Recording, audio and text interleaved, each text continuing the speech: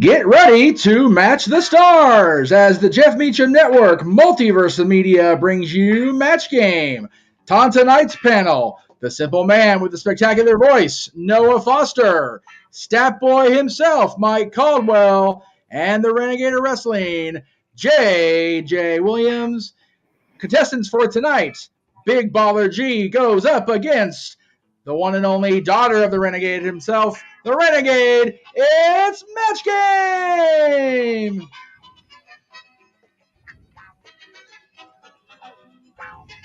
And now here's your host for Match Game 2023, Jeff Meacham!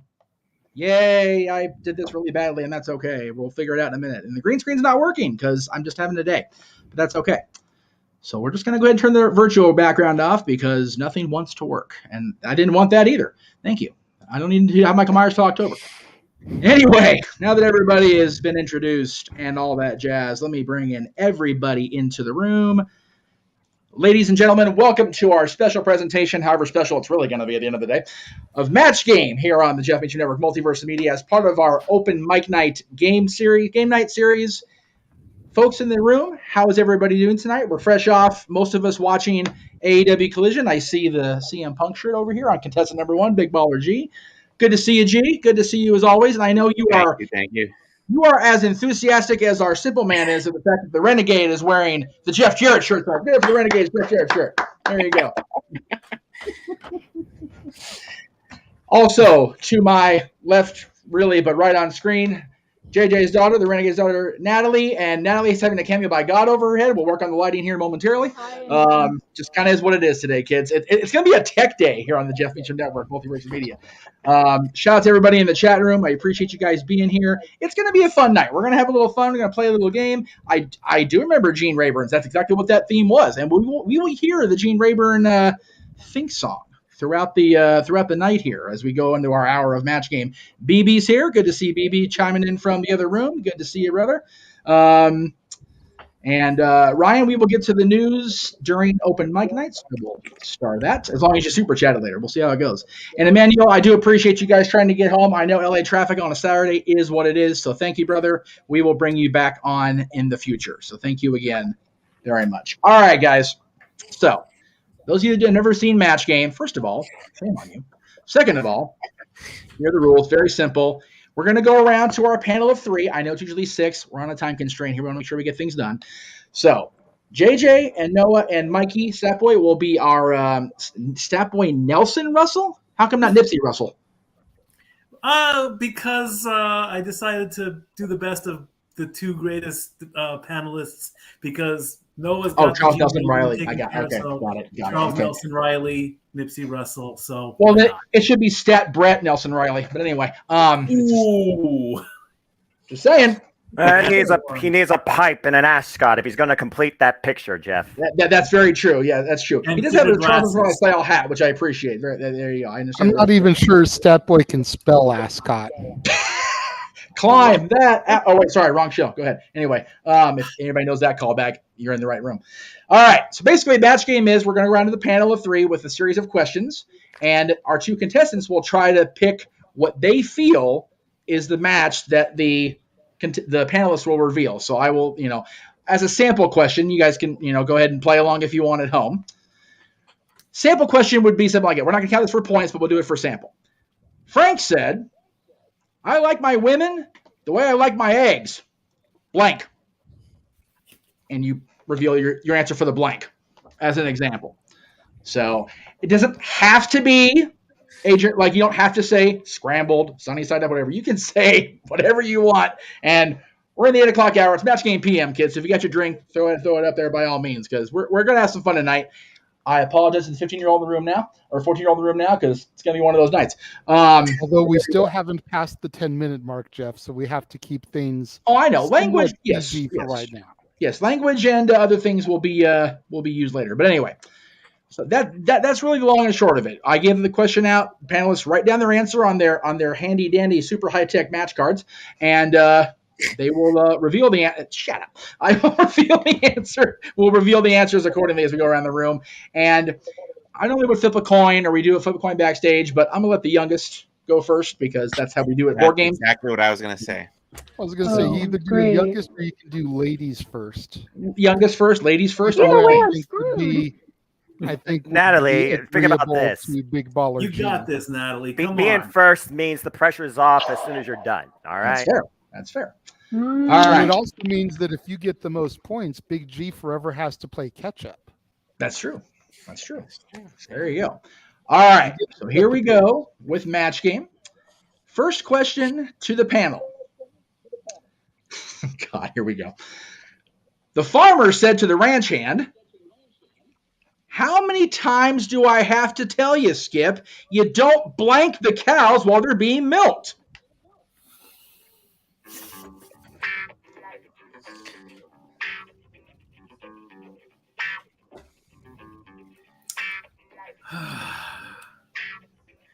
And since I don't have the indicator light, just let me know when you three are ready.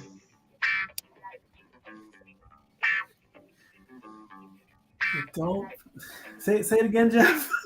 Let's see. The farmer said to the ranch hand, "How many times do I have to tell you, Skip, you don't blank the cows while they're being milked?" Starting off already.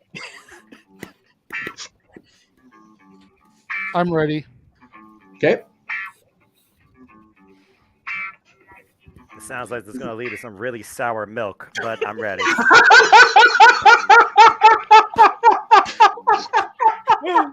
Damn it. Okay, I'm ready. Noah, you ready? Yeah, I'm ready. All right. Natalie, my niece, who I love, God help us. The farmer said to the ranch hand, "How many times do I have to tell you, Skip, you don't blank the cows when they're being milked?" I'm gonna say hit. Hit. All right, good answer. Good answer. I know some people will say good answer anyway. All right, we will go left to right on screen here. JJ, farmer said to the ranch hand, "How many times do I have to tell you, Skip, you don't blank the cows when they're being milked?" I had to think for this for a moment, but I went with feed. Feed. All right, that is not a match. That is not a match, unfortunately. All right, so Noah Foster, what do you not do to the cows when they're being milked? There's a number of things you don't do. If you're a young kid, you don't try and tip them over. But if you're a ranch hand, I think cowboy, I think you don't brand them. Oh, no, that is not a great answer. All right. Good answer. Over to Stat Boy now for a chance at a match here. Well, first, no, we'll do the poem later. I thought about it long and hard, but when when you're under the cow, you better hope something doesn't come out the back end. I said you don't feed the cow. Oh, hey! No. There you go. All right. There you go. Oh, Natalie with back-to-back tier nights. Oh, it's terrible. It's terrible. All right. Natalie, we still acknowledge it's okay. It's okay. All right. Okay. So no points in the first round for Miss Natalie. Big G, your first question. Oh, Lord, here we go. Help me. Oh. Tarzan said, Okay. "Me never should have let Cheetah join Boy Scouts. Him tie Tarzan's blanket knots."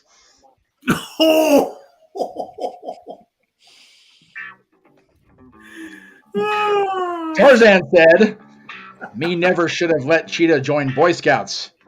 Him tie Tarzan's blanket knots." I'm glad Allie didn't get this one for being real. I didn't think Tarzan was this Oh primitive. my. Oh my goodness. Oh, that was too fun. I'm ready. All right. Oh boy. Everybody ready? I'm ready. Ready as we're going to be, I think. I think Right? pretty much, you're about as ready as you're ever going to be at this point, right? All right. Okay. Hey, stop playing music. Damn music cues. Tune in. Okay. Big G. Yes. Jesus. All right. Tarzan said, "Me never should have let Cheetah join Boy Scouts. Him tie Tarzan's blanket knots." I'm gonna go with loincloth. Loincloth. That's a good. That's what I was thinking. There you go. There you go. All right, JJ. What's your Tarzan's? What exactly was Tarzan in knots with? I put his loincloth. Hey, there's a match. We got a match. There we go. Noah Foster. Well, if this was 2023 and Jungles had Supreme Mansion status, you would think he was wearing shoes, but the only thing he wears is a loincloth. Hey, there's another match. There we go. And Staff Boy, over to you. Well, Come on, not Stat gonna Boy, lie, 3 for 3. you know, 3 for you 3. think the loincloth would have been the right answer, but Tarzan's such a badass. He had no problem with his vines in a knot. Oh no, man! Oh, all right. Well, the score is at the moment Big G 2, and Natalie is not yet on the board. We're gonna take a brief, and I do mean brief, commercial break to show you all exactly what's coming up. Not tonight. No. Oh, you know what? Here, we'll do this one. Coming up besides tonight, which you'll see in the trailer, here's what's coming up on our open mic night specials throughout the course of this year and into next.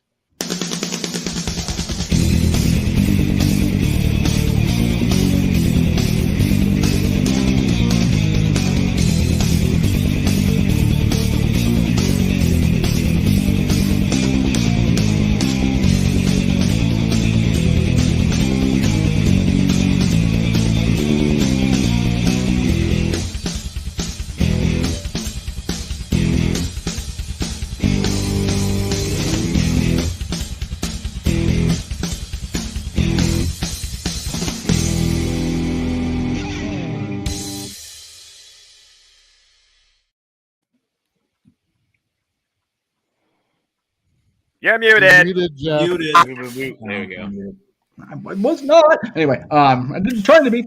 I said, we know that you're in the configuration of most of those panels for the theme nights, but we know that at least Natalie will be there for our Disney karaoke, and Noah hates the fact that we're doing Disney karaoke. So there is, Nikki's birthday, baby. Woo. All right, Natalie, we go back to you. Just accept it and let it go. Let it go. I'm trying to be a good individual here tonight, but you're starting to really test my decorum. Hey. At least we didn't call Karen Jarrett to be on Disney karaoke or anything. Oh, jeez. Anyway. Moving on. Natalie, you are currently not on the board. You need 2 to tie and 3 to capture the lead going into Big G's next round. So here we go. Come on, Natalie, you got this. Oh, Lordy. All right. Trying. As long as you're having fun, that's all that matters. All right. Just Everybody in the room needs to respond to this part of this question before I get the whole question out, okay? Curtis's tongue is so long. How long is it? When he goes to bed, he ties it around his blank. Ugh.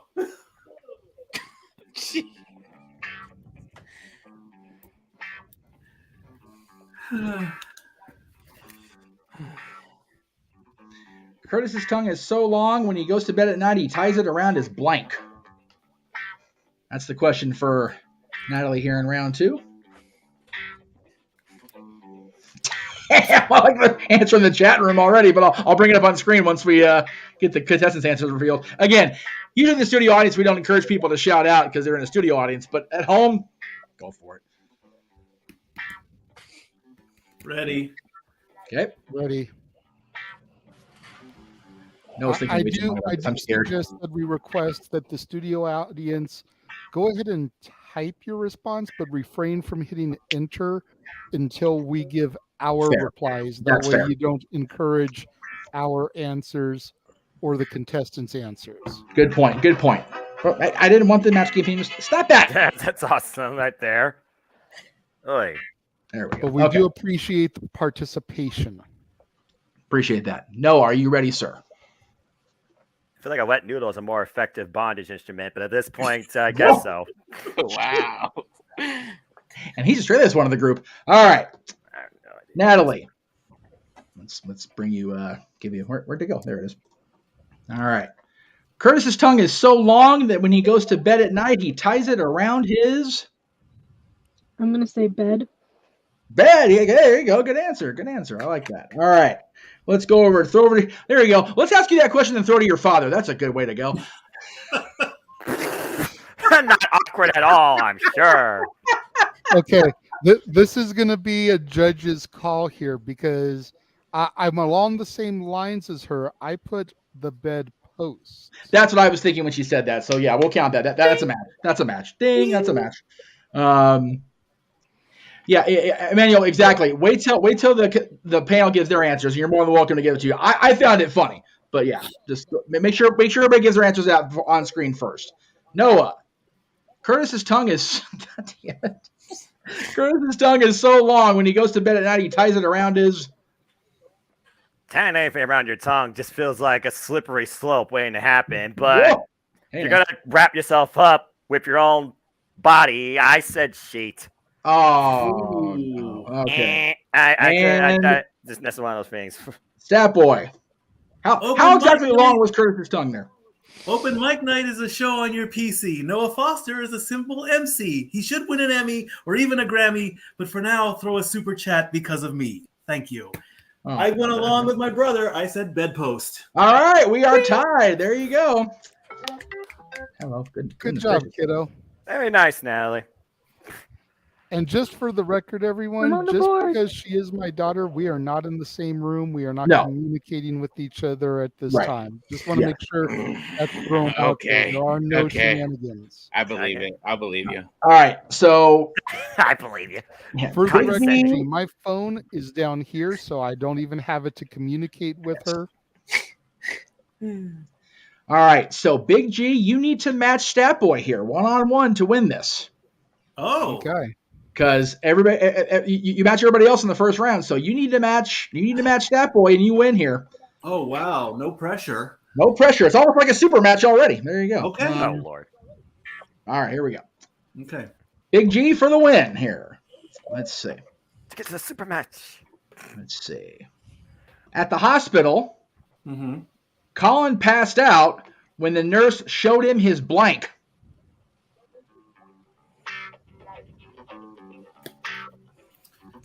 Can you repeat that one more time? Yeah. Yes. At the hospital, Colin passed out when the nurse showed him his blank. Well, I've heard of kitchen nightmares, but never hospital nightmares.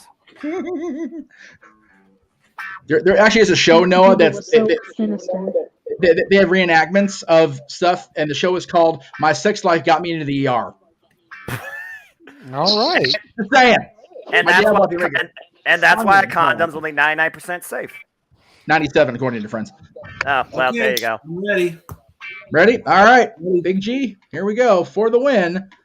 At the hospital, Colin passed out when the nurse showed him. I don't know why it did that. Stupid computer. God, this computer's having a bad day. Sorry. Try it again. There it is. At the hospital, Colin passed out when the nurse showed him his. I'm going to say his erection. All right, we're going right to the heart of the matter here. Come on, Step Boy. Come on, Step Boy. All right, Step Boy, we need an erection. Step Boy, we need to show us an erection. Anyway. Good night, everybody. Oh God! Come on. And all right, so wait, let me get ready to calm down. I'll read the question one more time because we need to make sure Stat Boy shows an erection before we turn around here. Stat Boy, how hard is this one for you to match? Oh my God! That's what he said. That is your daughter in the room with your brother. Good Lord. Anyway, a bone here. Oh my goodness. Oh my gosh. All right, Mikey. At the hospital, Colin passed out when the nurse showed him his. Come on. Oh no! McNeedle, incorrect answer. We have a tie. He's got a chance to take it here. All right. And Emmanuel's answer was tattoo of his face. Man, that's rough.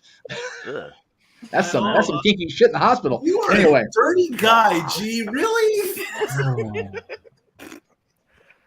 I just like to point out I just want to point out later when she's watching on demand, I did not choose the order of the questions, Teresa. I apologize. I hit random. I'm sorry. And for the record, I have you gonna get me grounded. I have sent her the link for this on both Facebook Messenger and text.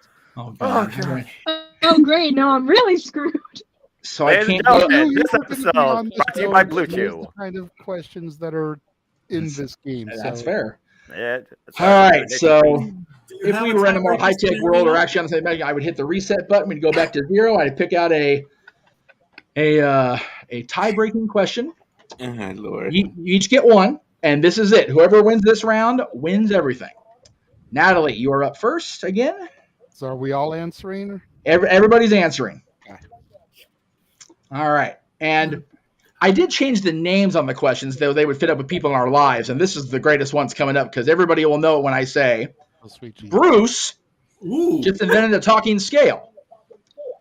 When his 300-pound wife gets on, it yells, blank! Oh, come on. What was the question? Oh, my God. Bruce just invented a talking scale. When his 300-pound wife gets on it, it yells, blank! I'm ready. Oh, gosh. Oh, Natalie, you gotta get this one, please. No talking. Come on. I have so much faith in you. I'm crying. I swear to God, I'm crying right now. No pressure. No, none.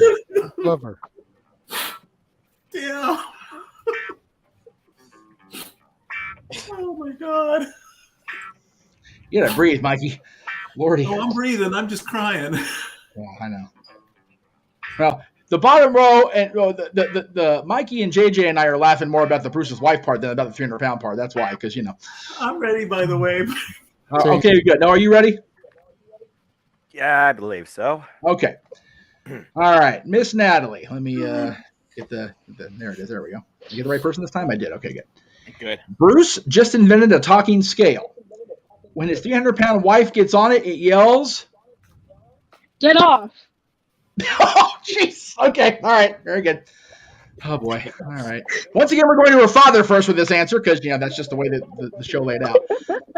Oh. Well, I don't know about too much, but I feel, and I swear again, there is no collusion going on, but my daughter and I see eye to eye, just like power line. Said, get off me. All right, ding. There we go. There's a match. Noah Foster. You mean when you're really putting that much weight on something, even an AI has to have a sense of emotion to really let you know how it feels. I said, move! So I basically get off me too. Let me ask. Let's see. So like, JJ, is move similar? I do believe it's similar, but I don't know if the judges on the actual game would have given it to him. Yeah, it's a different context of wording because when you move, not necessarily moving off, but you definitely need to move. So, yes. Sorry. All right. Well, yeah. Sorry. Yeah, not a match. All right, here we go. Mikey. You hot there, Mikey? Yeah. Bruce just invented a talking scale. Mustard, Twitter painted there? Yeah. Bruce just invented a talking scale, Mike. When his 300-pound wife gets on, it yells.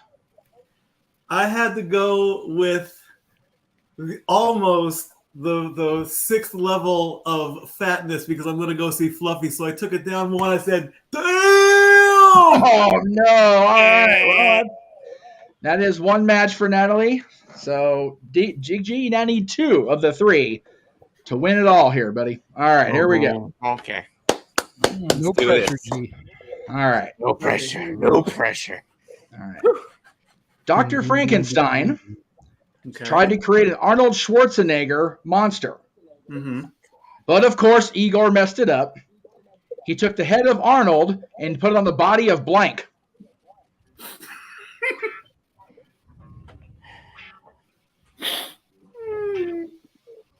I'm going to hell. Oh, wait, I'm already there. You're in Santa Ana? No. You know, kids. I'm ready. Doom, doom, doom, doom, doom, doom, doom. That's the right song. Ice nonsense.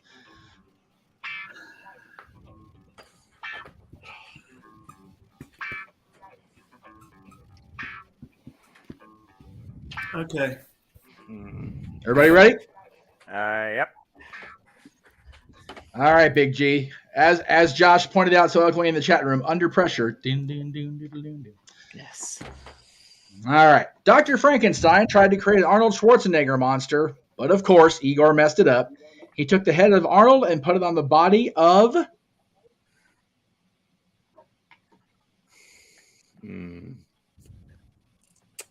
Monkey.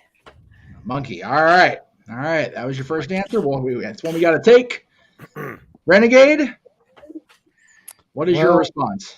I've got a pretty out here answer, one that I think a lot of people will enjoy. Uh-oh. Unfortunately, it is not Davy Jones, Mickey Dolenz, Mike Nesmith, or Peter Tork. Oh, no. Do, however, have Pee Wee Herman. Yeah, that is incorrect. And by the way, let me just put on everybody's screen. Jay and I talked about this yesterday on Dad's. Did we think of the Monkeys, Mickey Dolenz, be the one that was last man standing? I sure as hell didn't. Anyway. It's rough. Noah Foster. Dr. Frankenstein tried to create Arnold Schwarzenegger monster, but of course Igor messed it up. He took the head of Arnold and put it on the body of... I feel like if you were doing Arnold, you would want something that would literally be like, strong and like a last defense. What's the opposite of that but a loudmouth witch? I said Rosie O'Donnell. Oh, no! For a split second, when he said a loudmouth witch, I thought he was going to have Karen Jarrett on there. Right. Although Arnold head on a Karen Jarrett body would be awkwardly multi-gendered, but it wouldn't be a bad-looking thing, I don't think. Anyway. Stat Boy, it is up to you to save Big G's existence on this show. Well, I did go with an animal. Oh, no. But I said Arnold the pig. Oh, no! It means Natalie is our big winner. Yay! Oh, my goodness. That was ridiculous. All right. So now, Natalie, in the super match round, basically, you, again, will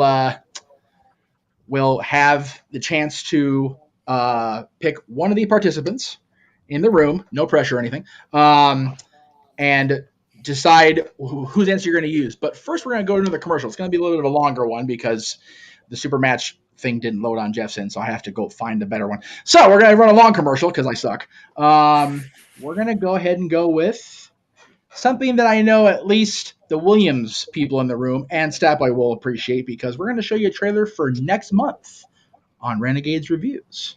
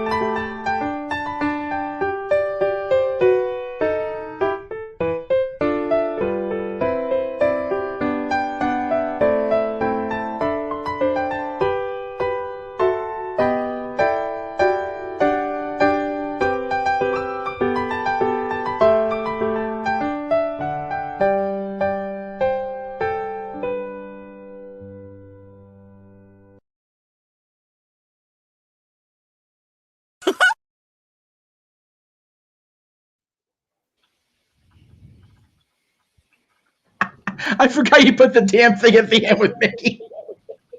Caught me off guard. Okay. I am still trying to collect the freaking thing because it took too damn long. It wasn't a long enough commercial like I thought it was. So, let's go ahead and do Big G's plug while I'm in here screwing around here. Where did it go? The song's in our head now, right? Yeah, it's going to be there. No. I don't know if it's going to take. Infectious tune, is it not? What's that?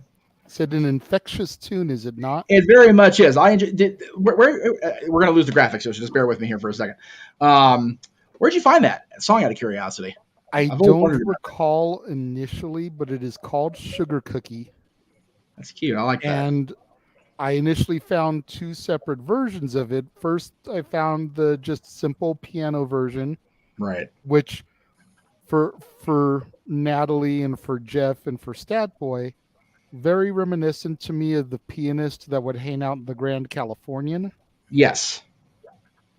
And then I also found the Calliope version, which was very reminiscent to me of the Paradise Pier Boardwalk. That makes sense. Which is why when I found both versions of the song, I was like, okay, perfect. Go from one, transition to the other, just like as if you're walking through the parks and you transition from one land to a different land, but you're still hearing the similar music. I like that. Just a little bit of a switch up. I dig it. If you're walking in the Esplanade, you may hear an instrumental of When You Wish Upon a Star. As you walk through the castle, you actually hear the vocal version of it. As you're walking through Frontierland, you may hear like a little country western version of it. Oh, yeah. Same sound. Yes. Just a little bit of a different twist throughout the park. Now it's I like that. What I went for with the trailer there. I like that. Good stuff. Big G, where are we going to have your stuff coming up here, and where can we find you on the socials? Yes, so there on the far right is my social handle. Yeah. You can follow me on TikTok at Big Baller G. It's old, I realize that. I just realized I have the old graphic. I don't know where the new one went. I'm sorry, brother. It's a bad day. Bad tech day. Oh, yeah. So you can follow me at NoDQ_BigBallaG on Twitter, Insta at NoDQ_BigBallaG 1988. And ignore the one on the left. In the middle, we'll be at WrestleBash in August in New Jersey with Ashley D. Amboise and Kylan Mother Effin King. That's right. And then we got November time at WrestleCade. We will be there as well in North Carolina. Yeah. North Carolina. I was mentioning to JJ yesterday and during the watch along. That's where my buddy Ariel, who was part of Paradise Kitty more often than not, that's where Debbie Gibson and her team was yesterday. They're in North Carolina. She actually sent we talked while she was in North Carolina. If I could spit it out, easy for me to say. I think I have the wrong room here now, so we'll go ahead and go back where we were because I do have the right graphic and I do have the right room. So let's bring that back up and we'll try it again. There it goes. Nope, just kidding. Get that back. There we go. Yes, there we go. WrestleCade weekend, November 24th to 26th. Mr. Kate and Rebecca J. Scott will be there. And we might be having, I don't know if we're going to bring anybody else in, but that's all we have for right now.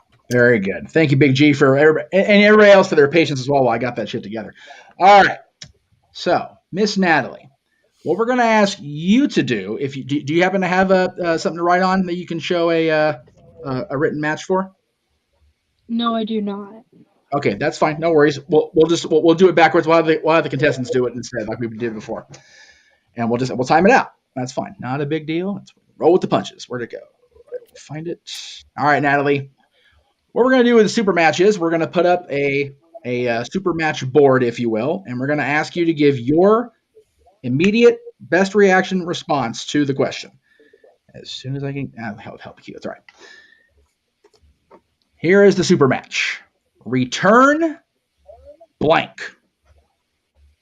Can't find the music. It's not working. So just you can definitely write down what you have. I don't know. Just trying to find it while the phone's not working. It's okay. We're just gonna go ahead. All right. So contestants, are we writing, Jeff, or what are we writing down? Or panelists, all three of you write down your best response to that. And if If Natalie can match one of you, she will win the super match. Get your actually no, I'll tell you that. You're gonna pick. That's right. Super match you pick them, that's right. Yeah, but the three of you write it down. That way Natalie picks whoever. Yeah. That way when she picks, she has to match what they wrote. Exactly. Good. I'll remember this game, I promise. We'll do so much better for Pyramid, guys. I'm so sorry this is such a cluster. It's been going very well, but anyway. Everybody ready? Yeah, I'm ready. All right, Natalie. Return blank.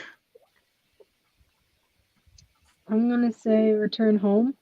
Return home is her response. And who are you going to pick to match you in that endeavor?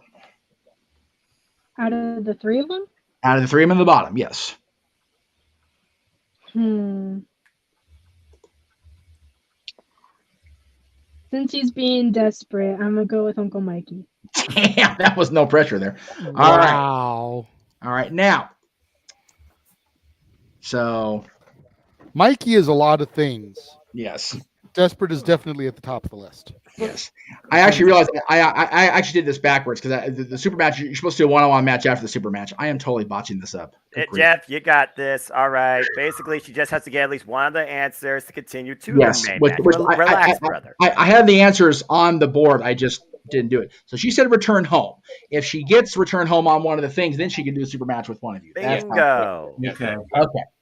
Good grief. All right. Yeah, so, she just basically asked the panelists for suggestions before she gives her answer. Then she go for her own or somebody else. That's fair. Okay. So, yeah, return home is the board. So, Mikey said return home. Noah, what do you say to return? I didn't say return home. No, Natalie said return home. I'm sorry. All right. Christ. I haven't given my answer yet. Okay, you're right. You haven't given your answer yet. And I okay. She said return home. Reset. Okay.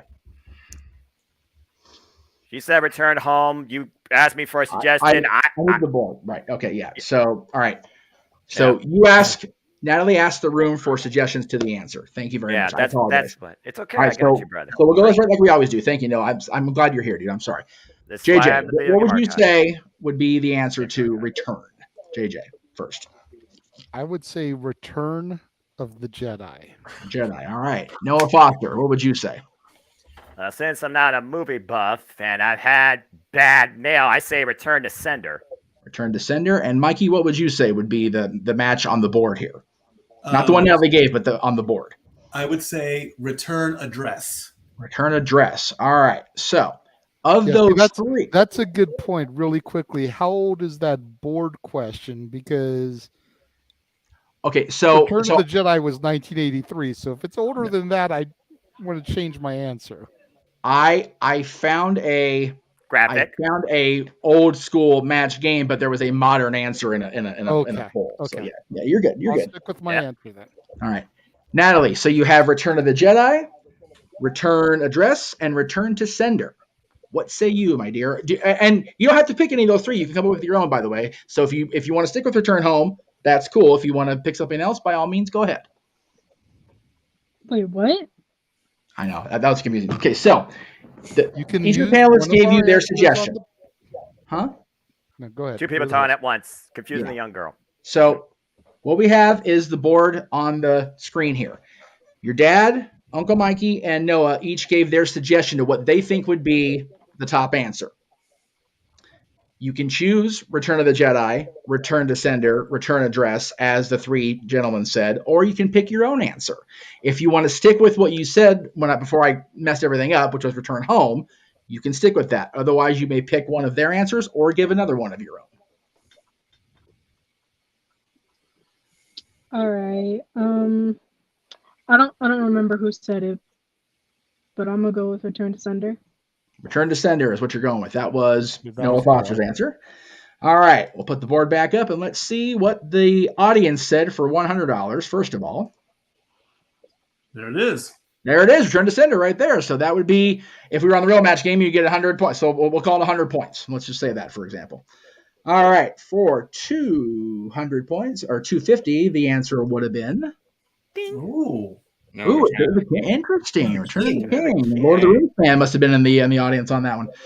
And the top answer for 500 would have been Return of the Jedi. There you go. That's because there's only one return, and it's not of the king. It's of the Jedi. That's fair. That's fair. Unless you were born before 1983. That's fair, Noah. That's fair. If you know, you know. That's right. Big G gets it. That's right. Oh my goodness. All right. Well, since I totally botched up, we don't have an actual one-on-one super match. I think we're just going to call it before it gets any worse. Yeah, because all you can do is just come up with an expression, blank something. Blank something. Yeah.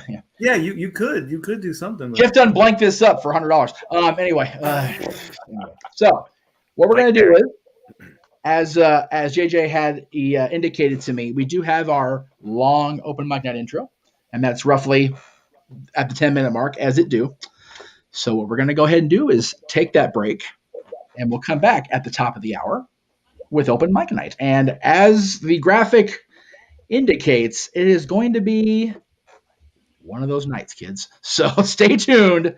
Coming up at the top of the hour, you guys are welcome to stay if you want in the room. Again, I can only fit 10 at one time, and JJ will be taking over the producing, or at least the moderating. I'm still pushing the buttons, but he will be moderating as he do for open mic night. So until then, here is your chance to go take a potty, go get a snack, go get a drink, and we'll be back at the top of the hour with open mic night. Stay tuned, everybody. Thanks, Natalie. Been fun. Good night, everyone.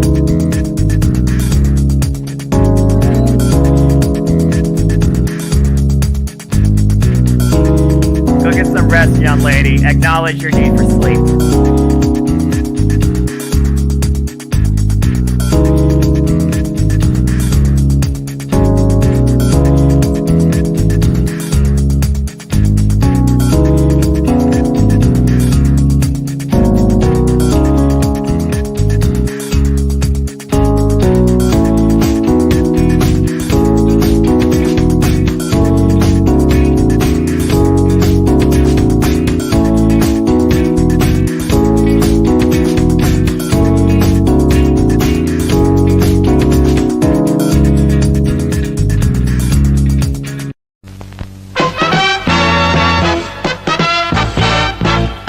Now, preview time.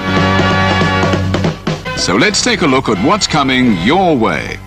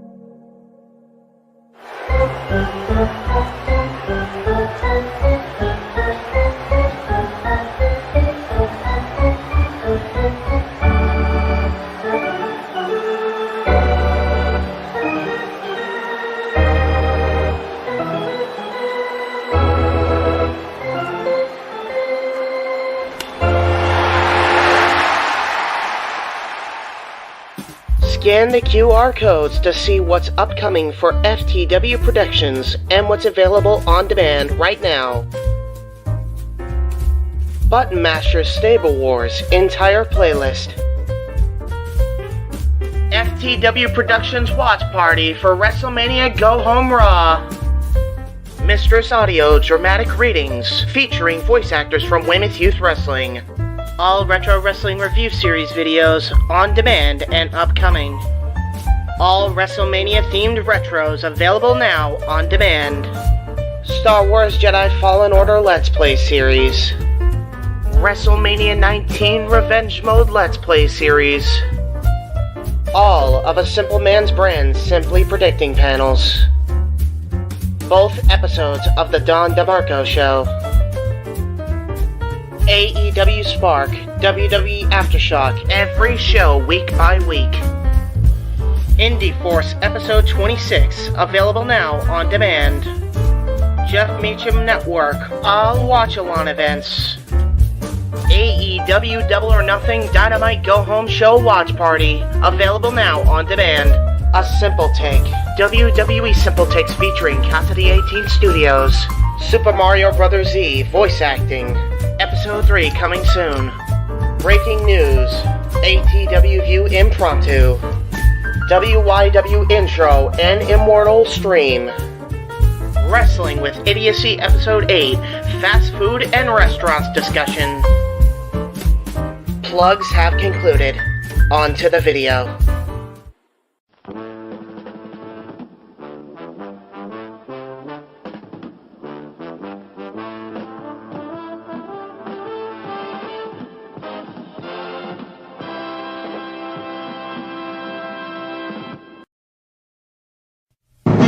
The Jeff Meacham Network's Multiverse of Media. For over 15 years, the recognized symbol of excellence and the standard bearer in coverage of sports and entertainment.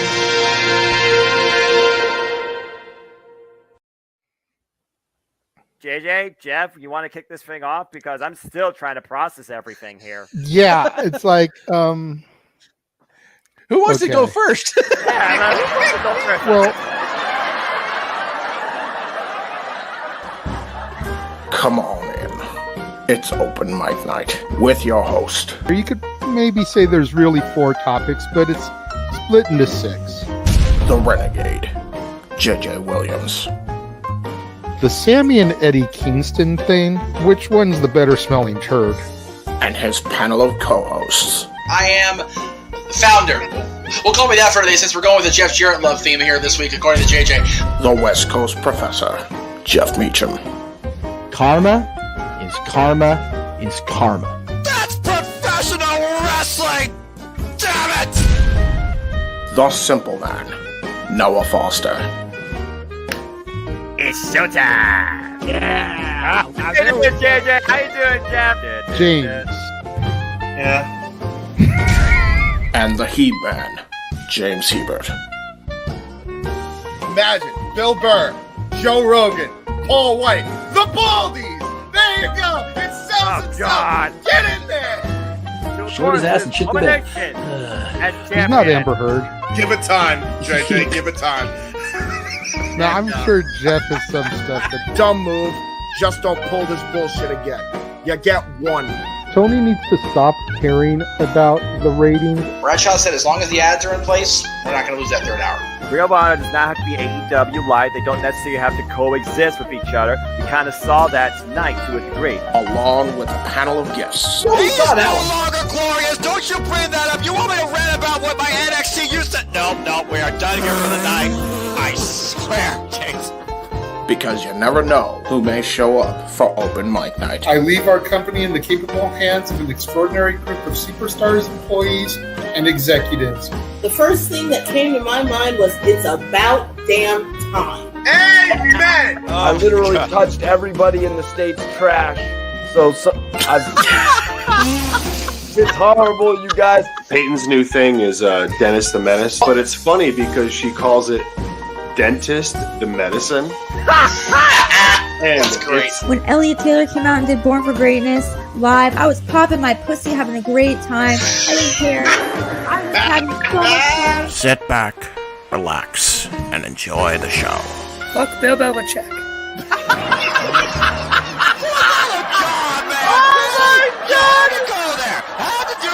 Football thing. We got it on wrestling, and then you bring in that shit. That's just how the fan goes off the damn rails.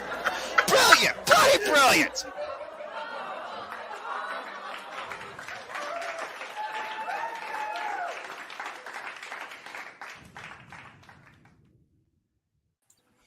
What is going on, everybody? Welcome to the Saturday night shenanigans that are open mic night. I, of course, am your host and moderator, the Renegade of Wrestling, JJ Williams. We appreciate you guys joining us for this portion of the show, as well as the rest of the stuff that we've been bringing it to you guys this evening with the watch along of Collision, with doing the match game and everything. Let's go ahead and begin bringing in the panel. First of all, the man whose name is on the marquee, the man, the myth, the legend, the West Coast professor, Jeff Meacham. The match game botcher. Oh, Jesus, wrong background. Fucking hell. Again, this is why I don't produce, kids. We're just going to throw the collision bet thing back in there because it looks good. Why the hell not? We'll fix it later. Again, I apologize to the chat room, but I'll apologize to everybody here. Now, I'm sorry I botched it up so bad. Pyramid will be better, I promise. So it's all right. Anyway. Then we'll go ahead and we'll bring in the simple man with the spectacular voice, Noah Foster, who's had yet another wardrobe change. I think he's had about as many wardrobe changes today as I have. He is our Ryan Seacrest extraordinaire, except he's got a way better personality. This is fair. More likable too. Yo, without a question. 100%. And I would just ruin the good mojo with Noah because we mentioned Jeff Jarrett again.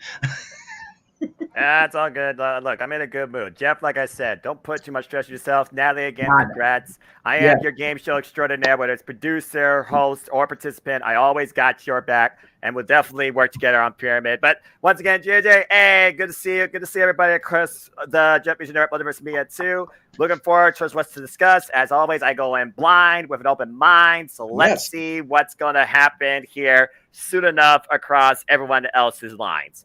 Good to be here. Like I always say, good to be seen.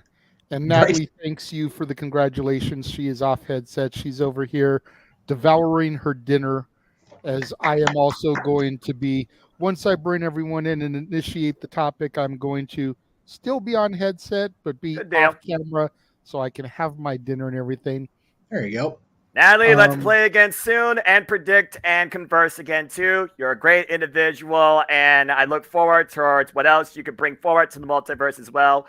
Don't be shy, my friend. You belong here. Well, Pyramid has 3 contestants along with the 3 celebrities. That's how that works, right? No. Let me talk to you. Pyramid is 2 on 2. It is 2 contestants, each paired with a celebrity, and the winning pair goes on to the winner's circle. Again, Jeff, I got you. Well, I'm just making sure because I was going to say we were going to have the winner of the game go on to the next month's game, but we have 2 people in the queue for Pyramid, so we'll have them 2. The winner of that will go on to Lingo. And the next one. There you go. The game show marathon. Literally how they did it. Literally go to one game show to the next as you progress through a tournament.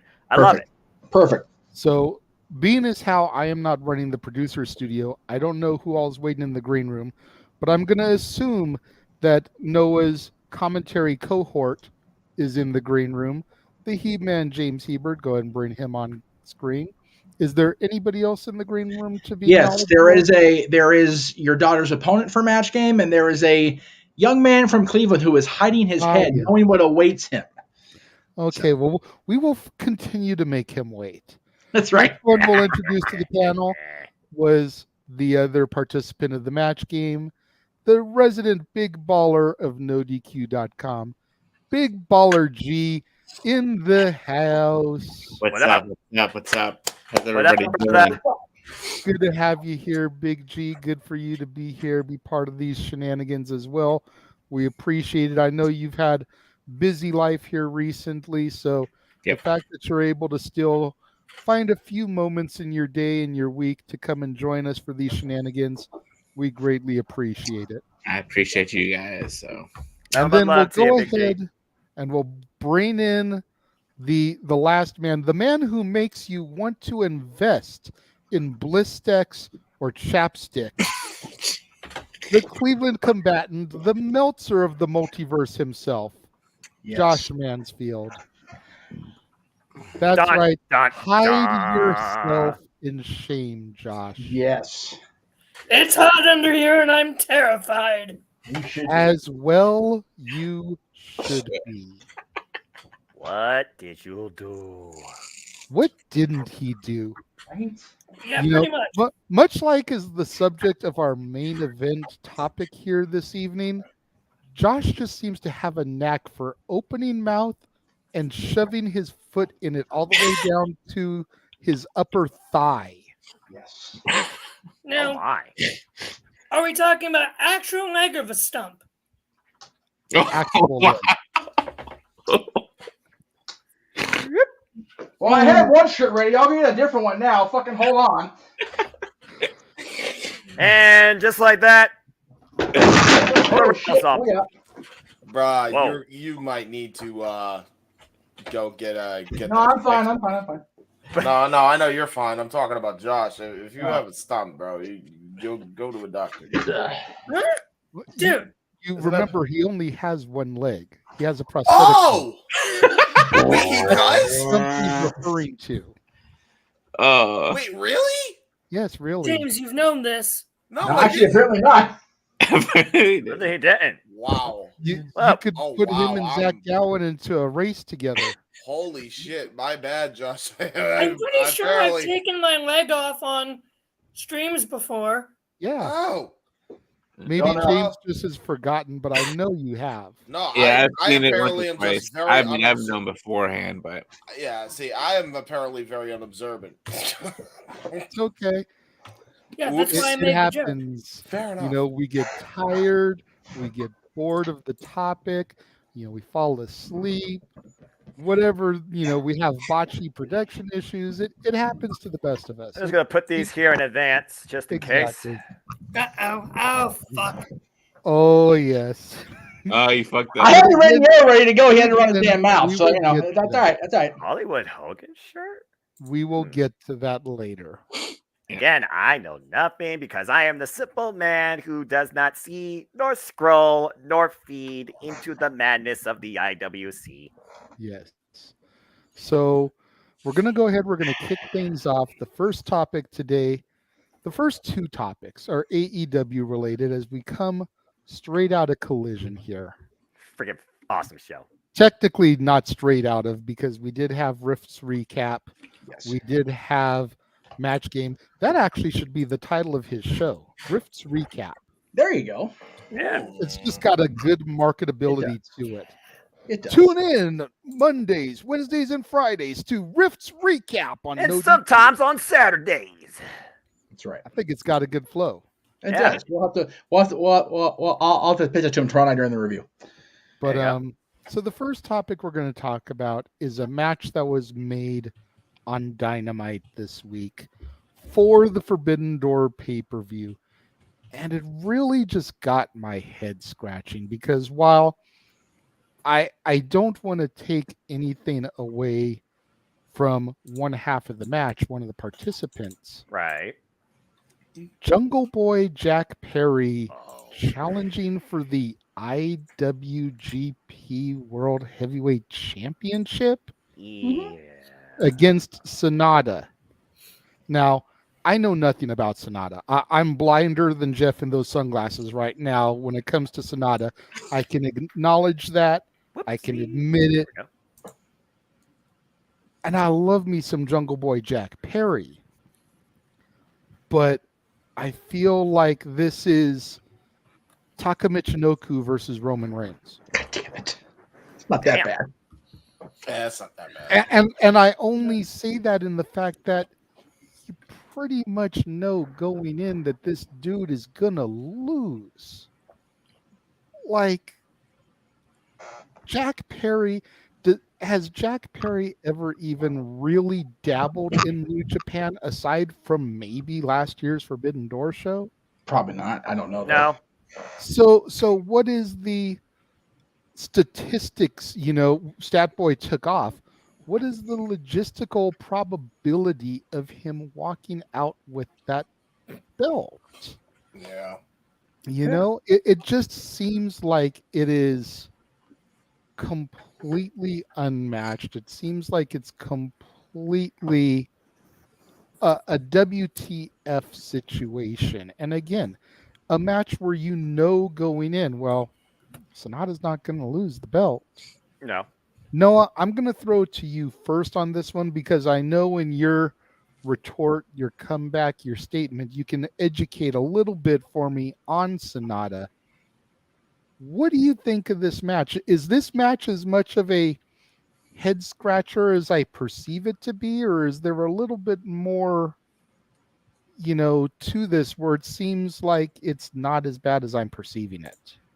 I feel like it's one of those things that might come down to character development. You look at Sonata, who was a running man, Los Ingobernables de Japón since his debut, never really made it to the next echelon, but we always looked at his potential, thought that he could get there. He finally decided to hit the reset button, leave that faction. Now he's the IWGP World Heavyweight Champion, finally beating Kazuchika Okada at current Genesis, formerly a student underneath All Japan Pro Wrestling and Keiji Muto's learning tree. And when you're under Keiji Muto, you might always be with him, but you will never surpass him. With Jungle Boy Jack Perry, I feel it's one of those same narratives because what do most people associate with Jungle Boy Jack Perry? He's related to Luke Perry. Let's feel sympathetic for him and support him as a baby face. But if we want Jungle Boy Jack Perry to succeed, he has to escape out that bubble of perception and finally pull the trigger on his own personality. With what I've seen subtly lately with the dynamic of him and Hook, and calling Hook his best friend, it almost feels like Jungle Boy Jack Perry is in a sense of desperation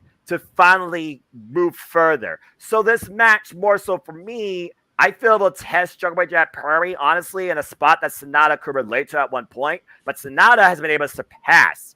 I feel the bigger story here, how does the dynamic with Hook and Jungle Boy Jack Perry change? Why Hook is a guy that's more over than Jungle Boy Jack Perry with a non-fully recognized AEW Championship FTW title and is currently undefeated.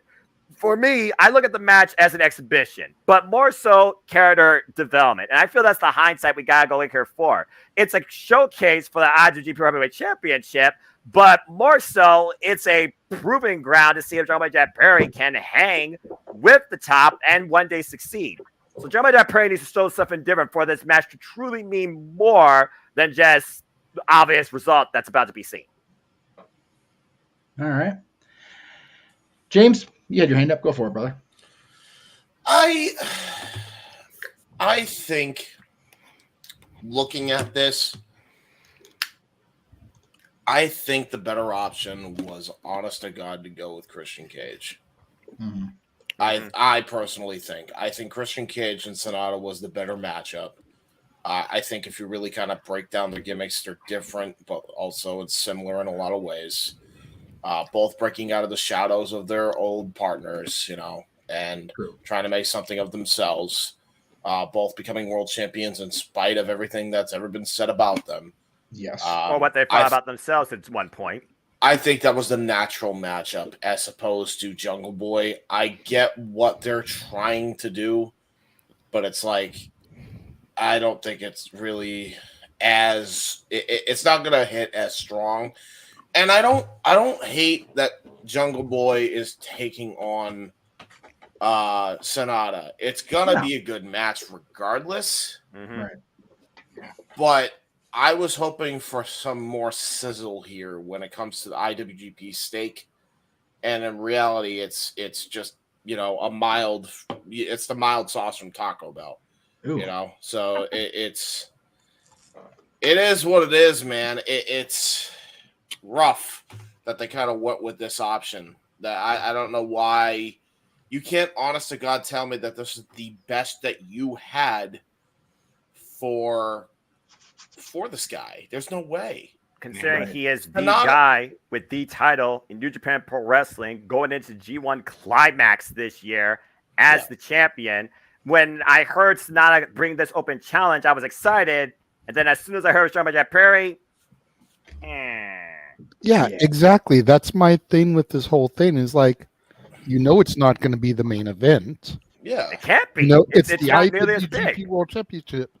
But you also know that Max isn't going to be the main event either. The main event needs to be Ospreay versus Omega. Exactly. Which is only the United States Championship.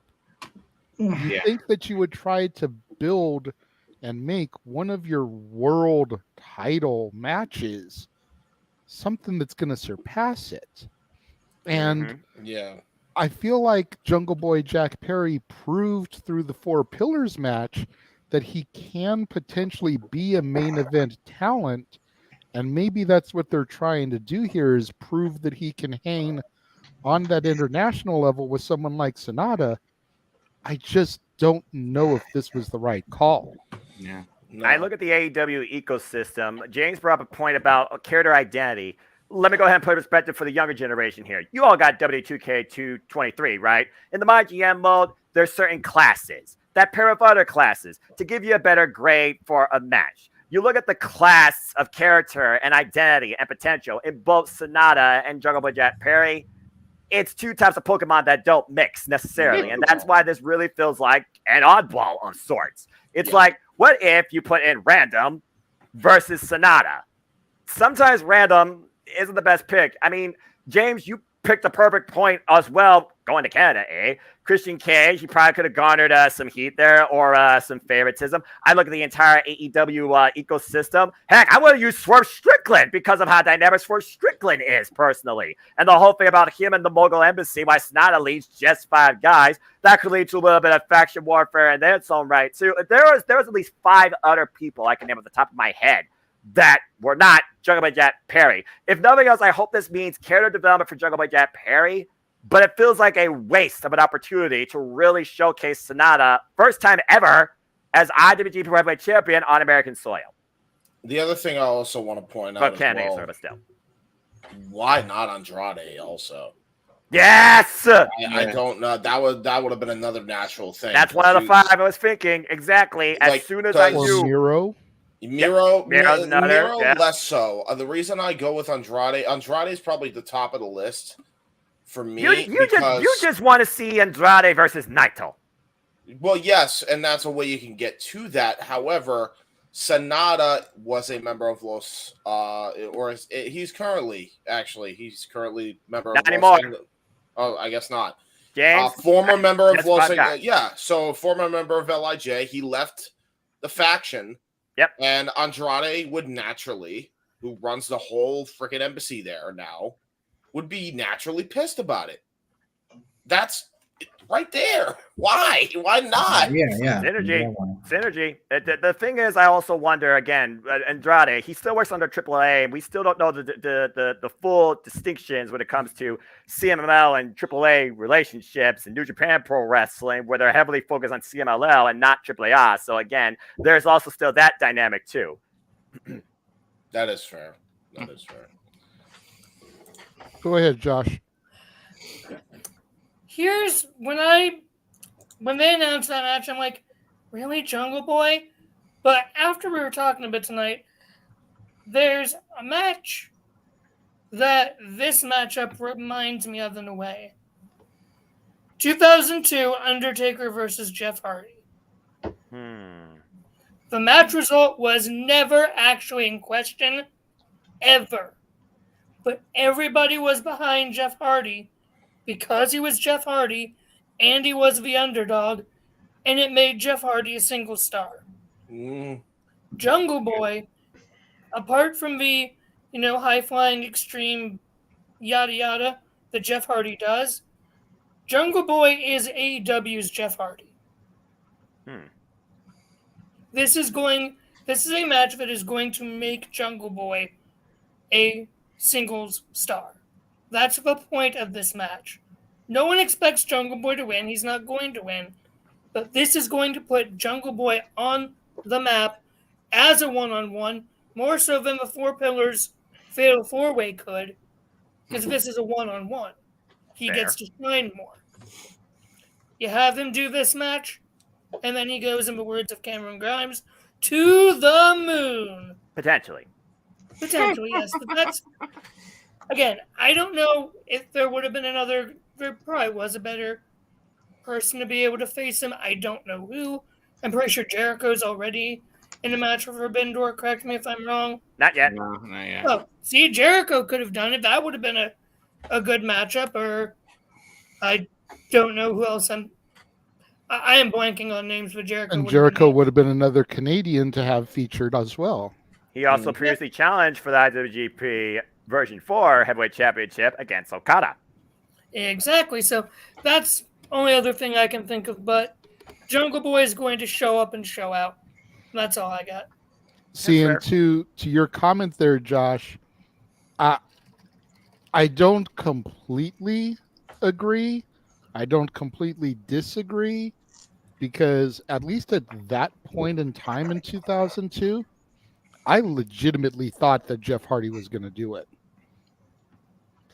On the surface, it looked like, oh my God, there's no way. But you got to remember, it was a ladder match. It was Jeff Hardy's specialty. Nobody in their right mind thought that Undertaker was going to be any kind of good in a ladder match. And at the end of the day, he wasn't what we had grown to know from the Hardy Boys and Edge and Christian and the Dudleys. He just beat the piss out of Jeff and climbed the ladder. But everyone saw the ladder and was like, Jeff Hardy, ladder match, WWE Championship. He's going to take it. There's a lot more people that thought Jeff was going to win it than I think you gave credit for. A perfect formula right there. But also, was that The Undertaker's first ladder match? I do believe so. Yeah. Huh. He's only been in 2. Jeff Hardy in 2002 and then TLC 2008 with Edge. Oh, yeah, I do remember that one. Which is crazy when you think about it. Right? Yeah, right. That doesn't sound right at all. That at the very least, the BOD didn't defend tag titles in a ladder match at some point during that era. Mark during the Alliance invasion or whatever. Yeah. He had notoriously bad knees for a hot minute. He probably went, yeah, I'm not doing those all that often. That's fair. Yeah, that's fair, because a fall from a ladder probably would have broke his knees worse than Tanahashi. Think about it this way. The two that he had, he barely won the match with Jeff Hardy, which is what made Jeff the superstar that he could have been had he kept himself straight. Right. In 2008, he took that tumble through about 45 tables thanks to La Familia. Yep. So didn't do a whole lot of climbing, and when he did, it bit him in the ass, either literally or figuratively. So, he kept his ladder match involvement short and few because he knew that when he did do them, it would make a big impact. Yeah. That's how you do business. Bringing it back to the topic at hand, though, to either of the two Jeffs in the room, Big G or Meech, anything that you would like to add to this topic? Oh, I mean, no one knows. I'm very unfamiliar with New Japan Pro Wrestling, but when I do watch Forbidden Door, it gets me to see wrestlers that I don't know and see how, New Japan. Like last year, I enjoyed Forbidden Door. This year, I'm sure I'll enjoy it again. But yeah, like when Sonata made the open challenge last week and Jungle Boy accepted it, I'm like, really? Everybody made good points, but I'm with JJ. I was scratching my head. I was like, out of everybody on your AEW roster, really? I guess in a way you want to try to push Jungle Jack into a superstar or whatever it is, and maybe this will do it. But there's so many other options. And then the flip side of that point is what if it fails? Right. Experiment, yeah. What if you put him out there? You know what? I would have had the guy who just left New Japan. I would have had Jay White face Sonata. Yeah. I like that. Like, what happens if you put Jack out there in a high-profile match? Because, again, we know it's not going to be the main event. WWE style, it will be a main event of the show, but it's not the main event. So what happens if you put him into a high-profile match on this card, and then he bombs sink or big swim? Time? Yeah. It's JJ. I'm worried. Yeah, it's one of those things. We look at Jungle Boy Jack Perry's track record. Former AEW Tag Team Champion, former challenger for the TNT title, countless times. One of them went to a near draw against Cody Rhodes. Cody beat him. That was his first real high-profile match in his AEW career outside facing MJF one-on-one at Double or Nothing 2020, which is still talked about to this day, and that was during the pandemic in front of nobody. And then, of course, he previously challenged Chris Jericho for 10 minutes, just hanging with Jericho for 10 minutes to get a shot at the AEW World Championship, and he fell short, of course, in that. So, I mean, he's had big opportunities. He's just failed to capitalize on them, and I'm not sure necessarily if any of them has pushed him more forward since he's gotten over his personal rivalry with Christian Cage in the name of his father. He's kind of lost some steam, Jeff, if you know what I mean. Yeah. I'm not going to go too deep into. You guys pretty much covered what needed to be covered. I'll just simply say this. With it being a AEW versus New Japan show, with Max in a title match, for his championship, doesn't seem like there's a whole lot of direction right now for the other three pillars that were in the main event of Double or Nothing. Sonata threw an open challenge out there. Jack, being the plucky underdog that he is, took the open challenge. That's how I see it. And granted, the booking strategy for Tony or whoever booked this may prove faulty. But, yes, JJ, you as a Hardy fan were made a believer even more so by Jeff's challenge to The Undertaker. Me, not being so much of a Hardy fan, was made a believer of Jeff Hardy with the Undertaker match. This has the potential to do that for Jack Perry. He's going to go in there with somebody that the New Japan fans and the hardcore wrestling fans around the world that recognize how much of a badass Sonata is. Even if Jack can hang with him, he's not going to win the IWGP Championship. He's not going to go to Japan and wrestle full time. It's not going to happen, at least from my perspective right now. But if he can go in there and hang with Sonata, I'll acknowledge Jack Perry as a legit contender in AEW. I will. Put your hand down, quick kiss on my ass, Mansfield. Fuck off.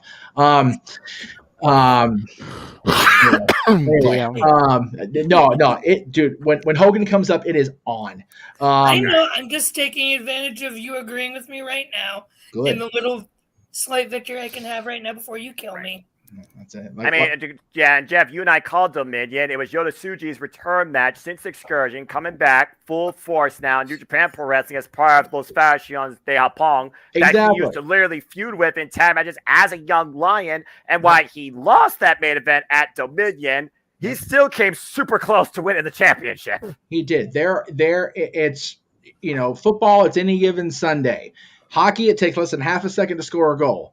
All he needs is 1, 2, 3. Now, did Cena get it on Roman Reigns? No, he didn't. And none of us really believed it was going to happen at SummerSlam for John, nor do we believe it's going to happen for Jack next Sunday. No. Yep. But if he can have a Jeff Hardy-like showing, I'll be made a believer. I'll tell you what. True that. Then I saw the match. Dun, dun, dun, dun. Now I'm a believer. Oh, wait, no, it's not karaoke now yet. Go ahead. Non-copyright. No singing yet. I don't think copyrighted words. I changed the words. I'm good. Anyway, I'm just going to put this in perspective. We're talking about Jack Perry potential. Yes. MJF, his potential. Yes. He's going to Forbidden Door already as the AEW World Champion, taking on the former 8-time IWGP World Heavyweight Champion, where when it comes to the biggest, last, the grandest stages, Tanahashi can win anything.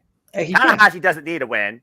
Jack Perry, you feel like he needs to win, but more so, he just needs to stand out. Yeah. You know who needs to win at Forbidden Door is Max. Exactly. Max has to win, and he has to show up and show off rather than show his ass and shit the bed like it says in the opening about when we're talking about Neighbor Hurt. He's got to get in there and hang with frickin' Tanahashi. Good luck, Max. I know he can, but the AEW audience doesn't believe in Max. The general AEW audience, we get it with Max, right. But a lot of people tuning in for the first time are not going to believe in Max. They're going to want to see Tanahashi have him for breakfast. Yeah, exactly. And if it doesn't happen, if Max not only wins but thrives in the match, that will put him on a major trajectory change going into Wembley and then all out after that. I've been saying it for the longest time. We still don't know the full potential of Maxwell Jacob Freeman. Nope. He's got victories over Chris Jericho, Jon Moxley, CM Punk, Bryan Danielson and gave us one of the greatest fair four-way matches of all time and just went to a 30-minute draw with Adam Cole. Right. Yeah. Max has the potential. I jokingly said hit the Dallas season, whatever it was, reset button with him and Punk, but that's not far off. If he and Punk can have a solid outing when they do collide, because now with that belt being in the bag, it's got to be a thing, like James said during the collision.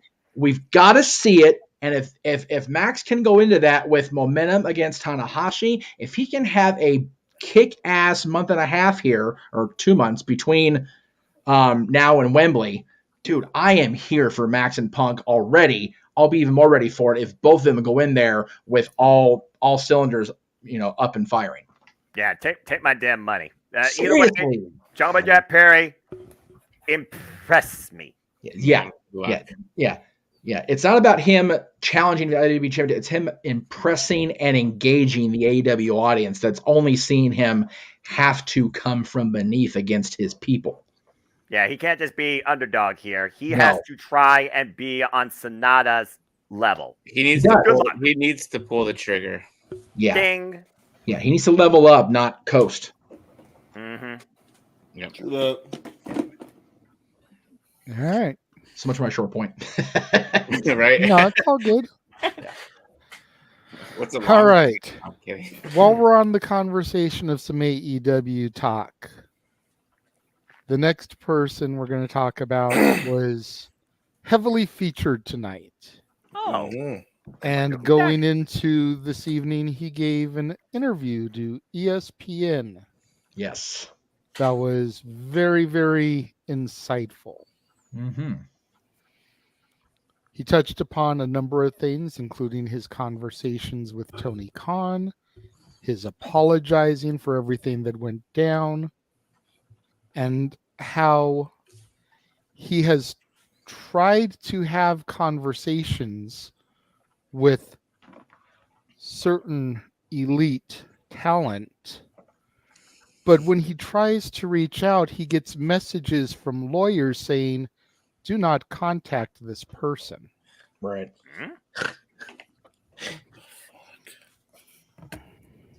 For those that don't know, again, I am the simple man of the JMN. I don't follow, I don't scroll, I don't read. I learn stuff here, then, now, immediately. So this should be interesting. Protect your mentality, folks. Don't live in your phone. Or read every dirt sheet on the internet, too. But say yes to no DQ. Yes. Yeah, I mean, I could go through the entire article. I wanted to refrain from that, which is why I did post the article link in the group chat. Right. But sounds like you touched the meat of the conversation. If our pipe bomb opening in Collision didn't give us even more foreshadowing, again, we talked about on the recap with Aaron Riff. Excuse me, that's a tongue twister. And we literally talked about two key things from the pipe bomb of CM Punk. He calls himself the one true Bill in a world of counterfeit bucks. And as far as his status quo, if you want to try and see him leave, find somebody to fill his boots. Well, I guess three things technically. And also, he feels sorry for anybody that's a fan of anybody softer than him. Mm-hmm. Yeah. Damn. But, I mean, one, to own up to your mistakes, to Bossman, first off, respect, noble, tell me wants to do business. Two, if certain individuals cannot get off their soapbox and be an impromptu Kevin or Karen, then maybe there needs to be a stronger authority put in place to take care of that. But as far as those that are willing to, good on them. Now, I will say this about Elite. Kenny Omega has been on point on the sessions, saying that as far as he's concerned, what happened then, right on the bridge. I feel like Kenny Omega, when we talk about the Elite, you did say yourself, certain elite talent. It seems that more so part of the party is just willing to move forward and do what's, can't believe I'm saying this, best for business. Because we want to see AEW thrive. And if nothing else, CM Punk basically told us he's here to help that whether people believe it, like it, or not. He's genuine. He's what he's going to be. He is here, whether you want to see him or not, in All Elite Wrestling. And I'm for it if it means it helps raise the status quo of this company, because CM Punk draws. Negative or positive, publicity is everything in this day and age. Yeah. So, that being said, that's my 2 cents based on your simple stance. I mean, the proof was in the pudding tonight, you know. All the naysayers, all the dirt sheets, all of the NorCal supposed journalists were talking about how ticket sales for tonight were piss poor and abysmal, and they barely sold a couple of thousand seats. I don't know if he watched the same show I did, or maybe, you know, they were just using some of that Star Wars Jedi Council hologram tech for that arena there, but United Center looked pretty fucking full to me, Uncle Dave. I didn't see a virtual. I think the only empty seat that I didn't see on TV, because it would be voyeurism and infringement of privacy, was the bathroom stall over at section 32. So you've been that was in the only empty before. seat.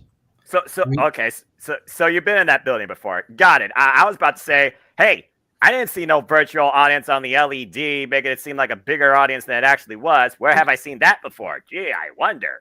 Are you two trying to tell me that Uncle Dave was wrong? Yes, Jeff. What? It's a freaking epiphany. I can't go on the show. As are generally the people who subscribe to internet journalists and blow chats up with their links and everything. Good night, everybody. I'm good. I wonder who that is. Yeah, I wonder who he's referring to. I who know one person that does that. Oh, hey, Josh. How's your evening? Yeah. Turn around every now and then. We gotta get Joshua and a solo shot on the show. Yep. Turn around. Oh wait, it's not karaoke. Go ahead. But does everybody on the show here, because everyone was here last week, remember how a certain somebody from Cleveland said that Punk's not a draw? Uh-huh. I remember that. Hey, how's that hatred towards CM Punk treating you now? I'll wait till they show pictures from the hard cam side. Okay, yeah. I'm just gonna say this real quick. By the way, they showed the hard cam side. They did. Yeah. They showed a few aerial shots where they showed the entire arena. Exactly. Okay, I didn't see when I was watching. Yeah, hard cam side's not a freaking fail point. Hard cam side is hard cam side. It's literally just that side where it's like, okay, here's a few people. Let's be honest, in this day and age, nothing truly sells out. Hard cam is never full. So if you try and use that as a statistic, you might as well go back to 1992 and tell me that the Nissan ratings is the most relevant thing in all business. Mm-hmm. That's right. And I was born in 1992. So how's that for a 0-year-old? Yeah. Now, the $1 million question in all this, getting back to the actual topic at hand and not just giving Josh massive amounts of crap. We'll get to that. That'll be coming in a little bit, folks. Yep. But yeah. I'm a Duck BG going forward. I'll be you almost have to wonder, with the way that he was let off the leash for that ESPN interview, with the way that he was let off the leash to open the show tonight. Right. And gee, I saw your chat earlier and that we're not getting that match. But I'm just saying the evidence seems to be there that we are at least on the slow train to finally getting that. It's not going to be at Forbidden Door. It may not even be at All In. Honestly, I wouldn't do it at All Out either. I agree. I'd wait to Full Gear. Full Gear or Revolution, because you want to make sure it's not in one of their hometowns. Yep. Right. So we can't have it in Canada, We can't have it in Chicago, And we can't have it in SoCal. No. It's got to be Vegas. It's got to be St. Louis. It's got to be Texas. It's got to be Florida. New York. Los Angeles is still SoCal. I don't give a shit. Jeff just wants to go and see it. What about New York? What about New York? Possibly. It's got to be Switzerland. It's got to be neutral ground. That's fair. That's fair. International show for AEW. Yeah, I mean, hey, international. I don't legitimately mean Switzerland. International marketing. Neutral ground. Right, but international marketing, get a bigger box office like the Wembley Stadium. Go to the Tokyo Dome. I'm just gonna say Mexico. The fucking Bucks own that place. You kidding me? Yeah, no. Then we'll get put on doing a show in Mexico. There we go. Oh, Mexico. I wouldn't go to it, but it's neutral ground. I got friends that've been to Mexico. I feel like it's a slow build from this point because, and as I pointed out with Rift on the show, and as I pointed out leading into the main event, if you can seriously look me dead in the eyes and with all kinds of passion and seriousness behind your words, tell me that you feel that CM Punk will not be in some way, shape, or form utilized on Dynamite or Rampage this week, with it still being in Chicago, fucking Illinois, I will call you a blithering idiot. Mm-hmm. And I'm not saying it to be mean, but let's be real. Tony Khan just welcomed him back. If you don't think that we're at least going to get a backstage vignette, him walking through the hallway past somebody, he doesn't even have to give a promo, but you see him from the back walking past somebody, and you don't think he's going to be in Chicago for one of those shows, you are crazy. If CM Punk wasn't a draw, Joshua, there wouldn't be a shirt based on one of the greatest heels of all times, WrestleMania shirt with his damn dog on it. Yeah. That they sold tonight, and it's on the website. Yep. If CM Punk wasn't going to be a draw, the Bucks wouldn't even bothered to mention it in their damn Twitter bio tonight. Yep. Mm-hmm. Money. It just adds fuel to the speculation that it is coming. Yeah. Maybe that's when they could do it. Winter is coming. Hell will freeze over. Yes. That match will happen. Yes, that's brilliant. That's brilliant marketing. Winter is Coming has literally been a marquee pay-per-view level show for freaking AEW on television, where we've had 60-minute classics. We had Sting freaking show up at his debut when the blizzard was cleared and he came to Florida during the pandemic. Anything's possible. Never say never. Long-term storytelling. Insert any 3-word phrase here. This screams money. This is publicity. This is attention. This is building. Clearly. So, Tony Khan, you can message me at the Renegade JJ Williams on Instagram. Here we go.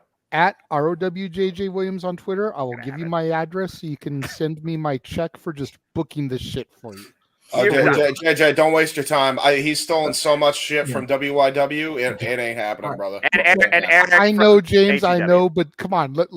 Let me have the momentum here. Yeah, I agree. Don't kill my buzz. Bask in JJ's creative glory for all it's worth, because in my opinion, it's priceless, and I respect this man. Give him the freaking veil of appreciation, because bask in his glory. Yeah, I was gonna go glorious. Oh, there you go. That works too. Yes! No, wait, not copyright. Oh my gosh, I missed it. Hey, hold on. Let's reel it in. I'm just gonna. And by the way, JJ, did you notice that very shirt design was on the damn United Center LED? I did notice that. Yeah. I'm just saying.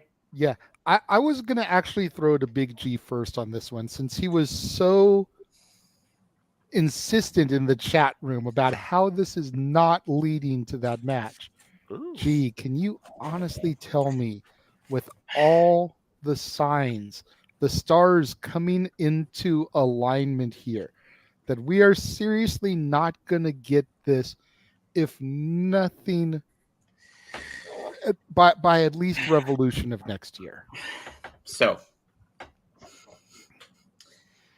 I can see Punk versus Omega, because Omega clearly has the bigger balls than the Young Bucks right now.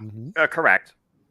That's I can see that happening, but I don't see CMFTR versus the Elite, Omega versus and the Bucks, but I do see Omega versus CM Punk at one point, like I said. But like, it's a two-way street, Mm-hmm. You're in a business, suck it up. Like Noah said, it's best for business. Mm-hmm. But I don't know. It's I always tell myself I believe it when I see it. If it happens, it happens. And Aaron said it. That's fair. And Aaron said it the best. He always says it. Do it while the iron. When that iron. Do it while the iron is hot. Yeah, that iron is hot. Thank you. And I totally get that. And so that's why. Go ahead, G.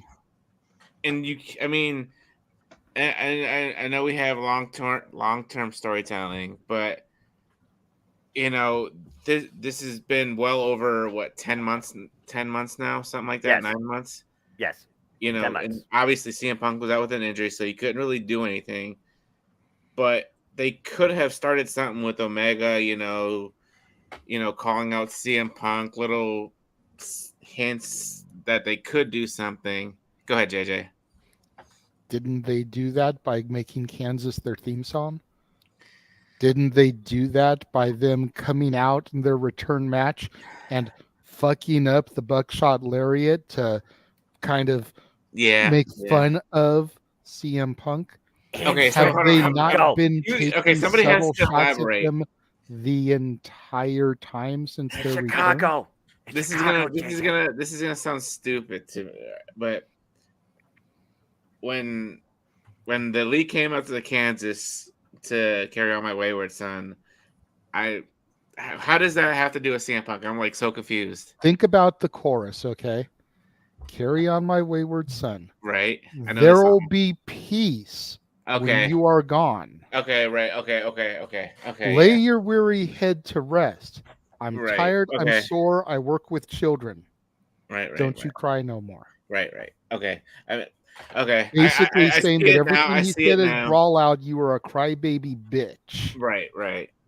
But like I said, The rest of the song, maybe not. Yeah. But It's that just chorus, the the chorus. intro, Right. and that's how it starts. Yep. Right. But like I said, I'll see it. I'll believe it when I see it, and hopefully we'll get it. Like you said, I'm sure we're not gonna get it at all in or all out. But Revolution. Although that would be the proverbial strike while the iron is hot.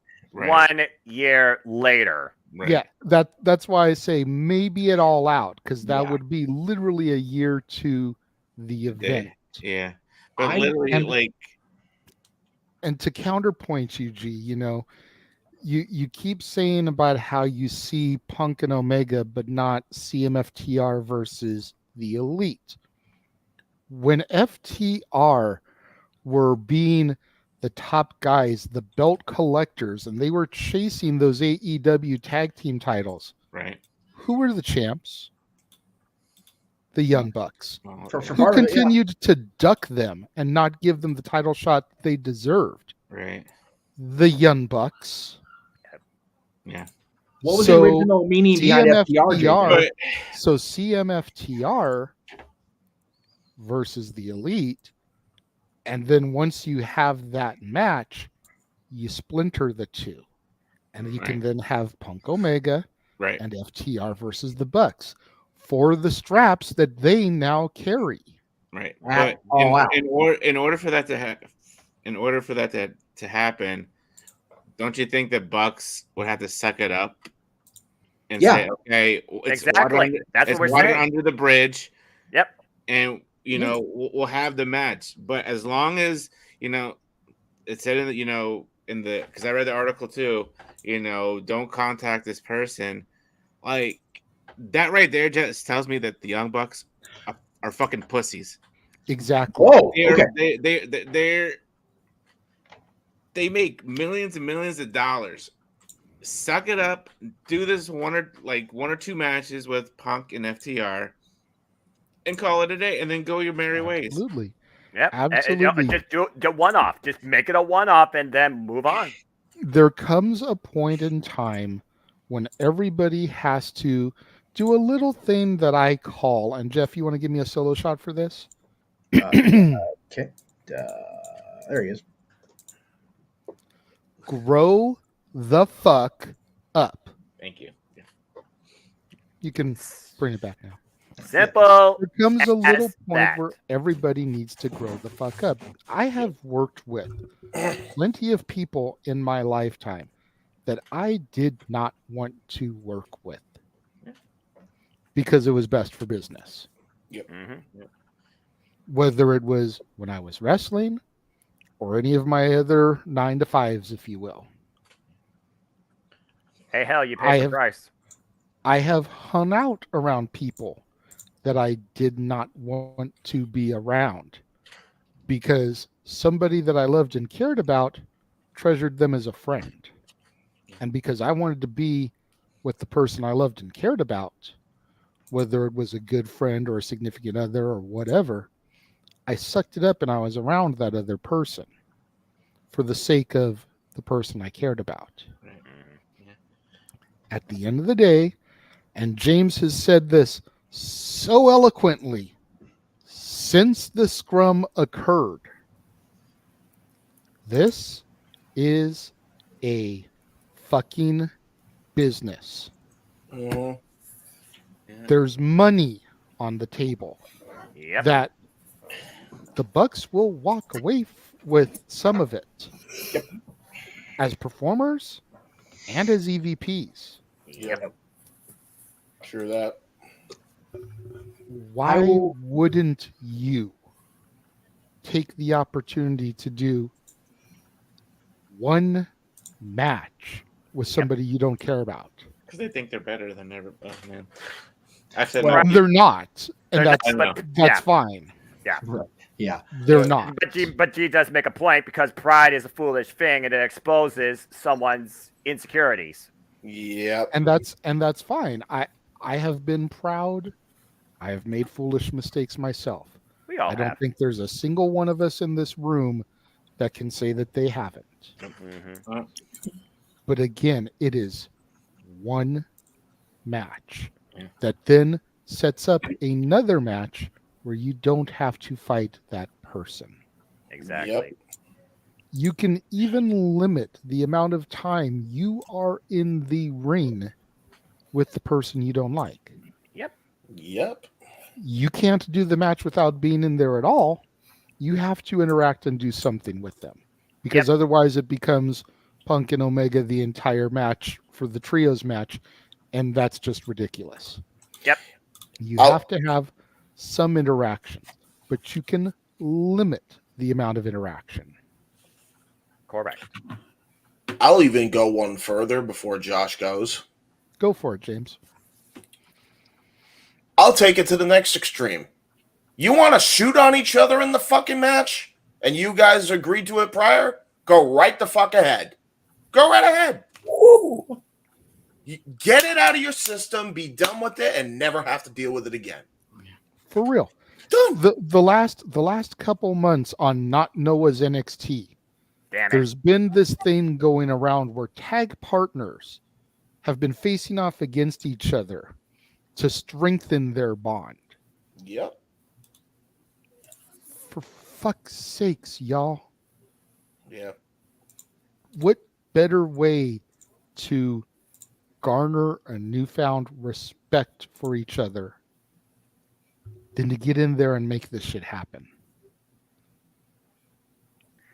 Because between the match planning and the execution, you're going to find yourselves coming just a little bit closer to each other. Yeah. Especially when you find and realize that Punk, who's been doing this for, God, damn near 25 years, it seems like. At least. Is willing to give to y'all and help y'all make you look good because he realizes that his time is running out. Mm-hmm. Yep. Even though the Young Bucks ain't so young no mo. They ain't the spring chickens that they once be. Now they're more like winter hens. They still have more years left in their tank than Punk does. Fair. Yeah. To quote the Second City Saint himself, stop me when I'm lying. No lies detected. None. And I'm just going to leave it at that. Meacham, the floor is yours, good sir. Well, Josh wanted to say something when he had his hand up when James was talking. So. Okay, that's fair. That's fair. Go ahead. I was going to throw to Josh after you because I know of your history with the Bucks. So I'll let Josh go first. It's quite all right for now. I'm just going to sip on my tasty beverage. It's a good thing I have alcohol with me tonight. So, funny enough, so do I. Yeah, good. Oh, God, have mercy. So, when it comes to the article itself, it was what it was. It was Punk being Punk. Punk's return, I think I said earlier in the comments, man looks old. He just looks skinny and old.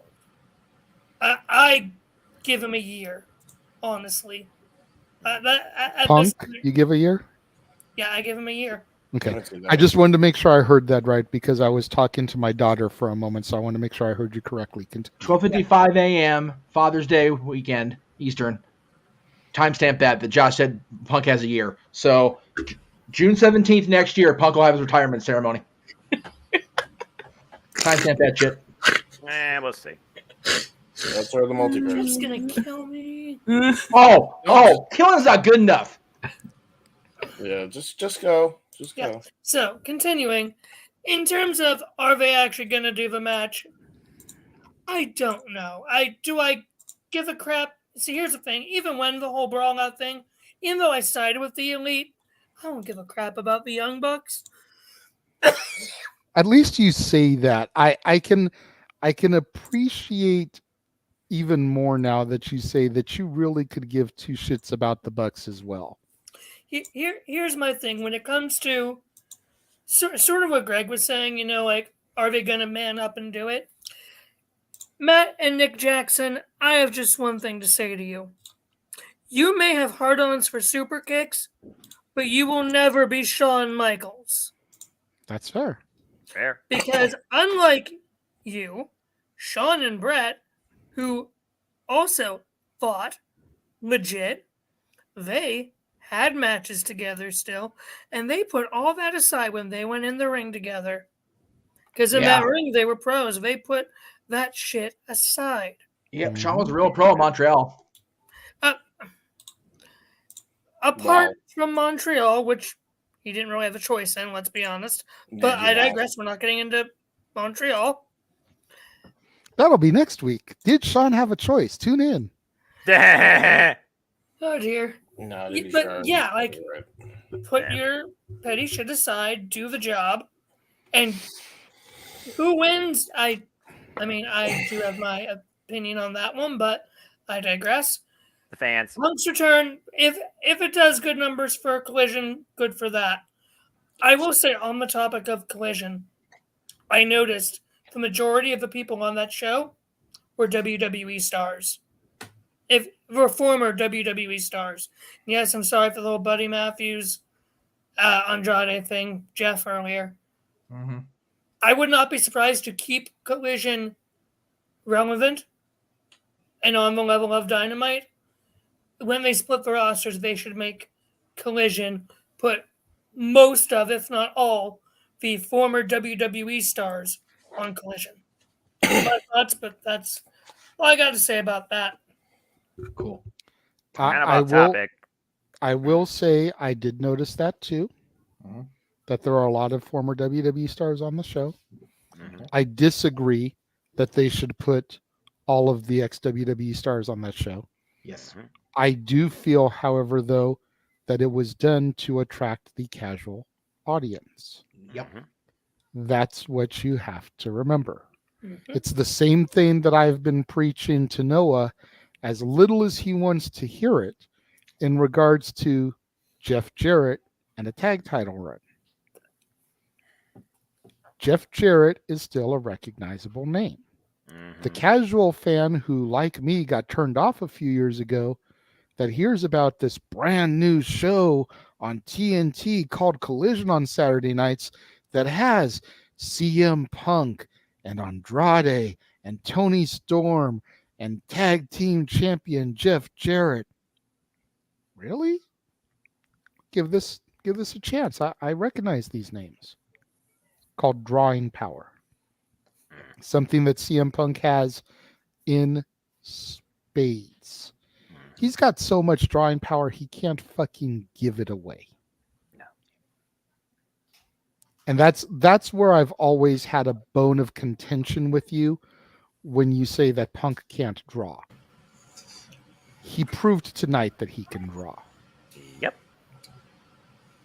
Because even if Uncle Dave was right about the amount of tickets that had been sold, say, a week and a half ago. Bleh. Once we started to know what the matches were, and we got a little bit close, and, I don't know, people got their schedules from work, and were able to see if they could actually, be there without having to go and clock in, or, maybe they got confirmation that you can get a babysitter for the evening. Looked like there wasn't an empty seat in the house. Go ahead, G, and then we'll throw it over. All right. Jeff. So one quick thing before we hit it, Jeff. Josh, listen to this. See, you know how CM Punk is still a draw? Just the fact that they were in the United Center and I was there in his debut and I heard that music, I still got chills down my spine because I know that I felt that reaction in the United Center from CM Punk back in 2021. So that tells you that he has drawing power still. Your Honor, I would like to present Exhibit A, and now I would like to recognize the following party of the court. And I'm just going to say this real quick before Jeff says anything. CM Punk also knows how to blur the lines between shoot and work.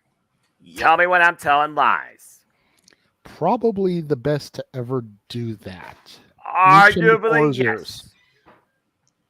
Brian Pillman had his accident. He would be in that dogfight, though, for the record. Okay, I'll give you that. Now, a couple things, and I'll be Jeff Meacham brief. How about that? We'll be real there. Punk isn't a draw. Punk isn't a name. Punk can't draw. The Rock called CM Punk off the fucking air after a Raw filming a movie and got a pop. Shut the fuck up if Punk can't draw, number one. And he only didn't answer the phone because he's in the goddamn elevator with his damn dog. Okay? And I know that because I was at that Raw.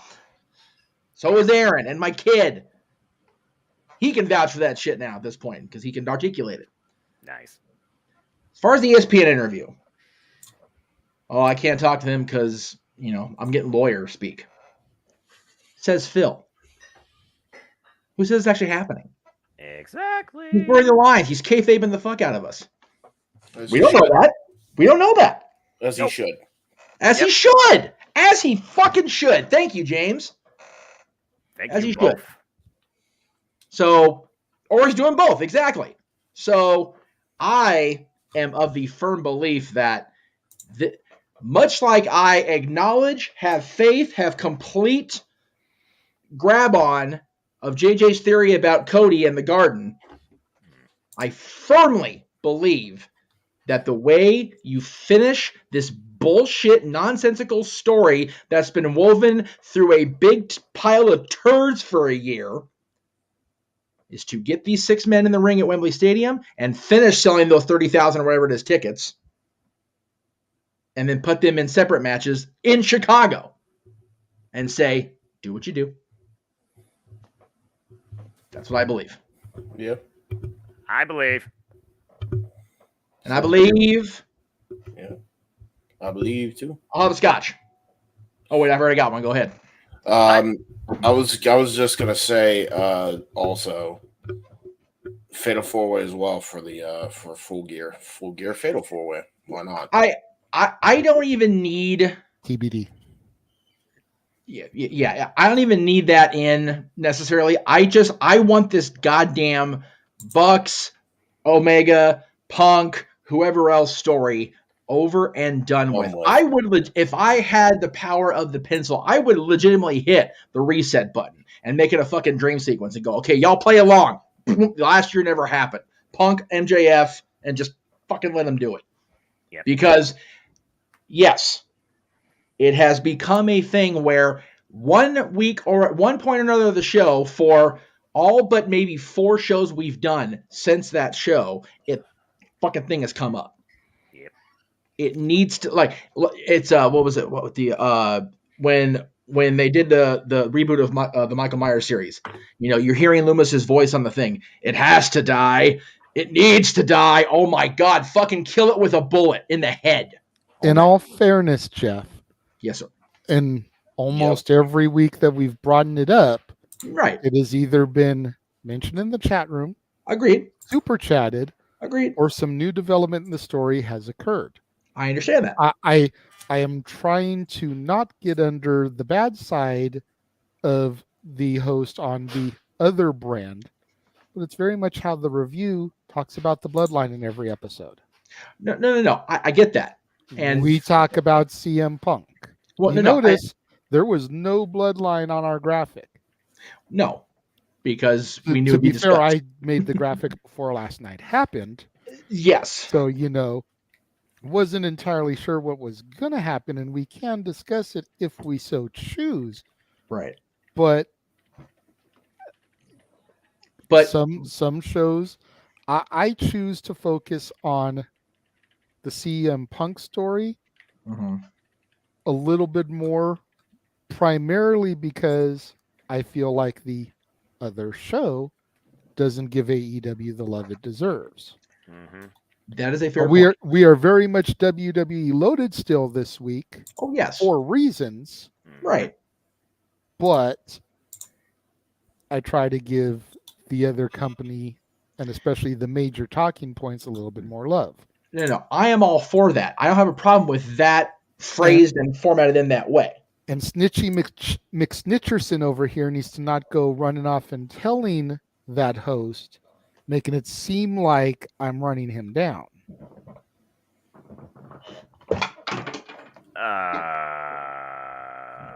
If you're talking about me, you think I'm going to do that to Virtue? No. I know better than that. It's because Virtue will rip your head off. Jeff will just tease like he's going to do it. Oh, Jeff's going to tear my head off later, but no. Just when I had Virtue booked for last week's show. Oh wait, no, I rickrolled your ass, bro. It was the greatest thing ever, bro. Yeah, and you didn't rickroll us, bro. Noah rickrolled us, bro. We've got the video of that, bro. It exists in the internet, bro, for real. Totally, bro. Even going as far as to start doing the dances and everything, bro. In the midst of his speech, he's doing that, man. That was the best part. James, bro, you clip that. Put the 8-bit version of the music actually spliced in there so I don't look like a blind idiot. Yeah. All the 8-bits. Time out real quick before we get back to finishing up the topic. Since that came up unexpected, James, you have the task among tasks for you. And I'm telling it to you now so you've got the time to get it all together. Do you remember those infomercials where they'd be like those Time Life record collections and it's like, now available from Time Life. Soul. I want something like that for the New Year's Eve special, and it's all Noah's clip. JJ, call now, you'll get such hits JJ, as JJ. Never gonna give you up. I got you, JJ. Sexy boy. Stand JJ. back. Yeah, JJ. I do these infomercials for my WYWCAW league That is a specialty of mine. Oh my God. It's gonna happen now. Noah looks like he's gonna kill me. It will happen. Noah, you better be prepared. I will find you and destroy you. You may try, but you will not succeed. Give me a solo, Jeff. I think this is what Noah wants to do to me right now. Yes. Let the hate flow through. Oh shit! Oh no! You're wrong for that. Damn. Noah, use your aggressive feelings, boy. Let I'm them just looking out before I literally go off the damn fucking script on all y'all's asses. I'm gonna go say this once. That shit ain't never happening again. And I don't want to hear any more about an irrelevant song that died back in the 80s and a trend that voted the dirt shit. Hi, Rick. That should have been left back in the same damn hole as the E.T. video game. Holy shit. Now get back on track and enough of this bullshit with the Elite and CM Punk. If I hear it again, for the love of God, man, erase everybody from existence. Well, to be fair, we will cover it if it's a big talking point story. If it becomes the same exact never-ending story, guarantee I'm gonna be sleeping. No never-ending story. We can't end every story, but JJ not on the air anymore. We can't do that one. Fuck you, me too. Right, so before we get to our next topic, Jeff, how about you throw to a commercial of what is going on this month on Renegades Reviews? There we go. Happy birthday, Johnny Depp.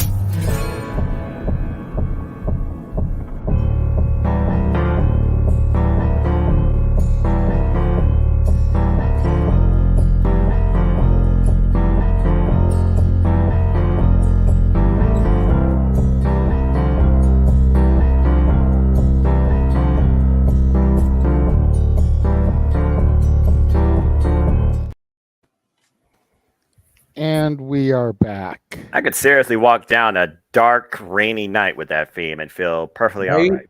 Yeah, there you go. I like Thank that. you, thank you. I try to pick good songs when I do my themes and my trailers and everything. I try and find something that's gonna suit the subject matter. Good stuff. I figure Johnny Depp is kind of a loner almost, kind of emotional and brooding. So I wanted something a little bit on the darker, not quite emo, but you get what I mean when I say emo type of vibe.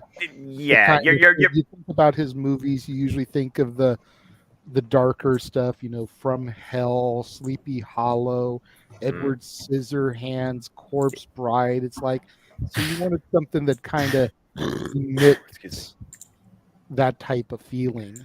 So basically, right along the lines of My Chemical Romance, but not quite. A freaking Black Parade. Yeah. Which the Black Parade is special to me and Jeff. That just hit Jeff in the feels because when the Keens won the Stanley Cup for the first time, that was our Take the Ice song. Oh yeah, for every game. They had a special video with the players, as they were young, and kind of like getting into hockey and playing pee-wee hockey and stuff. And I'll always remember, it starting with Drew Doughty and parents asking him, what do you want to be when you grow up? And he's like, a hockey player. And then you hear like the piano chord start, and Jeff went off screen because he's turned into an emotional wreck just thinking about it now. Shut up! To join the Black Parade. But it was so meaningful that when we made it back to the finals in 2014, even though we had used a different song throughout the playoffs, they dusted that back off. Mm-hmm. And then we won the cup again in 2014 also. So it was like the Black Parade was our good luck song. I never thought it sounded whiny, despite what people thought about the song when it first was a thing. No, I can see why it's a emo song, but it also just like if you were in the building and you were in the moment and you were in the thralls of the chase, it just struck every nerve in your body. And even being somebody who was not a MCR fan, you drop that song now and let that piano start playing, chills. Oh yeah, every time. Fair enough. Because of that muscle memory.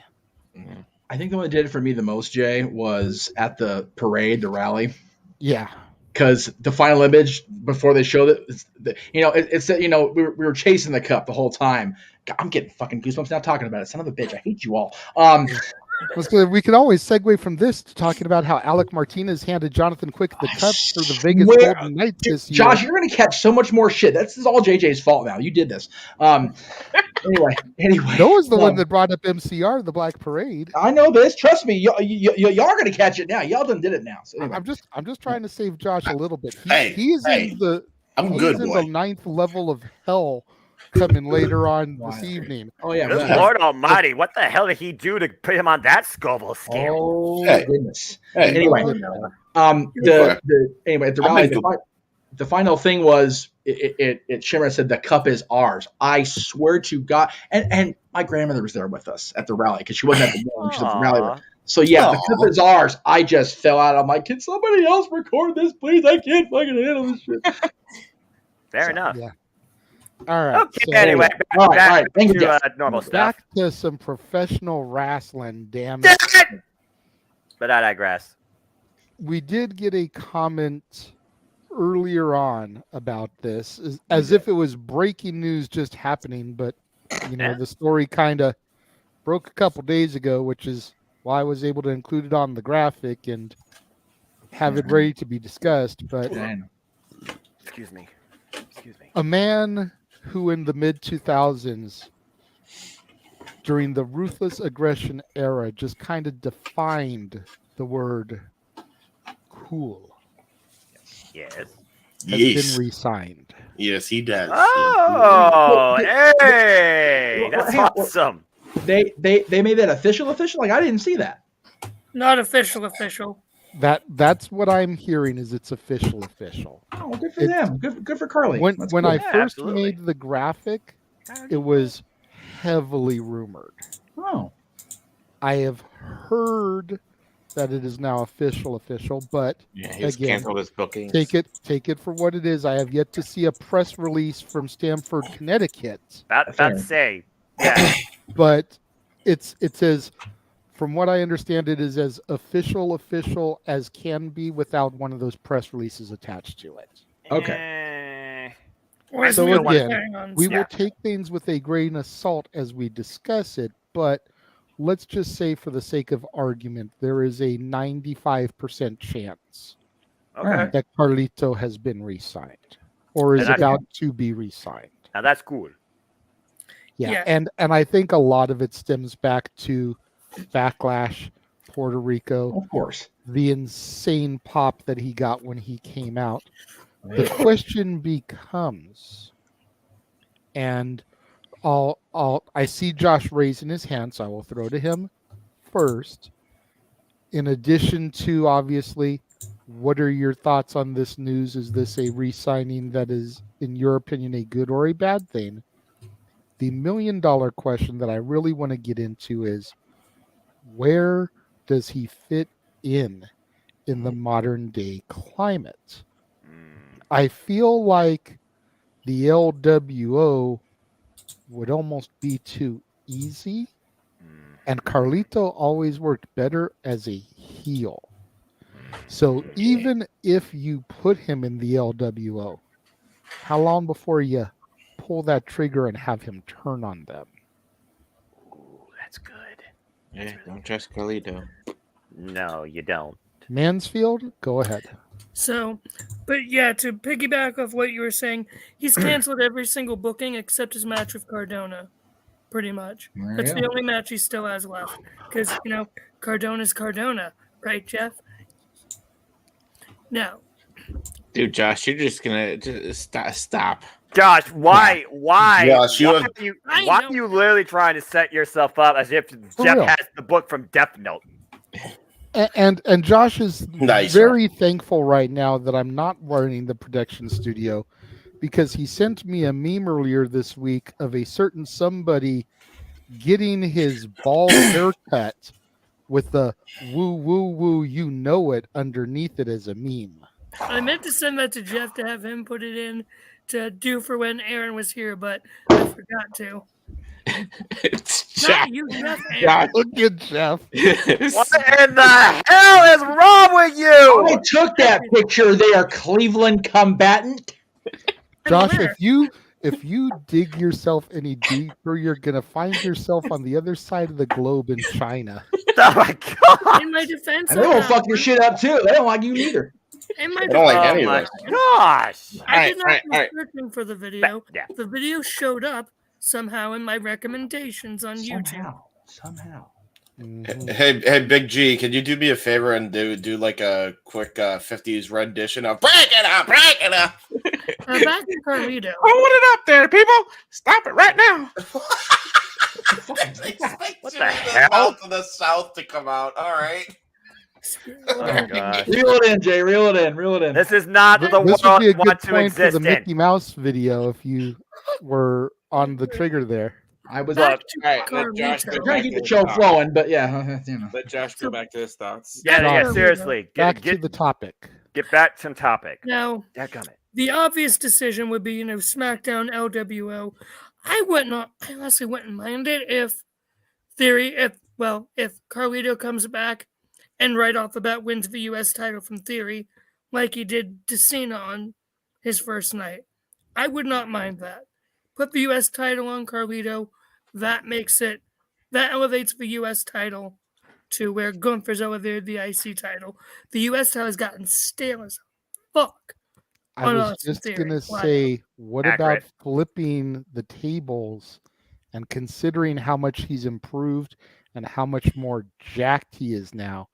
What about having Carlito defeat Gunther once he passes the honky-tonky meter? I was about to say that. Oh, there you go. Now, the devil's advocate is put him on Raw as a member of the LWO. Still have him represent on Raw. Represent? Which you could do. Now, do I think he should beat Gunther? No. Maybe as a challenger for Seth frickin' Rollins? Yes. I will be completely honest. That'd be great. I could also see him with Humberto Carrillo and Angel Garza, bringing them back up and doing LWO for Raw. I think that'd be an interesting concept and do that. Now, again, do I think he should be Gunther? No, I have my own theories for that. But you need to do something with Carlito because he is that name. You haven't seen him in WWE since, what, was it 2010? He left officially? Yeah, it was back in 2021. I forget when it was exactly he left. I don't remember exactly either, to be honest with you. 2011, he left. 2011. 2011? Okay. Yeah. But he has that name. He has that popularity. So you need to make an impact with him when he comes back.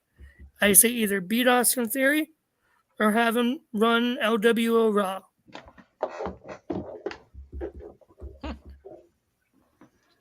Okay.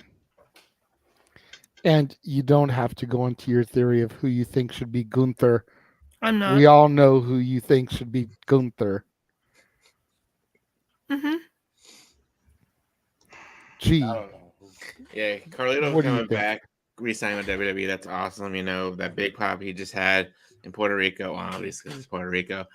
But that big pop, he came back at the Royal Rumble. You know, he's matured a lot since we last saw him. You know, he's a veteran now in the wrestling business, you know.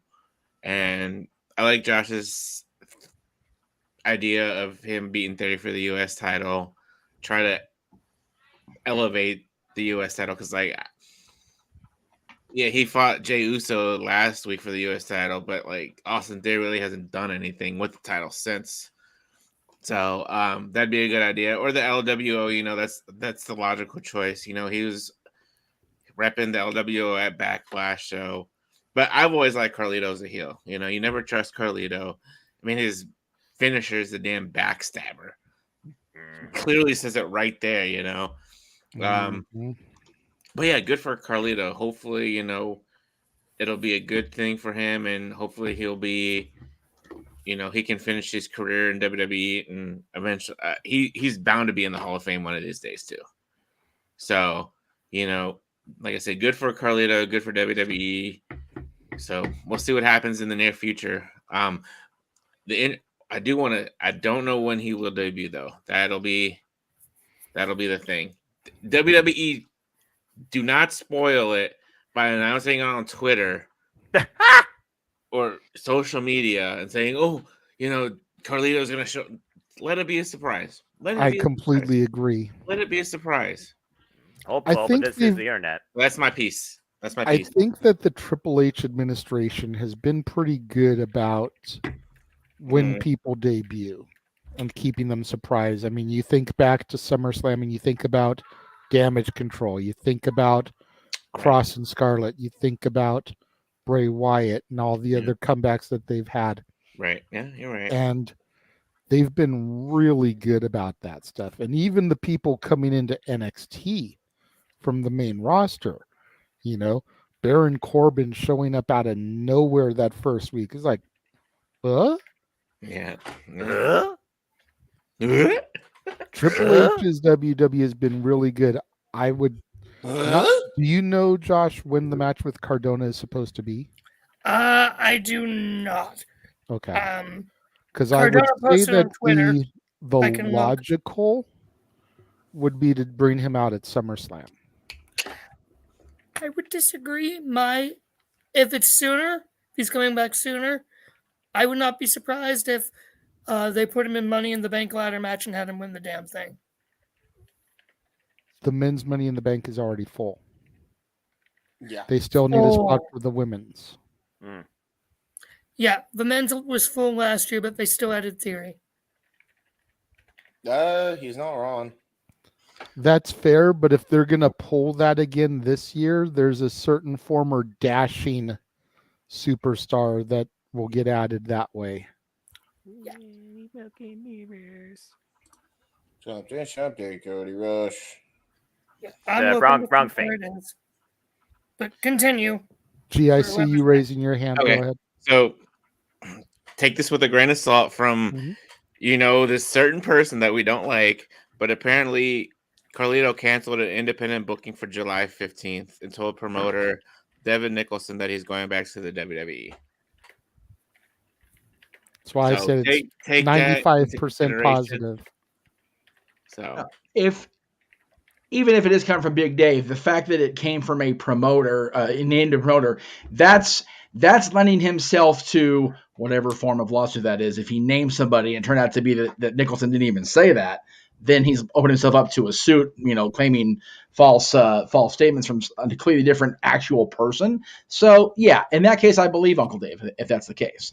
And you know what? If Carlito's coming back, I will forever believe that he's one of those guys, and we've talked about this quite a bit on both of the panel shows on the weekends, and we've talked about this a lot throughout the weeks, that there are so many people that are not living up to their potential in WWE and AEW that didn't in the past, right?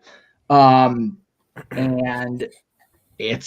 Carlito is definitely one of those guys. Should he have been the world champion?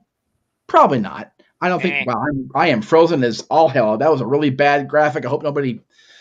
Anyway, Continue.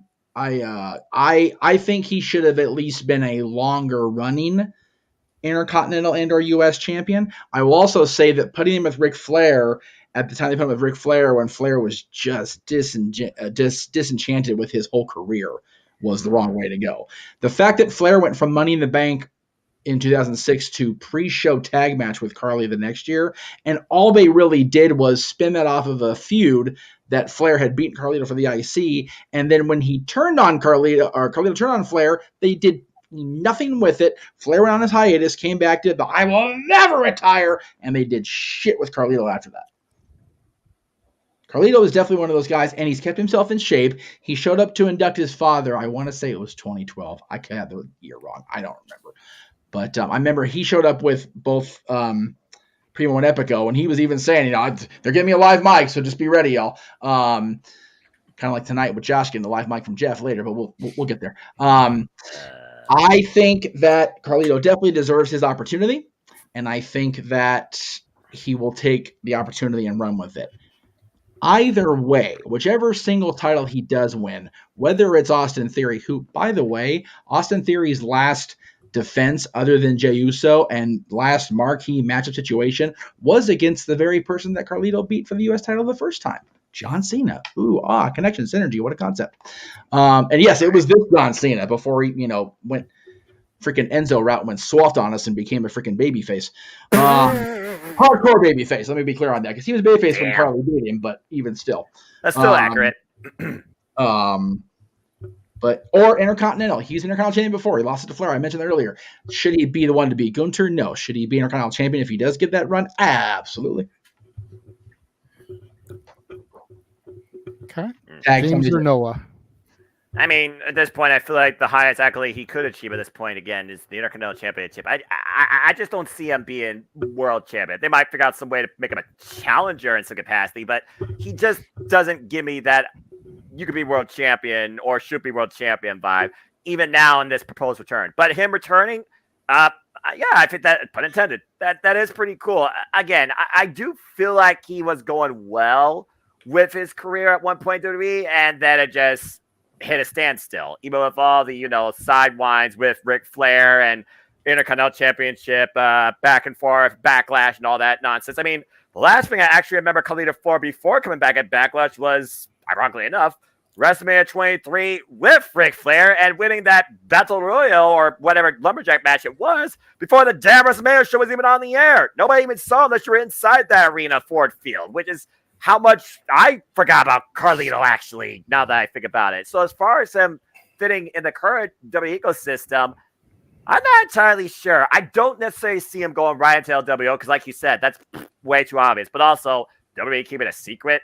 JJ, this is 2023, the age of the internet. Nothing is private. Trust me, they'll F it up, and it will be spoiled in some capacity. Now, getting back to this.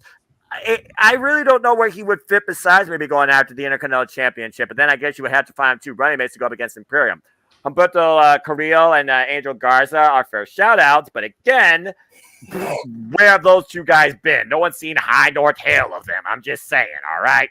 So, I really try to think Carlito based on character. Maybe bring back Carlito's Cabana. That'd be interesting. But each show's got a talk show. Raw's got Biz TV, and freaking SmackDown. Apparently, the Grayson Waller act is becoming their show. It seems cracking.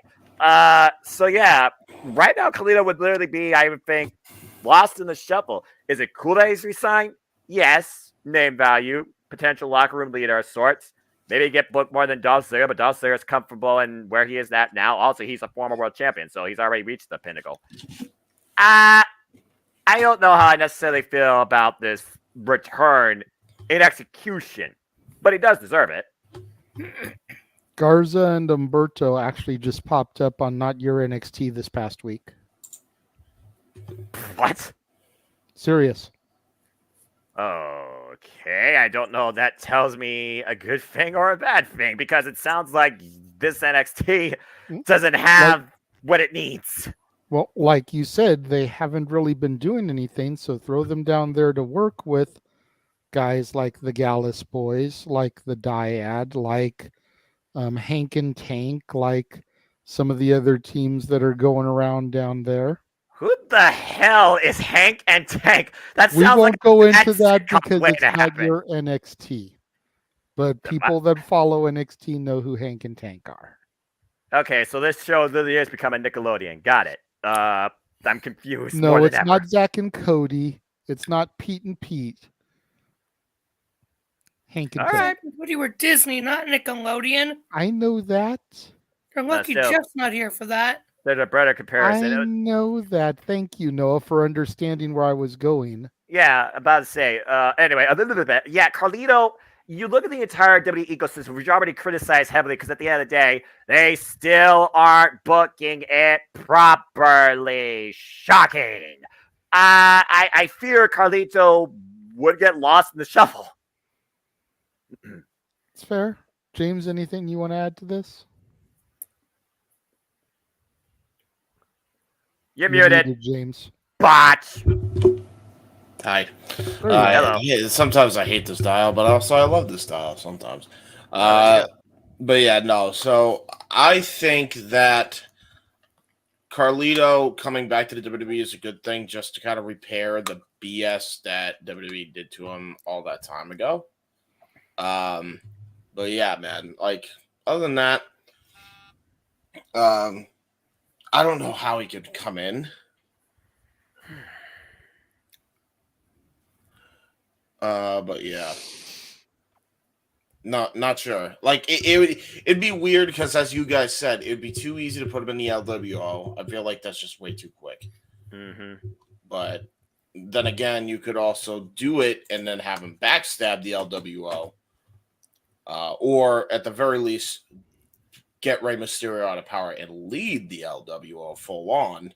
Hostile takeover. Hostile takeover. I like hostile takeover. If executed properly, it's not a bad idea, because again, you literally said it earlier, Big G. His move is the backstabber, and a few of those two vets would be some good WWE programming for long-term WWE fans. And also, they can lead by example for the younger generation. Hey, this is how you do it. Yeah, that's fair. I mean, the other Josh found out and messaged us privately that the Cardona match apparently happened this past weekend. Oh, okay then. So I don't know if they would do it at Money in the Bank. I mean, I definitely think it would be an interesting trigger to pull. Right. But I think if I wanted to do it before SummerSlam and I wanted it to make an impact, no pun intended. Ha. Fair enough. I'd do it at the Garden. The Garden show is coming right after Money in the Bank. And whether or not the whole Cody thing that I've been pitching comes to fruition there, to have Carlito re-debut at the mecca of sports entertainment, if that's not making an impact, if that's not, something to think about. Yeah. It really just comes down to, I guess, honestly, Branch put LOL. There's still 2 shows. Which ecosystem can you find some sort of spot for Carlito to stand on his own in? Because in some capacity, I feel he needs to be singles. I agree. And honestly, I think I'd rather see him on Raw. I'd rather see Carlito versus Priest. I'd rather see Carlito versus... I'd rather see Carlito versus Gunther. I'd rather see Carlito versus JD. Reroll. Uh-oh. Reroll. Sorry, JJ, you went reroll. What? You went reroll for a moment, brother. Yeah. Am I still? No, you're good now. You're good now. And I heard JD McDonough. Continue. That was the last one I said. Oh, okay. I didn't say anything after that. That's why it kind of caught me off guard, because I'm not seeing anything on my side to show. So did you say Dominic by chance in your when you were at when he was... I did not. No. Okay, because Carlito and Dominic is a generational thing right there, you know.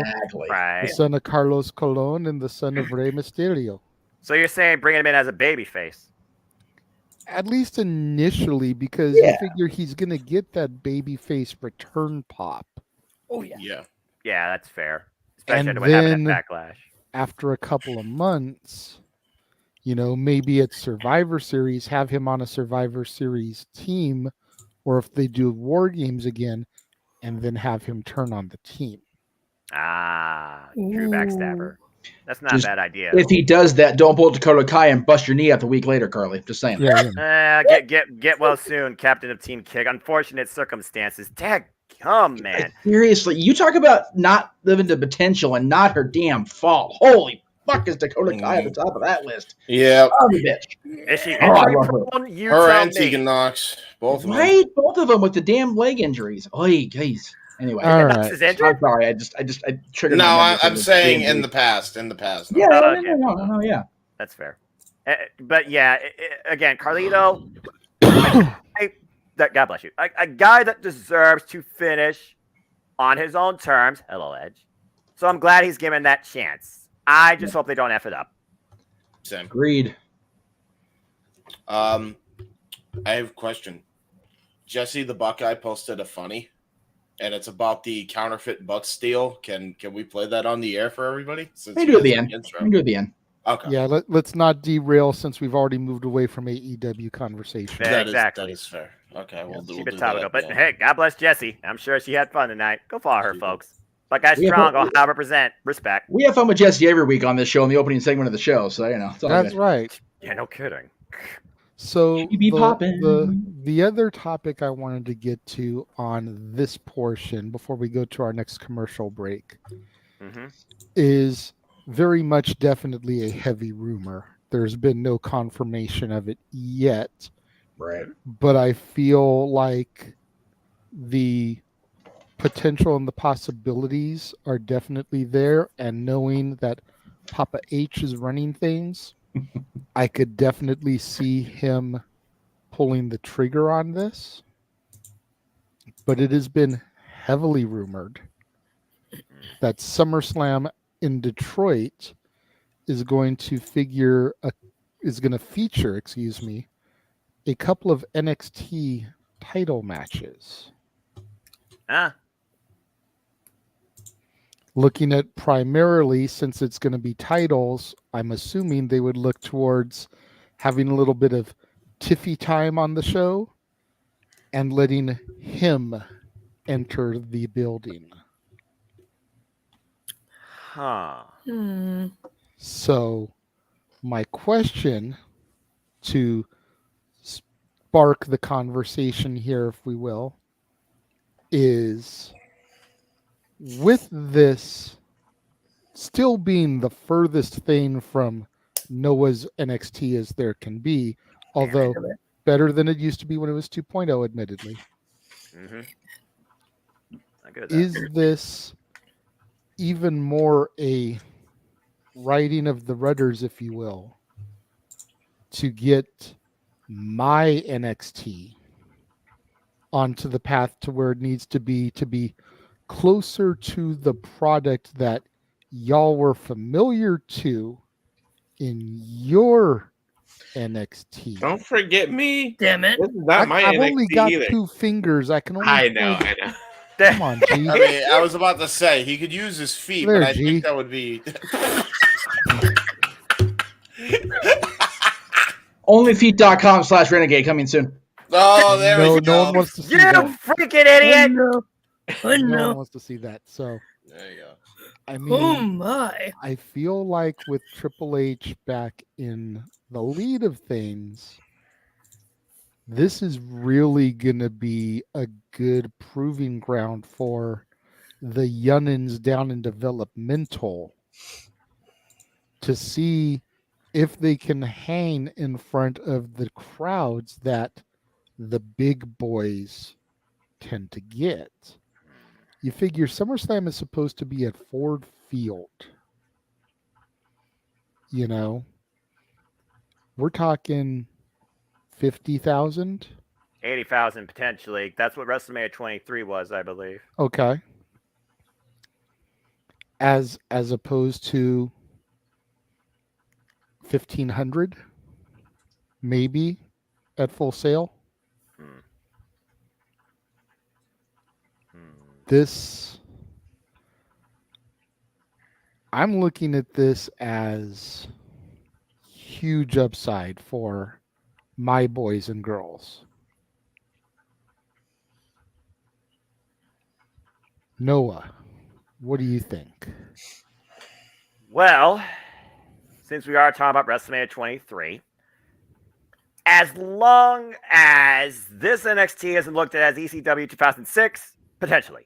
That being said, it's weird to me because in our NXT, Big G, James, Black and Gold, for life, it was NXT that stood alone and took over the weekend as their own show, setting the pace and a precipice where they were the one and only true focal point of the entire presentation. Now, for this NXT to perform in that big mainstream crowd, that does yield maybe brighter opportunity and perspective. But what's to say they wouldn't potentially, the audience might just coast this off as bathroom break filler match, because I don't see this being kickoff, because it sounds like kickoffs are a thing of the past. When they tried to intercept 205 Live into the mainstream, it was basically crickets. It got underestimated, and more often it was on the pre-show. When it was actually on the main card, the only time it got over was because Enzo was a loudmouth idiot that everybody just wanted to see beat up and talk a lot. So you can't teach that. But I digress. In this NXT, there is no star there with that same mainstream appeal as Raw and SmackDown. But if they're trying to make this NXT a third brand split, LOL, everything's white and gold, black and gold, just turn Raw and SmackDown's colors to the gold, it could maybe add more synergy, but it also could make WWE feel much more one-dimensional, in my opinion, it seems. It's almost like this NXT is becoming the mini version of sports entertainment. And that's, again, why it's not my NXT! But I digress. So I look at it two ways. NXT, for the longest time, was its own show on the weekends that took over and sometimes surpassed the actual main roster. There, I said it. I have not felt that way about this NXT compared to main roster WWE, where I still find both very underwhelming as a whole. So for this SummerSlam to put not only WWE World Heavyweight Championship, WWE Women's Undisputed Championship, but then the NXT Women's Championship and the NXT Championship have to compete with that. And you know they're not going to ever main event. Let's just put that out there right now. They're not going to be the main events of the main roster shows. Not in the short going. If they try to make this a long-term thing, I do feel it will be either underwhelming or underappreciated. But you get booked. You do the best of your booking. Identity improvement, yes. Performance-wise and respect, that remains to be seen. Because at the end of the day, they're still trapped in that little Full Sail University Performance Center arena where they got to add virtual people on the LEDs to make you feel like it's actually bigger than what it is. There, I said it. I'm hopeful because I do believe in some of these men and women in this NXT. As I told you, it's not my NXT, but it's better than it used to be. But in my opinion, to thrive, I still feel like if you're going to make it its own brand, it should be its own standalone show, as it's been in the past. Because I feel that's where it thrives best. Who's to say that it can't be both, though, Noah?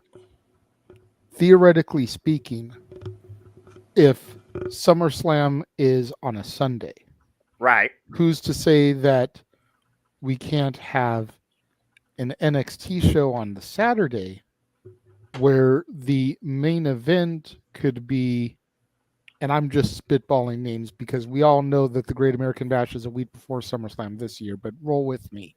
Yeah, I'm with you. But let's say that the main event could be something like Ilya Dragunov versus Joe Gacy. Okay. And the winner gets a shot at Mello on SummerSlam. I'll do you one up, though, because I will say this as an example. I still say to this day, one of the greatest Survivor Series of all time, 2019. And you know why? Because of RNXT.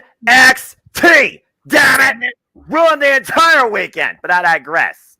Not only did they take over the previous day, but they dominated effing Raw and SmackDown the following day on the main show, where the NXT Championship was showcased in a triple threat.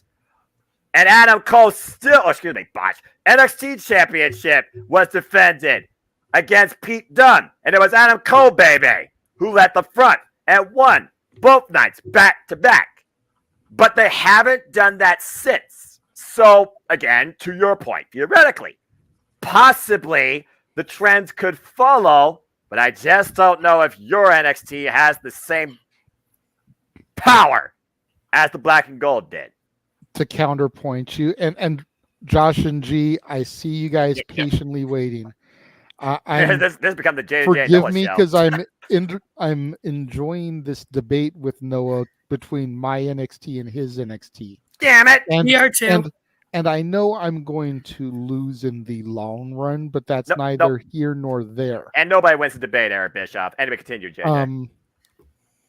To your point, though, that NXT from Survivor Series 2019 was Triple H's NXT.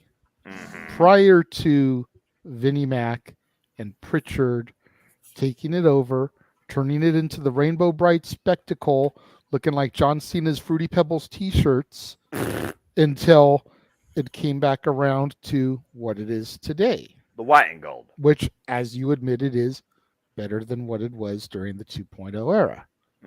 With Papa H being in charge of the main roster and Papa H having controlled your NXT, don't you think that he would be able to delicately place the pieces on the chessboard to make things look the way it needs to look, grow where NXT needs to grow, shine and thrive the people that are ready? We have been saying for the better part of the last year that Carmelo Hayes should be up on the main roster. Yes, but we have. For whatever reason, WWE higher-ups don't think he's ready. They trot his ass out there in front of 75,000 people at Ford Field, and Melo don't miss. I'm just saying.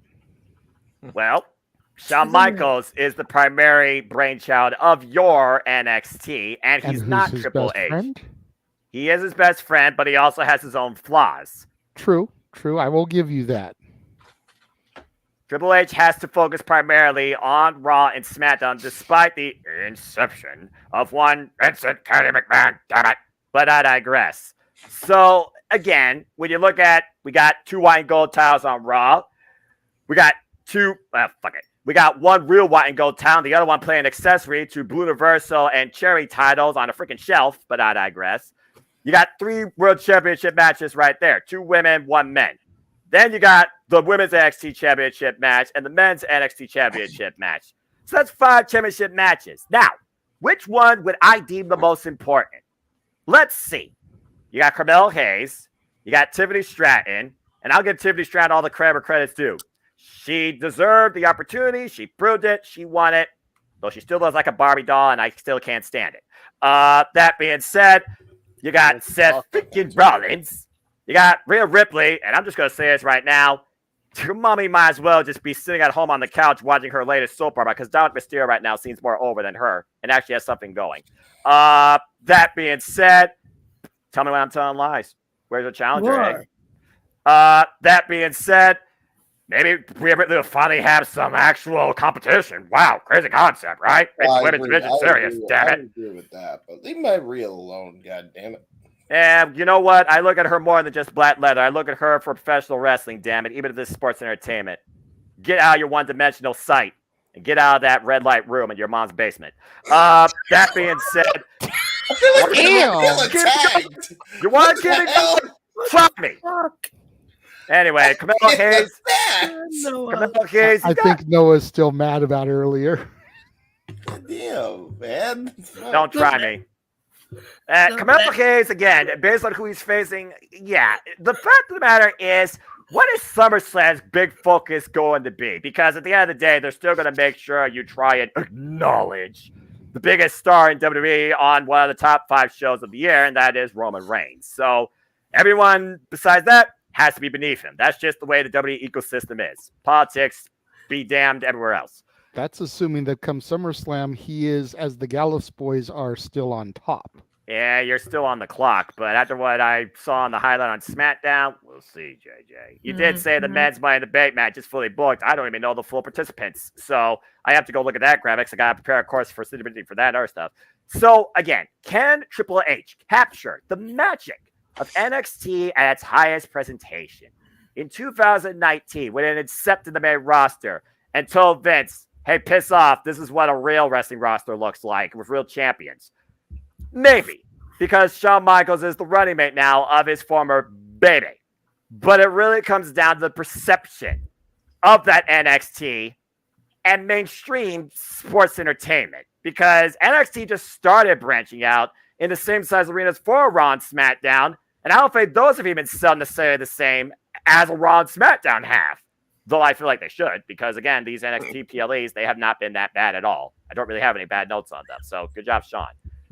It really comes down to the booking, the variety, the dynamics. So, suspension of disbelief. But again, you literally just said it.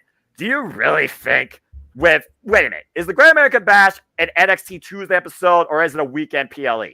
It is a weekend PLE. Okay, so yeah, they definitely aren't doing something along with SummerSlam unless they make SummerSlam 2 nights in a row. So, we will definitely see. So, yeah, Shawn Michaels, you watching this? Look at what Triple H did. Surpass that. Then get back with me. Follow that. We'll see, JJ, but I'm not holding my breath. That's fair. Before we turn it over to whoever wants to be next, Jeff, if you want to share that screen real quick.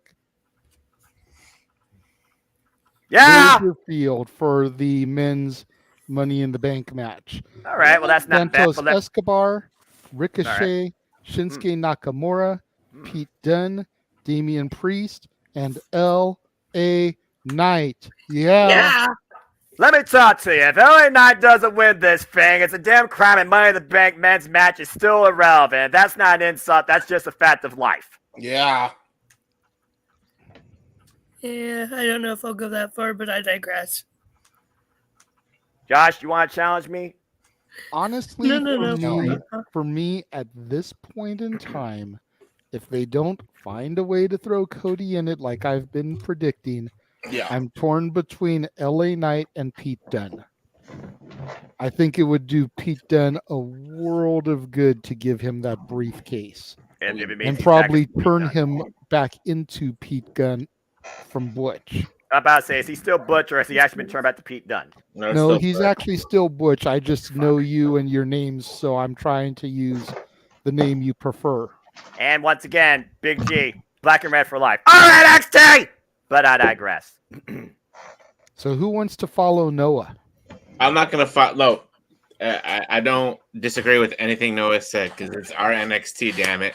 But I digress. I think Jeff does. What I do want to say is, though, Noah, rebuttal, our NXT UK is still being represented down in their NXT. For now. Yeah, for now. Again, for now. I still say Lyra should have won, but I digress. Right. But as far as the NXT titles being on at SummerSlam, no, I don't see it happening. Go back to when Braun Breaker was champion or Dolph Ziggler was champion and Braun Breaker won it back from him on Monday Night Raw. It was like crickets. Nobody really cared about the match. I think I have a theory. Not Austin, A-Town down, but I don't see it happening at SummerSlam. NXT is doing its own thing. If they're having the Great American Bash before SummerSlam or whatever, that's their thing, and they need to focus on that. They don't need to, because there's SummerSlam. You think about it, WWE has 7 matches per PLE now. I push it to say 7 to 8. 7 to 8. Yeah. So, I'd say between 6 and 8, depending which show it is. So you'll have the 4 main titles, and then you'd have the 2 NXT titles. That's 6 title matches. That's 6 matches already for SummerSlam, and I don't think that's happening anytime soon. And nothing against JJ's NXT, but damn it, Noah, our Black and Gold NXT was and is the shit. Damn right. And I'm not saying that Charles isn't the shit. I have been watching and doing my research. Right. But I also feel like you guys aren't giving, well, at least G, because Noah acknowledges the fact that it's getting better. Right. I feel like G doesn't give the credit that the new NXT deserves as its own product. I think the reason why there were crickets when it came to Braun and Dolph on Raw was because, number one, what the fuck has Dolph Ziggler done in the last 5 years? Okay, right. Aside from being in the Dirty Dogs with glorious Bobby Roode, who wasn't as glorious anymore. Right. Go ahead. I'll wait. As far as Bronathan Breakereth, Braun Breaker was the NXT of Big Dog Roman Reigns, getting shoved down everybody's throat when he wasn't ready. Yep. Right. Yeah. Nobody gave 2 shits about that Braun Breaker. No. Braun Breaker really came into his own after defeating Dolph Ziggler and going on that tear all the way up until he lost it to Melo at Stand and Deliver. I did watch Stand and Deliver. I did watch Stand and Deliver. That Braun Breaker kind of earned his stripes. And if that Braun Breaker had fought on Raw, I think it would have been a completely different story. Right. Yep. You notice a lot of the NXT call-ups, while some of them are still trying to find their place, they are getting positive reactions. Right. Yeah. Cameron Grimes is getting a good reaction. Yeah. Isladon and Alba Fire are getting good reactions. Yeah. Okay. JD McDonough is still kind of lying in the weeds. He's there, but he hasn't really made his impact yet. He's had a match. He's been seen talking to Balor. We're kind of waiting to see what's going to happen with that angle and that story. It's been the slow burn. Right. But we get to people like Cora Jade. We get to people like Roxanne Perez. We get to people like Mello. And there's going to be huge reactions for them. Yeah. I honestly feel, and maybe this is just my pride in my NXT, but I honestly feel you put Tiffany Stratton versus Roxanne Perez in Ford Field, people are going to respond. I just because hope you're Roxy is over, and Roxy is well known from prior to coming to NXT. Recognized name that was involved with the Royal Rumble. My only thing is, like I said, I still feel like because of right now what NXT, I still feel like is in the entire WWE ecosystem, it would be viewed by a more populace as underwhelming on the bigger stage, where definitely the women's division down there deserves more than that. That's why I feel like this NXT would still thrive if it continues growing on its own platform in these PLEs. I don't know if it'll ever take over like it used to, but I don't feel like it needs to be merged on the same card as main roster nonsense, Raw, SmackDown, PLE /New Age pay-per-view. That Big G, by the way, how many of the actual, I'm just curious, because again, it may not be not our NXT, but again, there is definitely some cable athletes down there, and you're right, some of our NXT UK talent is down there, so I'm just going to ask you this. Have you looked at any of the actual PLEs this year for NXT in any capacity? Either like just match, like Elo Dragunov and Dijak, for example, or a whole show, like, have you looked at any of that? So other than Stand and Deliver, because you just admitted watching that one. I did watch that. Like, the reason why, like, it turned me off, obviously, because it was the whole NXT 2.0, and it made it all the bright lights, like the bright lights, just like doesn't do it for me. Yeah, on Raw and SmackDown you had the bright lights, but like NXT was different. It was too dark, bright. you know. And you know they changed the titles and they put like the whole rainbow thing in the titles. So it just turned me off. And I mean, I watched a couple episodes here and there, and I'm just like, it just didn't feel the same, you know.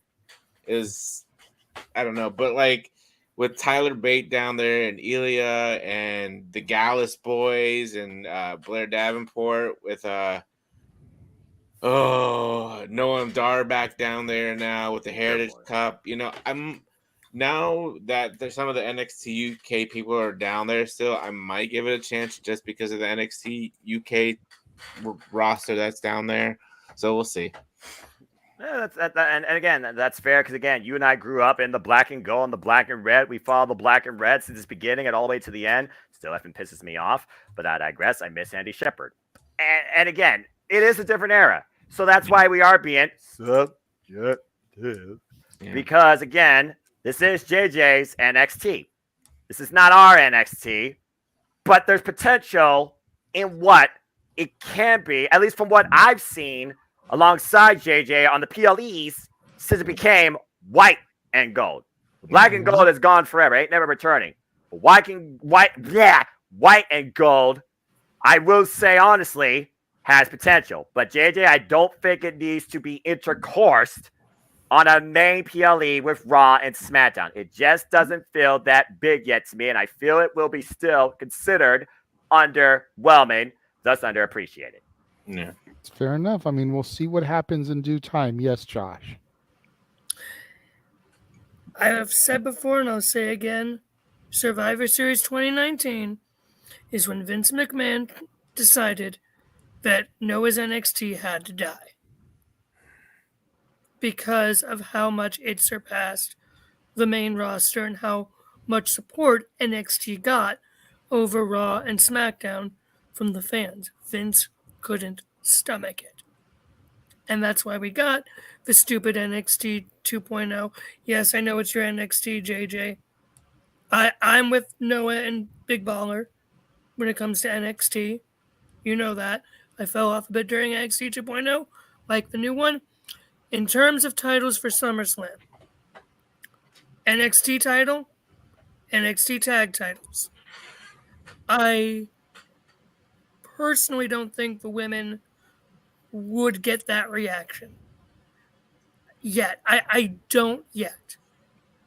So you think that there is a tag team in NXT that would get a better response in, we'll just say Ford Field because that's SummerSlam. That's the next big stadium show. That's the next big four. Right. You think there's a tag team in NXT that would get a better reaction than Roxanne Perez? Here's the thing, though. No. It's a yes or no question. Yeah, dude, stick to the point.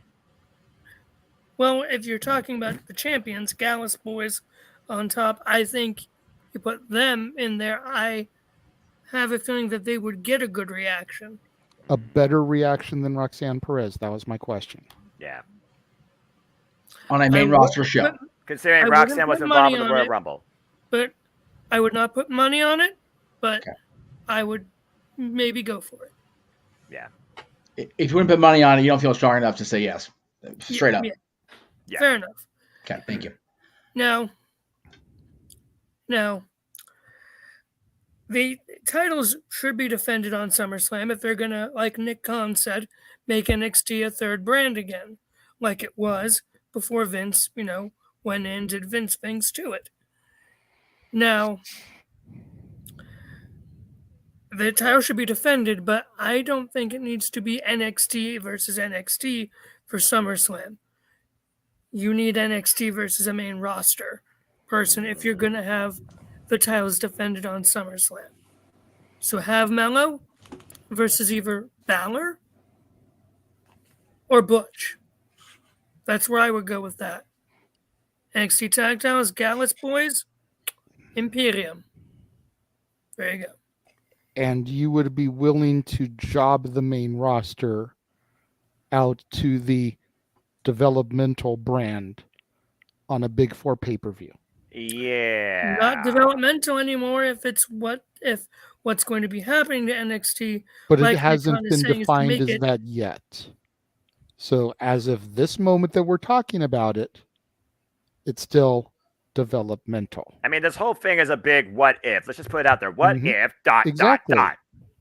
Right. Exactly. Which is fair enough. If it does become a third brand, then again, you can have a little bit more room for leniency. But again, you're talking about jobbing Finn Balor, the greatest NXT Black and Gold superstar, according to the DVD set that I watched, from Secret to Sensation.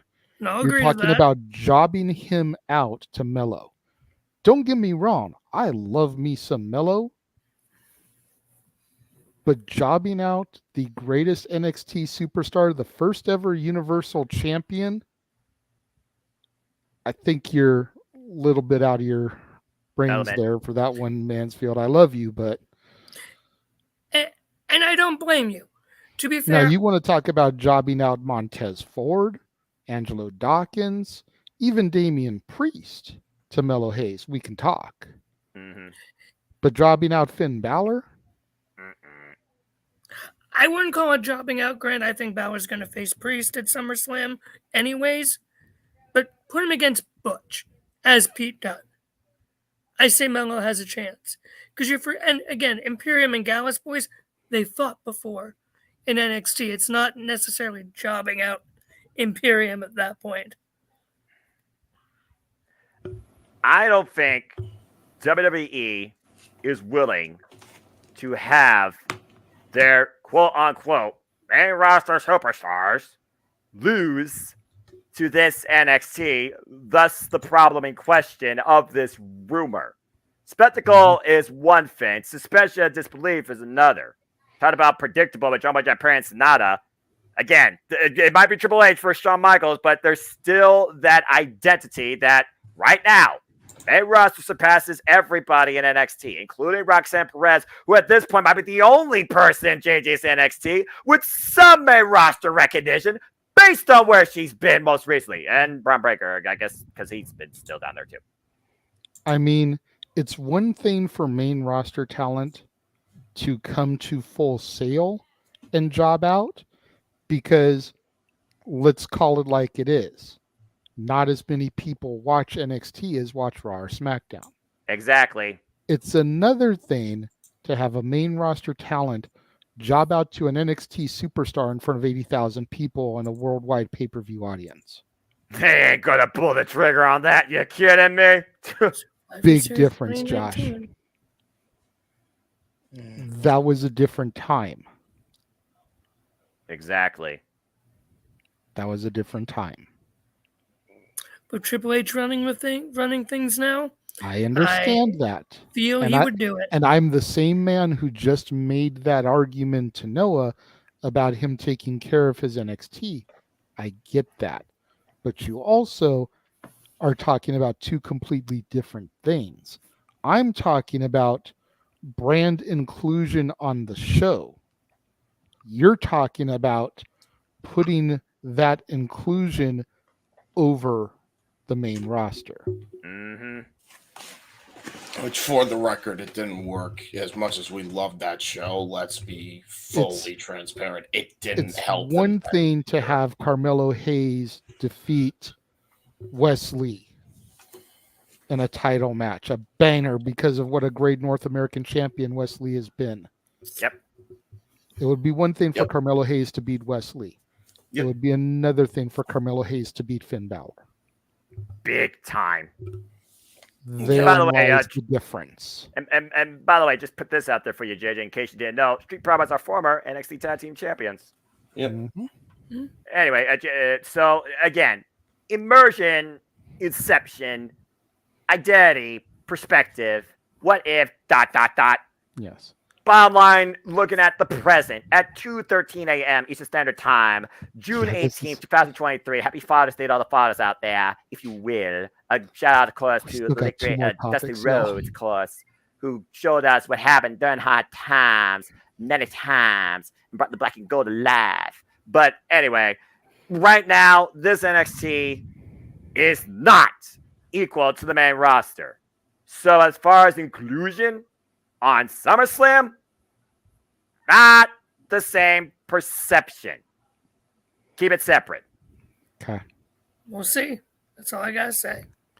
Jeff and James haven't said anything about this. Do either of you have anything that you would like to add to this? Because we do still have 2 more topics we want to get to. The hell of a debate, by the way, JJ. I really don't have much to say on it. I mean, okay, I didn't think you would, because number one, it's not your NXT. Number 2, even when you were watching WWE this year, you barely watched NXT. And number 3, ever since WrestleMania, you haven't watched WWE at all, really, except for that 1 week where you had to do reviews for Owen. Yeah. So I didn't figure you would have much to add. Just to do this very simple response, would you be opposed to NXT title matches on a Big Four situation for WWE? If booked properly.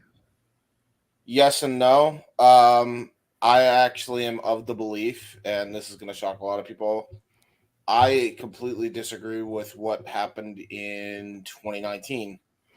I don't think NXT should have jobbed out the main roster. I think it was stupid that NXT jobbed out the main roster, and I think it was even doubly stupid because the only reason they were having NXT job out the main roster was to try to get one up on the ratings on Dynamite every week, and that failed horrendously. So, yeah, they can't do that again, because if it didn't work then, it ain't going to work again. We already went through this freaking proverbial wall before. It just, nobody, I don't even care if it's somebody that is a big enough star. Don't think that that's the smart move, unless it's a very, very rare exception. Fair enough. Yeah, no, it would have to be literally its own standalone match. Like, I don't know, fuck.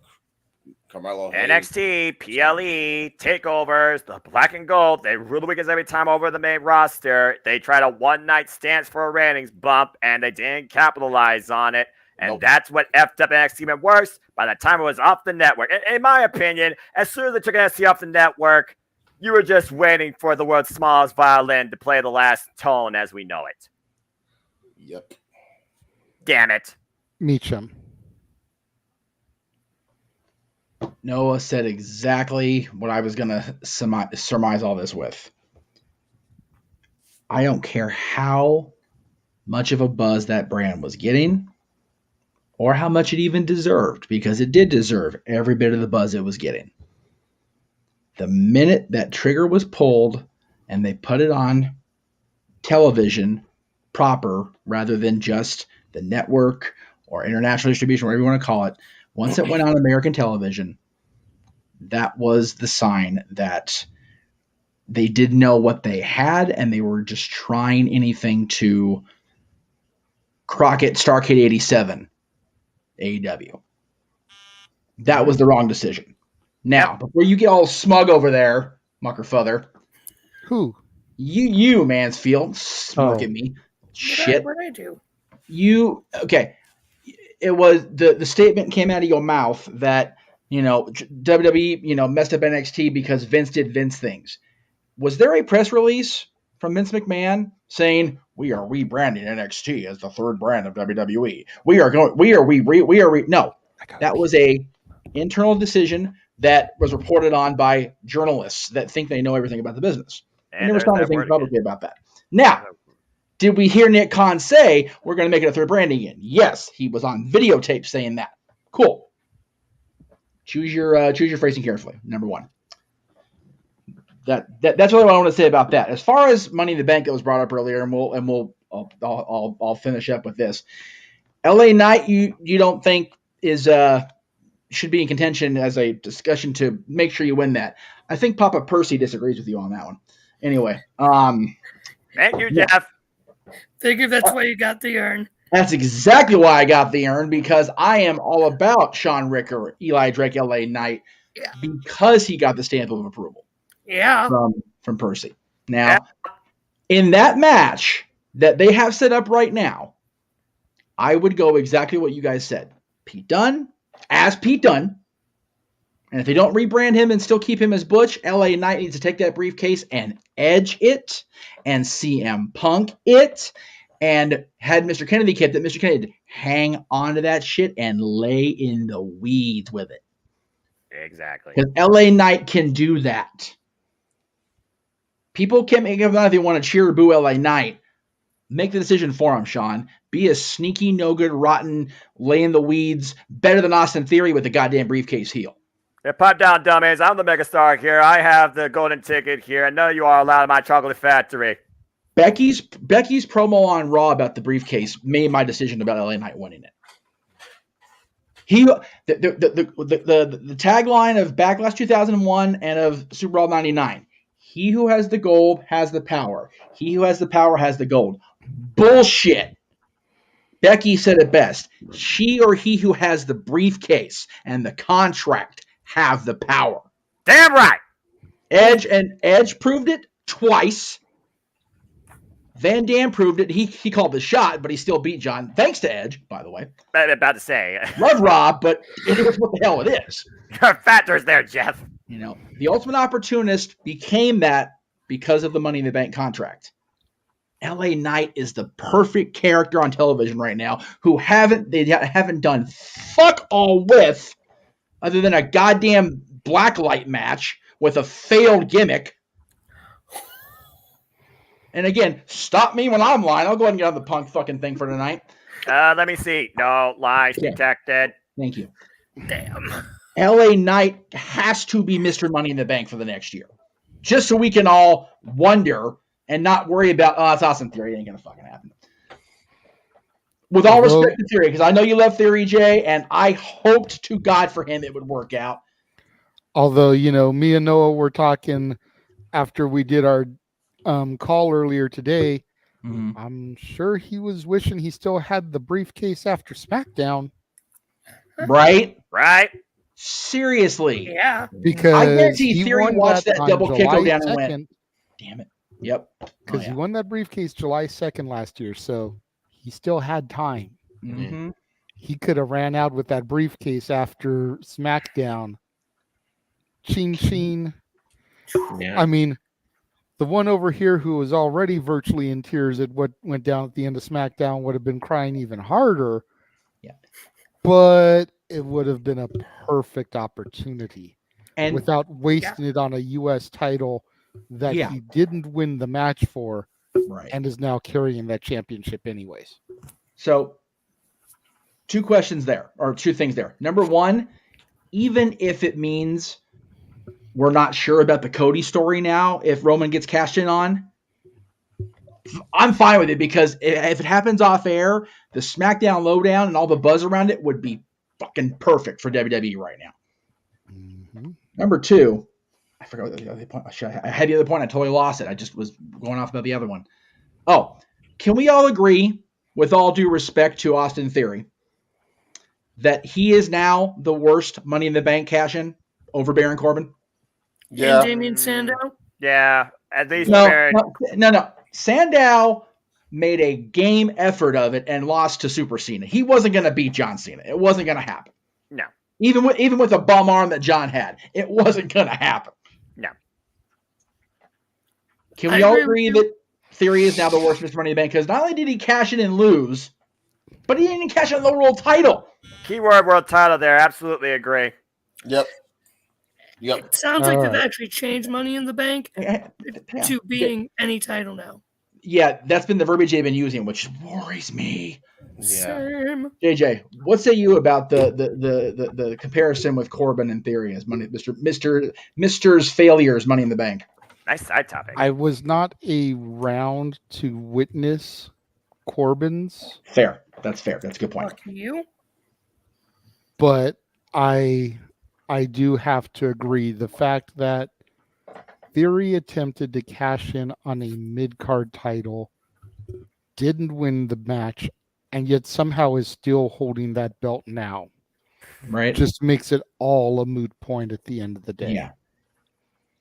As far as long-term storytelling is concerned. Yeah.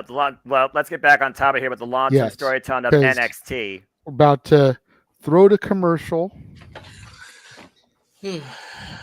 Jesus Christ, we still got 2 more topics. Yeah, well, again, we just had the great open mic night debate. I think the first one's in open mic night history, if everybody enjoyed that. Good. I like that Now, one. wait, Big G, were you gonna say something? Because you were like, no, Josh pretty much said what I was gonna say.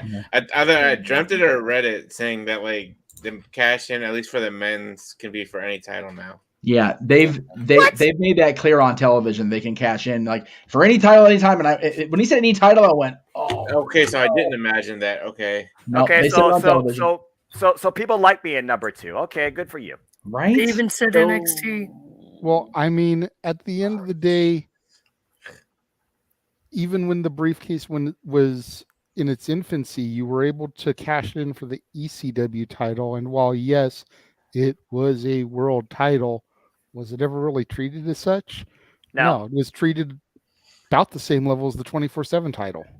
I would say it was a world title until the Royal Rumble of 2008. Accurate. Because Chavo Guerrero as the ECW champion. Yeah. And the Royal Rumble. Yeah. That's fair. Yeah, exactly. Oh, yeah. Exactly. Now that you think about it, real quick, now that you think about it, Austin Theory cashing on the U.S. title kind of like gave it away. Like, oh, they can cash it on anything now. So, well, right, but when it was first established, it was expressed they can cash in on the World Heavyweight Champion because it was a Raw-based thing, anytime up for a year. It just happened that the WWE Championship was on Raw by the time Edge got around to doing his thing. Yeah. So. There you go. And wasn't Christian ECW champion during WrestleMania 25 in Money in the Bank? No. Oh, okay. But I'm just trying to remember who. And well, even if he wasn't in the Money in the Bank match. No. Edge was, not Christian, as far as I know. 2009? Yeah. WrestleMania 25. Or not 25, yeah. Swagger was the ECW champion at that point. Well, no, Swagger was 26. Swagger won WrestleMania 26. Yeah, Swagger won 26. But he was on ECW champion at that point. He became world champion after that. Okay, my mind was just getting dates mixed up.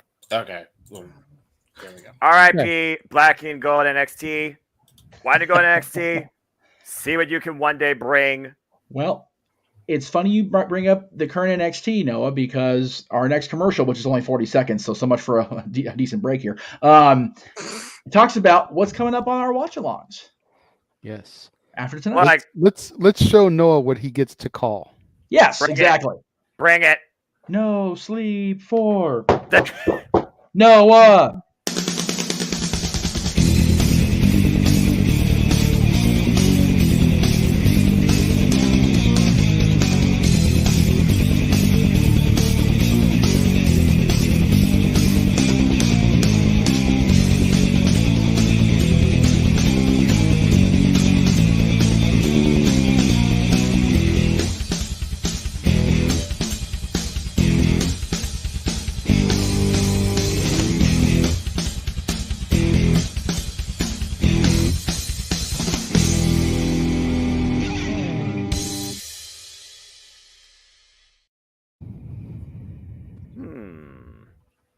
All the SmackDown. wrestlings. SmackDown, Madison Square Garden. Yes, Meacham. I would like to make a plea. Yes. To the folks at any wrestling company that we didn't see or that we did see. Please do not book a premium or pay-per-view live event the second weekend of August. Let this man rest. Let me rest. Jesus, let's rest. Because after that, we go through third week of September before we get another one. Break. Good Christ. I mean, we haven't seen anything announced for NWA anytime recently. Yeah, right. That wow. Do you want me to focus off of Josh? Because I can focus off of Josh. I mean, yeah, I'm just making a comment. It doesn't mean that we have to cover it, even if they do announce one. Because when was the last time we really showed the NWA any love? Anyways, enough said in February. February, yeah, I was gonna say it's been a minute, so they're kind of due for a show. Well, no, they had the Crockett Cup the first weekend in June. It was just I lost the access I had to NWA because they changed their branding and distribution philosophy. So it's like, okay, well, if you guys aren't going to let me see it for what I paid for, then fuck off. And they also had that Chicago show beforehand where they crowned their first NWA women's television champion, I believe in Kenzie Page, and Camille, who still is 1X, is probably the number one thing to really focus on in the NWA. Such an extraordinary talent. Congrats to her. Yeah. All right. Top of too many damn titles in a company, AEW. Jesus Christ. Billy Corgan went, hold my freaking drink. Hopefully this topic doesn't go for too terribly long. Right. Because as some of you may know, it did come out over the course of the last week or so that Hollywood's King Midas, Dwayne "The Rock" Johnson, lost $60 million in the first season of the XFL. Damn. And when you factor that along with the news last week that Young Rock was canceled after 3 seasons, when you compound that with the fact that before it even released to theaters, Warner Brothers and DC pretty much shit on the existing DCEU. Noah, I know you have no frame of reference because you're not a movie guy, which pretty much made Black Adam dead on arrival. The journalists that we're supposed to respect in Northern California and beyond are saying that Dwayne's career is ending. He's on life support now because of these failures. Let me ask you guys something real shit here for a minute. How many businesses do you know that were in the black, which for those of you that don't know business speak in the chat room means that they actually made money? A profit. After their first year?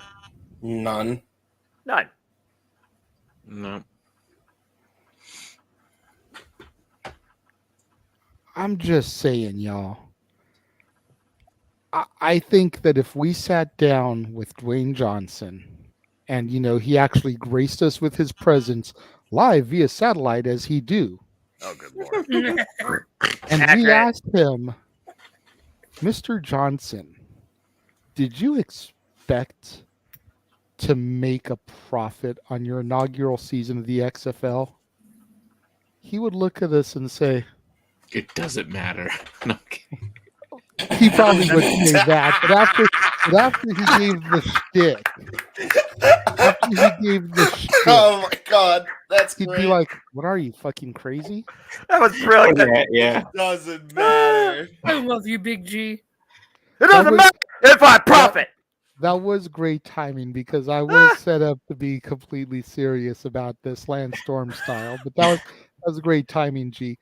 But yes, after he gave us the shtick, which, that's what The Rock would do. That's not necessarily what Dwayne would do. Right. And The Rock doesn't own the XFL. Dwayne Johnson and $7 Productions does. So if we really want to nitpick here. I mean, it's business talk. But I think that him and Danny Garcia and all the rest of the business partners would look at you and be like, we look at losing 60 million as a profit. We're thankful we didn't lose 80 or 100 million. Where's the bottom margin here? How low does the red line go? Like at the end of the day, Dwayne Johnson, The Rock, however you want to refer to old Dewey himself, is still a bankable star.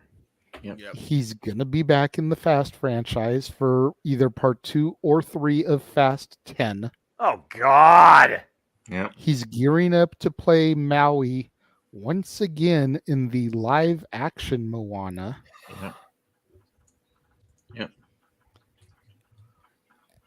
And he still has the match with the tribal chief that he can go to at any given moment. Yep.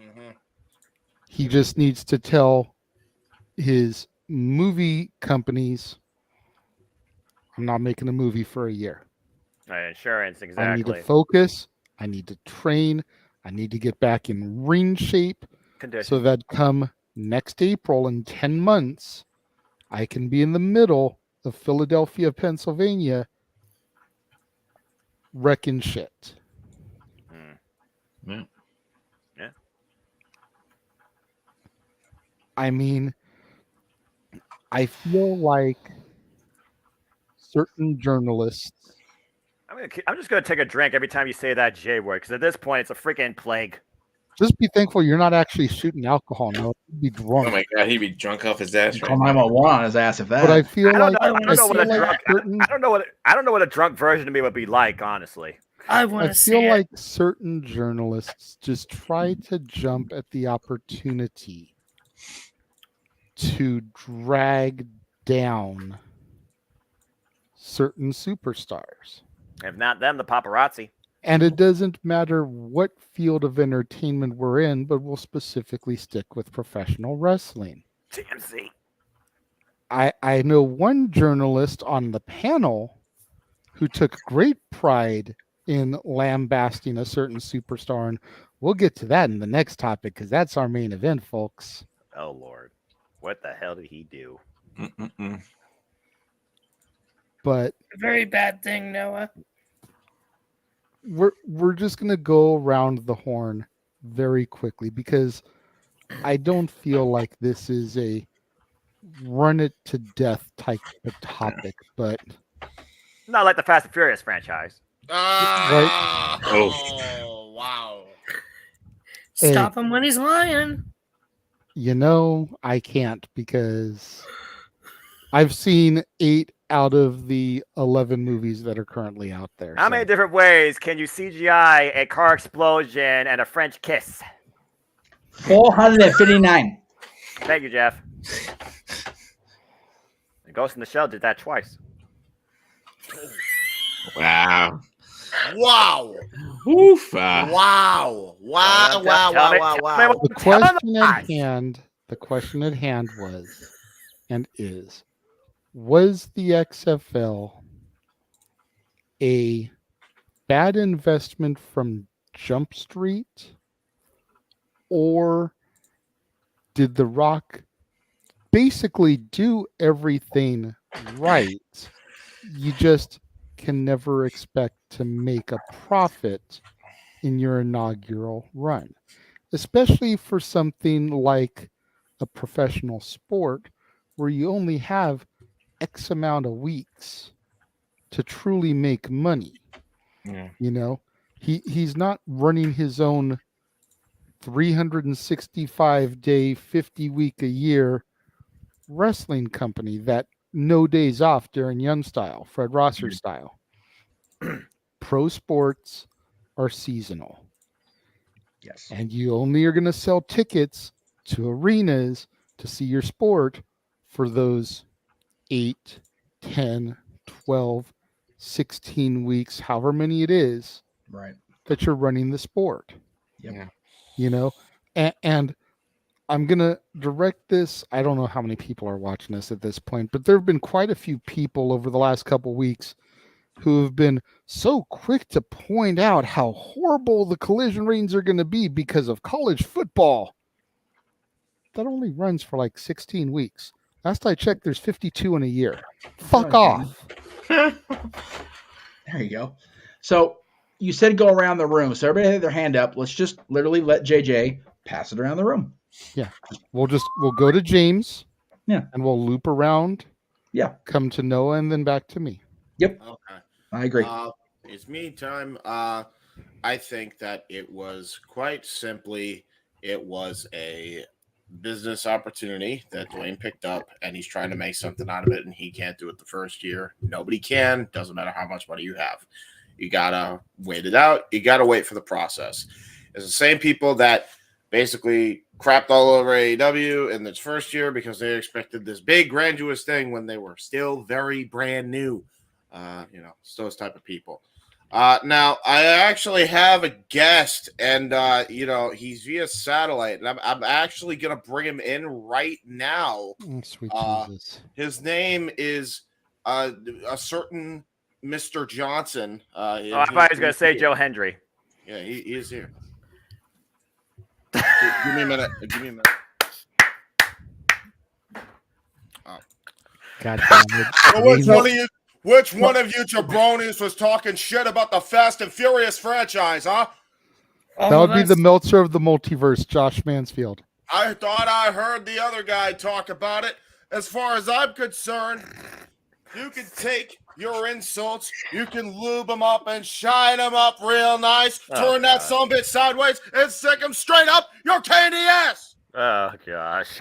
Damn it, James. And for all those who think the XFL is going to be a failure, I'll tell you one thing right here, right now. You're going to be eating your words by the time year 2 rolls around if you smell what The Rock is cooking. Now is that drawn on your wrist? Noah, can you give it to me real quick? You mean me? Oh, okay. Damn it, James! You freaking idiot! Thank you. Hey, Meacham, go ahead. He wanted to be on the show. You guys wanted him on. I got him on. Well, good luck paying that bill, because I sure as hell ain't. Okay, is that it, Dwayne? Yeah, that's it. You autistic fuck. All right, bye, bud.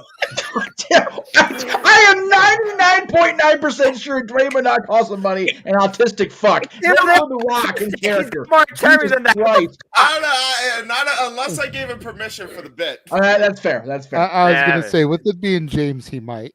Okay, so wow, shit. So for the record, if you want to do the Conan O'Brien shtick next time, tell me. I can make that. Yeah. Anyway, I just had to put something together on the fly. Well, no, that's fair. Okay.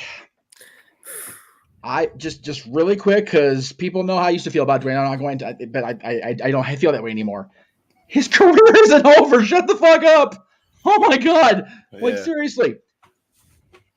They handed a guy who I give more praise to than people think I should a big giant bag of shit midway through 1993 that they didn't want to keep at all in the first place, and said, fix it. Do something with it. And he, being Eric Bischoff, pronouns pal, had a Turner executive at the corporate party a year or two later, wherever it was, get down on his knee and hand Bischoff the first dollar that had WCW in the black. But WCW was always going to die. That is true, because Turner never wanted to be successful. The fact is, Bischoff took that fact and still turned a fucking profit. Yep. The Rock, Dwayne Johnson, his ex-wife Danny, the team behind $7 Productions took a dead. And it wasn't only dead once. It was fucking Meryl Streep and Goldie Hawn, death warmed over. Death becomes her. They were fucking dead twice. They went into it anyway. They were resuscitated and died a painful death following. And presented a sport in a time of year that they might as well have been Meryl Streep with a freaking bullet hole, a cannon hole right through their middle, trying to be successful. Damn! Seriously. Accurate. Football is played in the fall and the winter because guess what? It's cold. You can work out for football in the cold. You do that in the summer, you have freaking hell week for the high school kids that drop dead from the heat. That's why the USFL is not doing all that well in ratings or in output of audience, because people don't want to sit in the fucking football stadium for 10 weeks when it's hotter than shit outside. I commend Dwayne, and I definitely commend the USFL after having to go off their previous ownership. Looking at you, 45. So hell, I applaud both leagues. Yeah. And The Rock lost all this money, so his career's over. And yes, Black Adam didn't do that well. And whatever, Fast and the Furious is, he's not even in the latest one. He's going to be apparently in part 2 of number 10 or whatever the hell they're calling it now. The other one was the cancellation of Young Rock. And I understand that. Here's the problem with Young Rock. What network was Young Rock on? NBC. Okay, that's cool. What time was it on before it went to Peacock for reruns? It was on Friday nights, like at 8 or Friday 8. at 8. Okay, yeah. Friday at 8 or 9 o'clock. One of those. Friday two. at 8 or 9 o'clock. I could swear there's a show that runs on Friday night from 8 to 10 that is named after a catchphrase by somebody. God, it was named after The Rock Show. SmackDown. That's right. So WWE, in producing this show, allowed NBC to put it opposite The Rock's own fucking show. Yeah. Can we say, okay, boys and girls at home, can we say derp-a-derp? And then the other thing that I think really killed it, and granted, I haven't watched a single freaking episode. Oh, I love that Rock. I admit that. But wasn't it this season, the final season, where they dangled the carrot about the potential WrestleMania match? Yes. That didn't come to fruition. So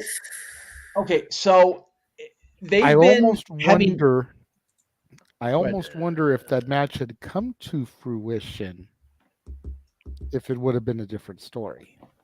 I lost James.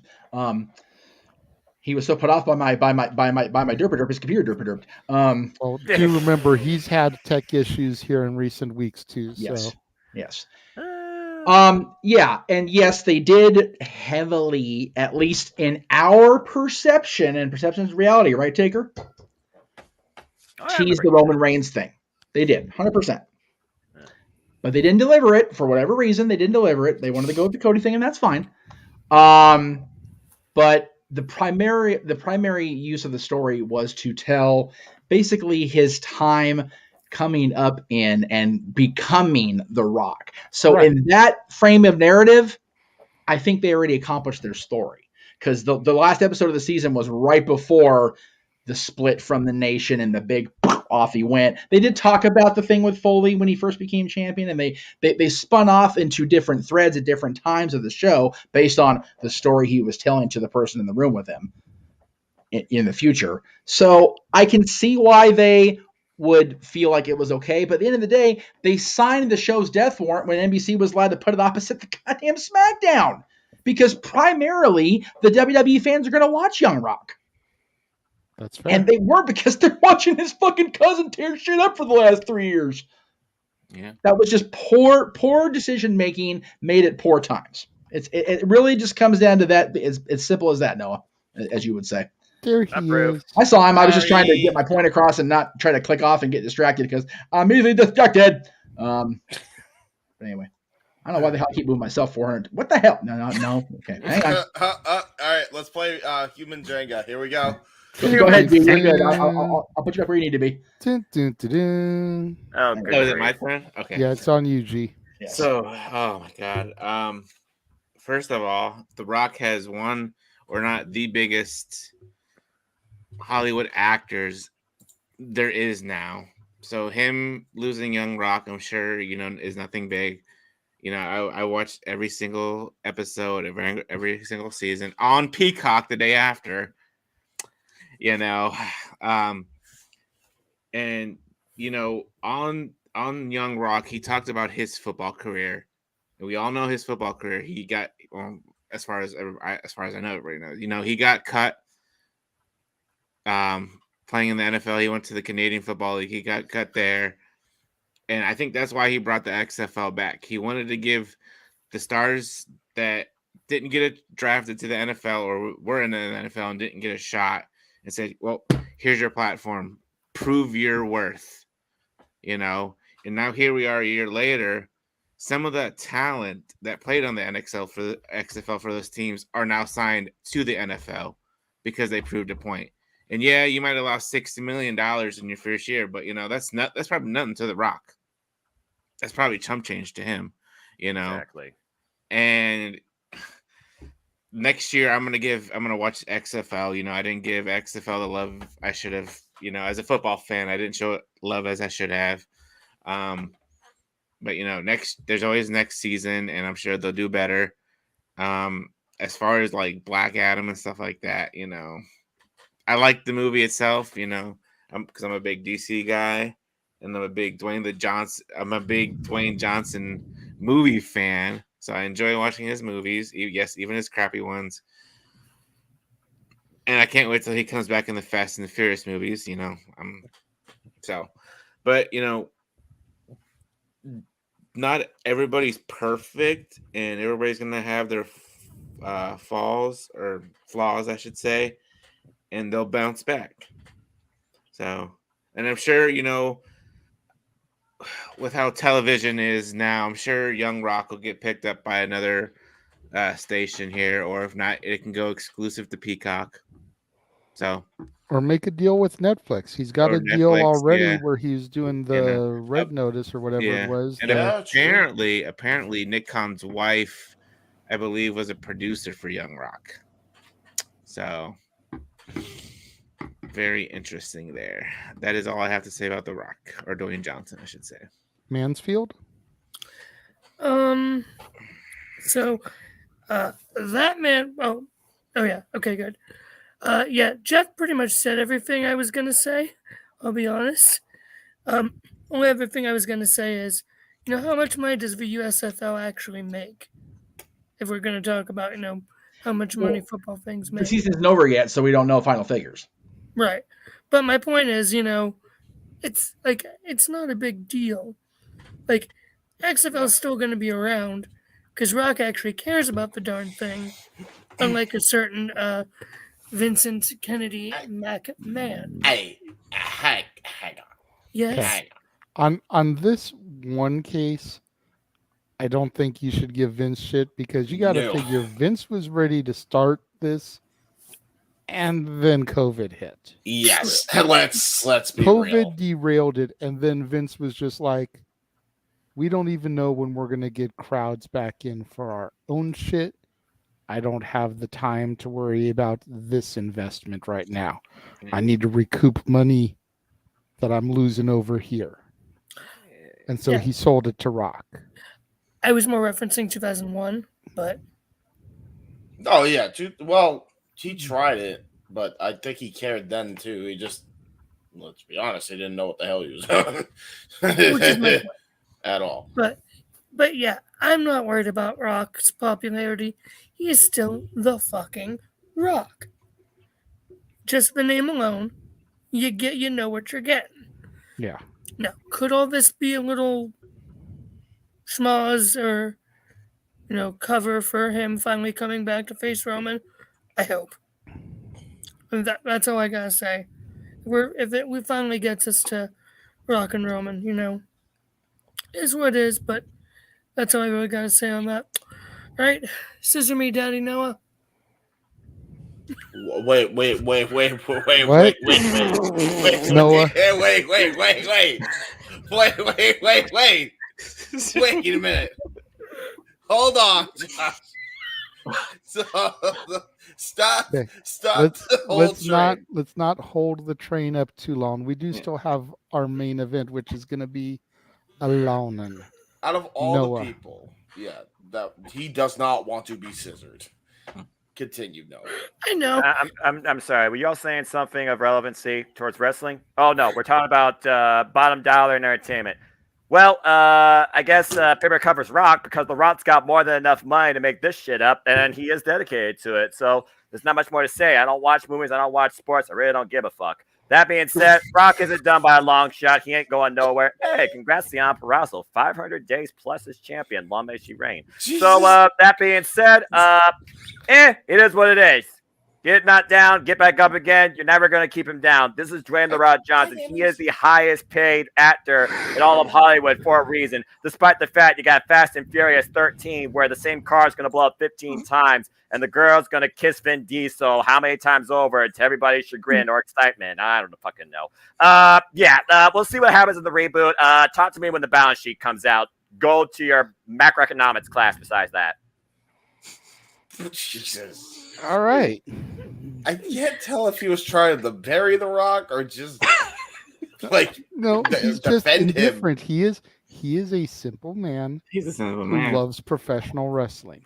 Damn it! He doesn't care about the other shit, which is why I had no problem coming to him last. Gotcha. I figured everybody else would get all their shit in. He'd have some kind of funny thing to say because he don't care about sports. He don't care about movies. And he damn sure don't care about doing Disney karaoke, which he'll be doing in November. But love you, Noah. He cares about professional wrestling, and that was not the topic. Yeah. Even though it was Dwayne Johnson, future Hall of Famer The Rock, it wasn't wrestling related. Meacham. You know, Jay, you and the segues. I love you. You story thread, brother. You tell your long-term stories. What you do, and it's so funny you mentioned that beautiful November karaoke show we're going to have regarding Disney, because in July you're going to be covering the very movies from which we derive most of those songs. Noah's gonna kill us. Noah's gonna kill us. No.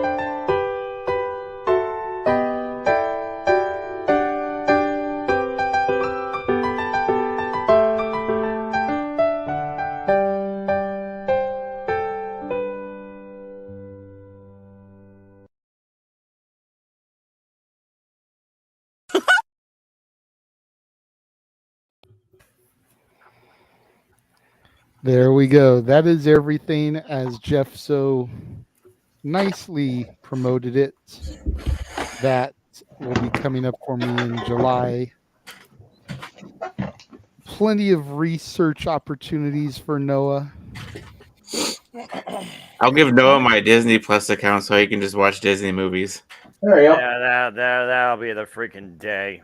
He's gonna need to learn the You know song what? for Disney. Oh my god.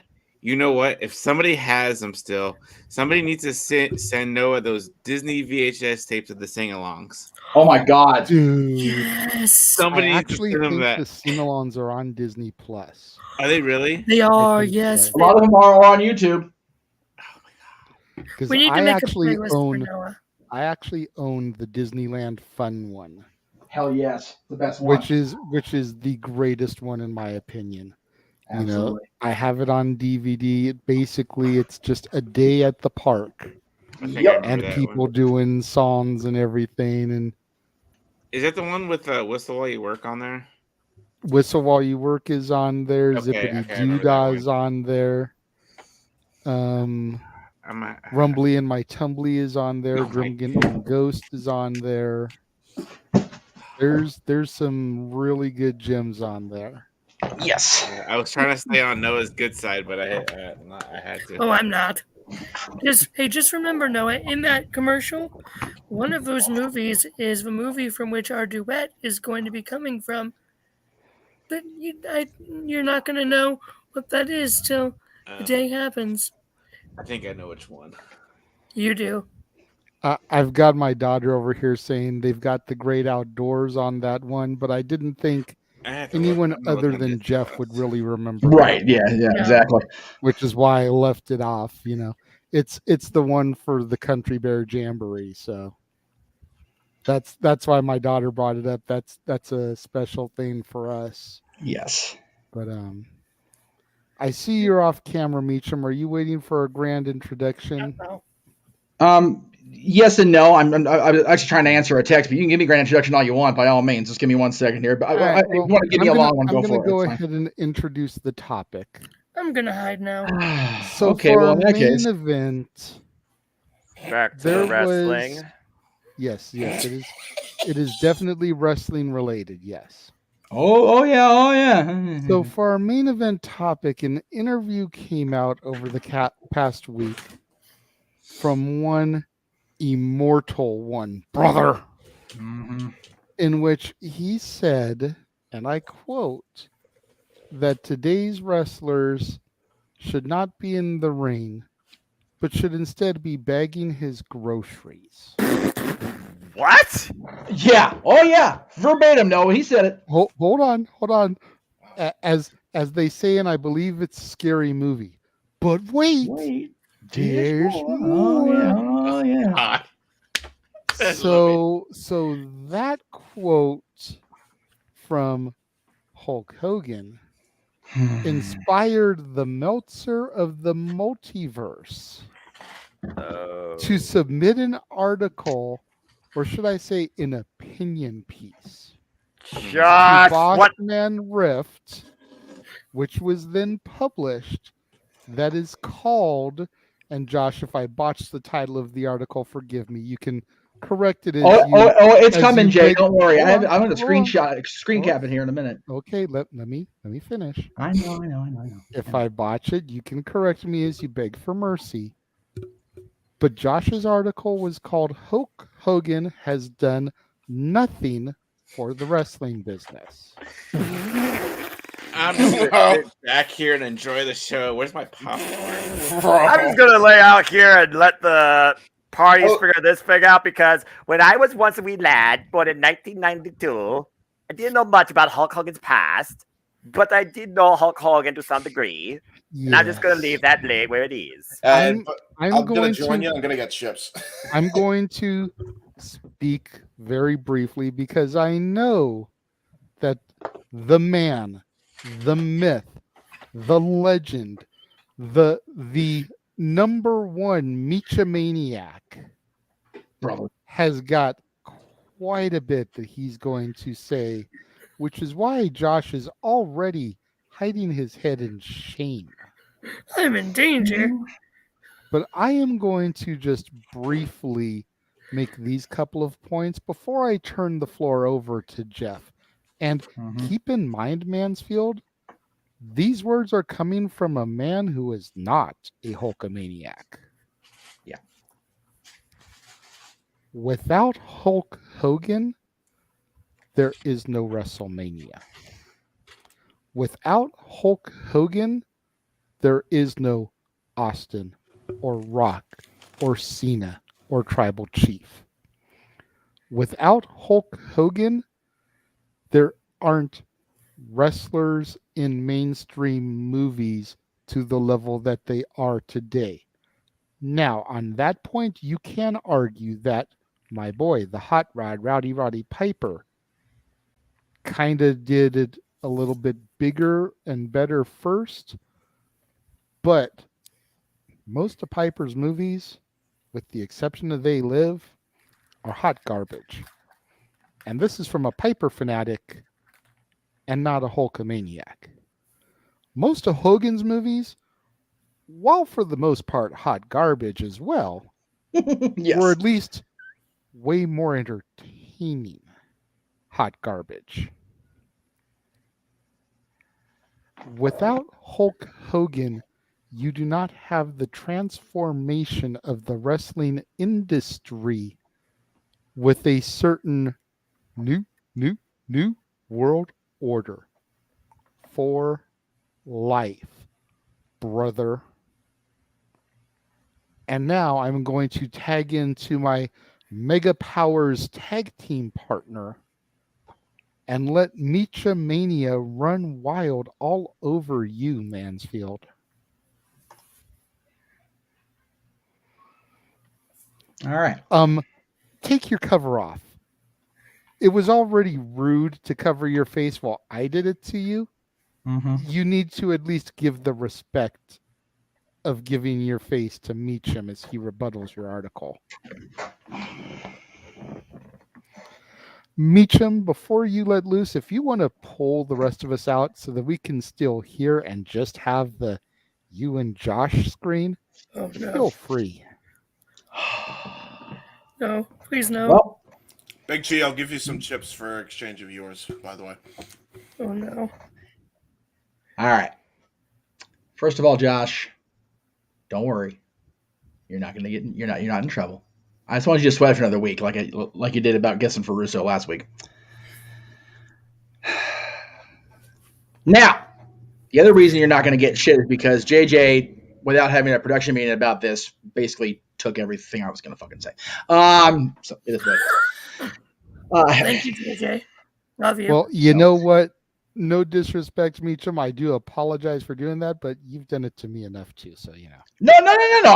That's why I wasn't mad about it, because the point was made, and since the green screen's still not fucking working, I really want to be able to actually have my face be seen when I do this. So fucking stupid piece of shit technology. Too many goddamn people in the motherfucking room. I'm trying to make a fucking point. Anyway, yeah, it's Josh. The title alone is like, dude, fuck you, because you're wrong. Okay? So I am going to do what I said I was going to do and bring up the article. And we're gonna have a bout of itemization time, boys and girls. Done fuck with the wrong Hulk of fucking maniac, muckerfather. Anyway, all right, now. Pop-ups! Anyway, I wish. Sorry, I love you, but goddamn, dude. Right now. Anyway, all right, here we go. Let's see. God, he needs to get a better picture of Hulk, first of all. God damn, that beard with the... Oh, God, barf. Anyway. All right. Yes, you read that headline correctly. Hulk Hogan has done nothing for wrestling. Wrong. He has done absolutely nothing to give back the industry. Wrong. Nothing. Wrong. All the man has done is take and take and take. Also wrong. And his latest comments prove exactly that. His comments are wrong, but so are you. In a recent so JJ did the thing. Hulk Hogan, you've done nothing for wrestling. You are a man who held down so many superstars back in your time. Piper, Rude, Orndorff, Jake the Snake, DiBiase, and this can go on and on. Okay. All right. That's fair. You know what? I'm even going to go you one better that people don't have to, deal with all the people and me bitching. I'm just going to do this real quick. Okay. All right. No. Yes, Drax, we see you eating a Zargnut. Okay. I don't know why. Can we possibly fix that? Like, why is it not doing this? I want it to do this. Oh, I know why. Hang on. I know why. Oh, well, there you go.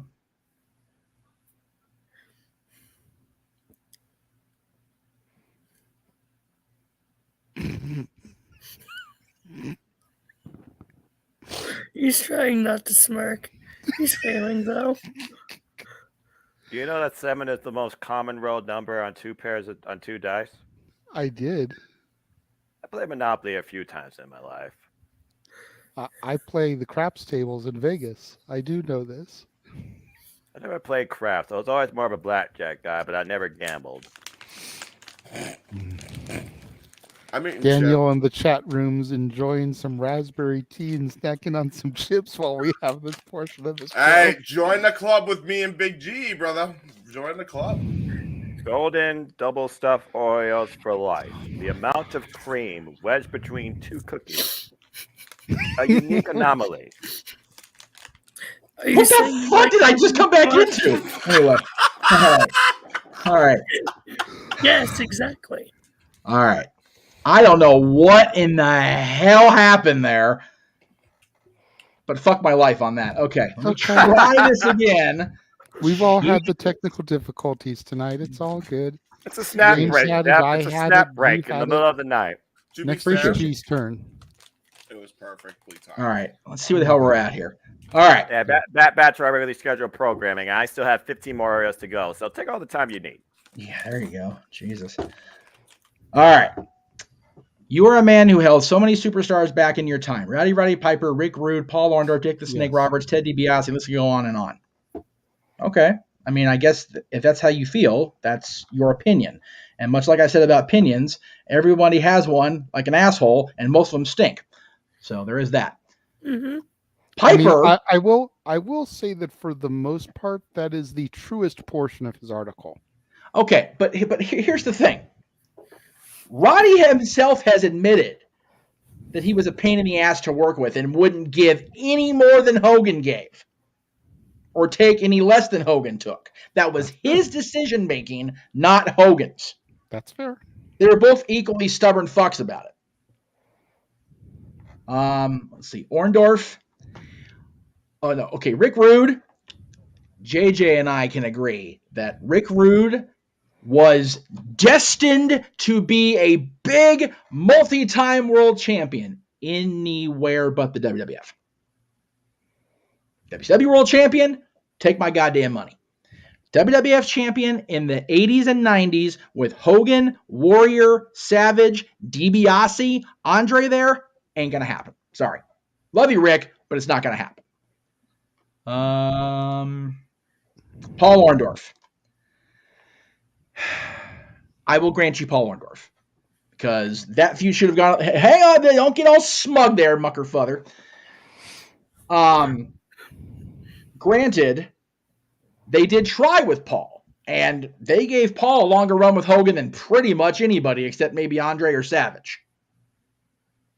But they never gave Hogan and Orndorff the one-on-one pay-per-view thing, and I don't think that was a Paul thing or a Hogan thing. That was a Vince deciding that Orndorff wasn't a WrestleMania opponent for Hogan. So let's see, who was the next one? Jake the Snake Roberts. Again, if Honky Tonk doesn't clobber Roberts into oblivion, we might get that match. So Honky's fault, not Hogan's. Wrong Honky you're blaming there. It's the actual Honky that's to blame, not the white Honky, Hulk Hogan. Anyway, Ted DiBiase. Oh, yeah, he buried Ted like a muckerfather. Only had Ted the main event of WrestleMania 4. Only, feuded with him all throughout 88-89. Made the angle so hot that Ted was to be able to create the $1 million championship. Oh, yeah, he buried DiBiase. Fuck off, Mansfield, with that one. All right, next one. Let's see. This is great.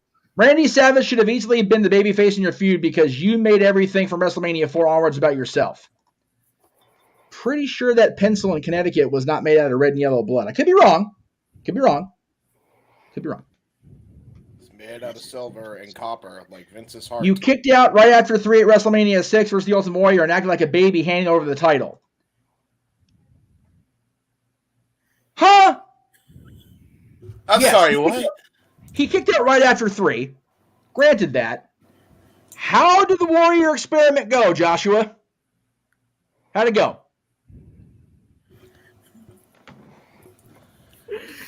The question wasn't rhetorical. Yeah. Okay. It went like poopy because Jim Hellwig poopy. Thank you very much. All right. Can I just say I echo Daniel's last comment? The only thing missing right now is WWF ice cream bars. That would make this segment even better. Call Punk. He can get some. I'm sure he can get some. He had some in Chicago a couple years ago. Freaking Hulk Hogan ice cream bars. Right. Instead of allowing the new star and the Undertaker to have a run with the title, you pre-planned a way to get it back before even losing it and used your politics to get your way back to the title within days. Making an enemy out of the Undertaker? Bad move.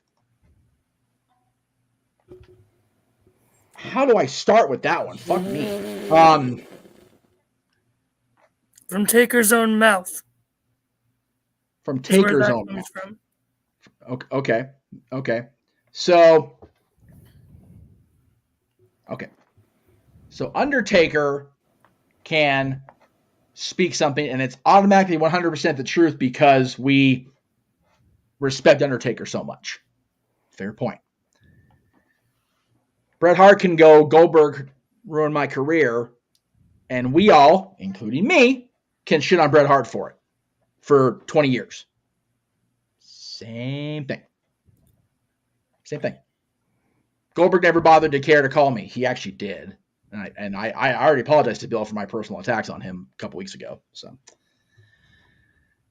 But Undertaker is the most respected superstar in the history of the industry, and 2 of his world championships came at the hands of Hulk Hogan in completely different gimmicks and with the assistance of 2 of the biggest names in wrestling ever, Ric Flair and Vince McMahon, respectively, in the title wins.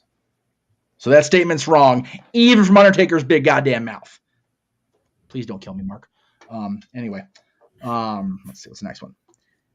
You took the main event slot in WrestleMania 8 in a non-title match. Yeah, I can't argue with that one. Flair and Savage should have made event of that, even though Flair did blade himself half to fucking death and looked stupid doing it. Instead of being content with the tag titles with Brutus Beefcake, which he didn't actually win the tag titles, but that's okay. You sauntered down to the ring at WrestleMania 9 to win the world title for no reason. He said that in all caps. I'm going to say for no reason in all caps. You refused to drop the title to Bret Hart like you should have done, and then lost to Yokozuna after a screwy finish, because Lord help us if Hulk Hogan actually loses clean. Okay. First of all, oh boy, you're taking Bret's word as gospel, which no. Second of all, I agree with him politicking his way into WrestleMania 9, but just I'll keep going because it's oh god, literally everything you did in WCW. That's your quote. And it's all caps, so I want to make sure I said it in all caps.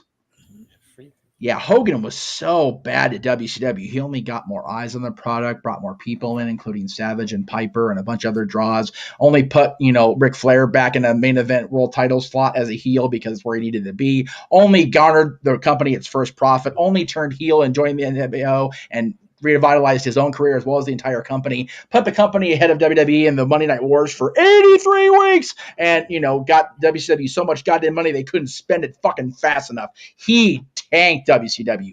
Nope. WCW was always going to tank. It was just how fast the fucking company could throw the iceberg in front of the goddamn ship that Hogan was trying to steer the right direction. Fuck you for that one. All right, let's see. SummerSlam 2005. Need I say more? Yes. Shawn Michaels hopping around the ring like a goddamn trained monkey was just as bad as Hogan's refusing to do the job proper. They both fucked up. They were both brawl-out participants. They can both fuck off on that one.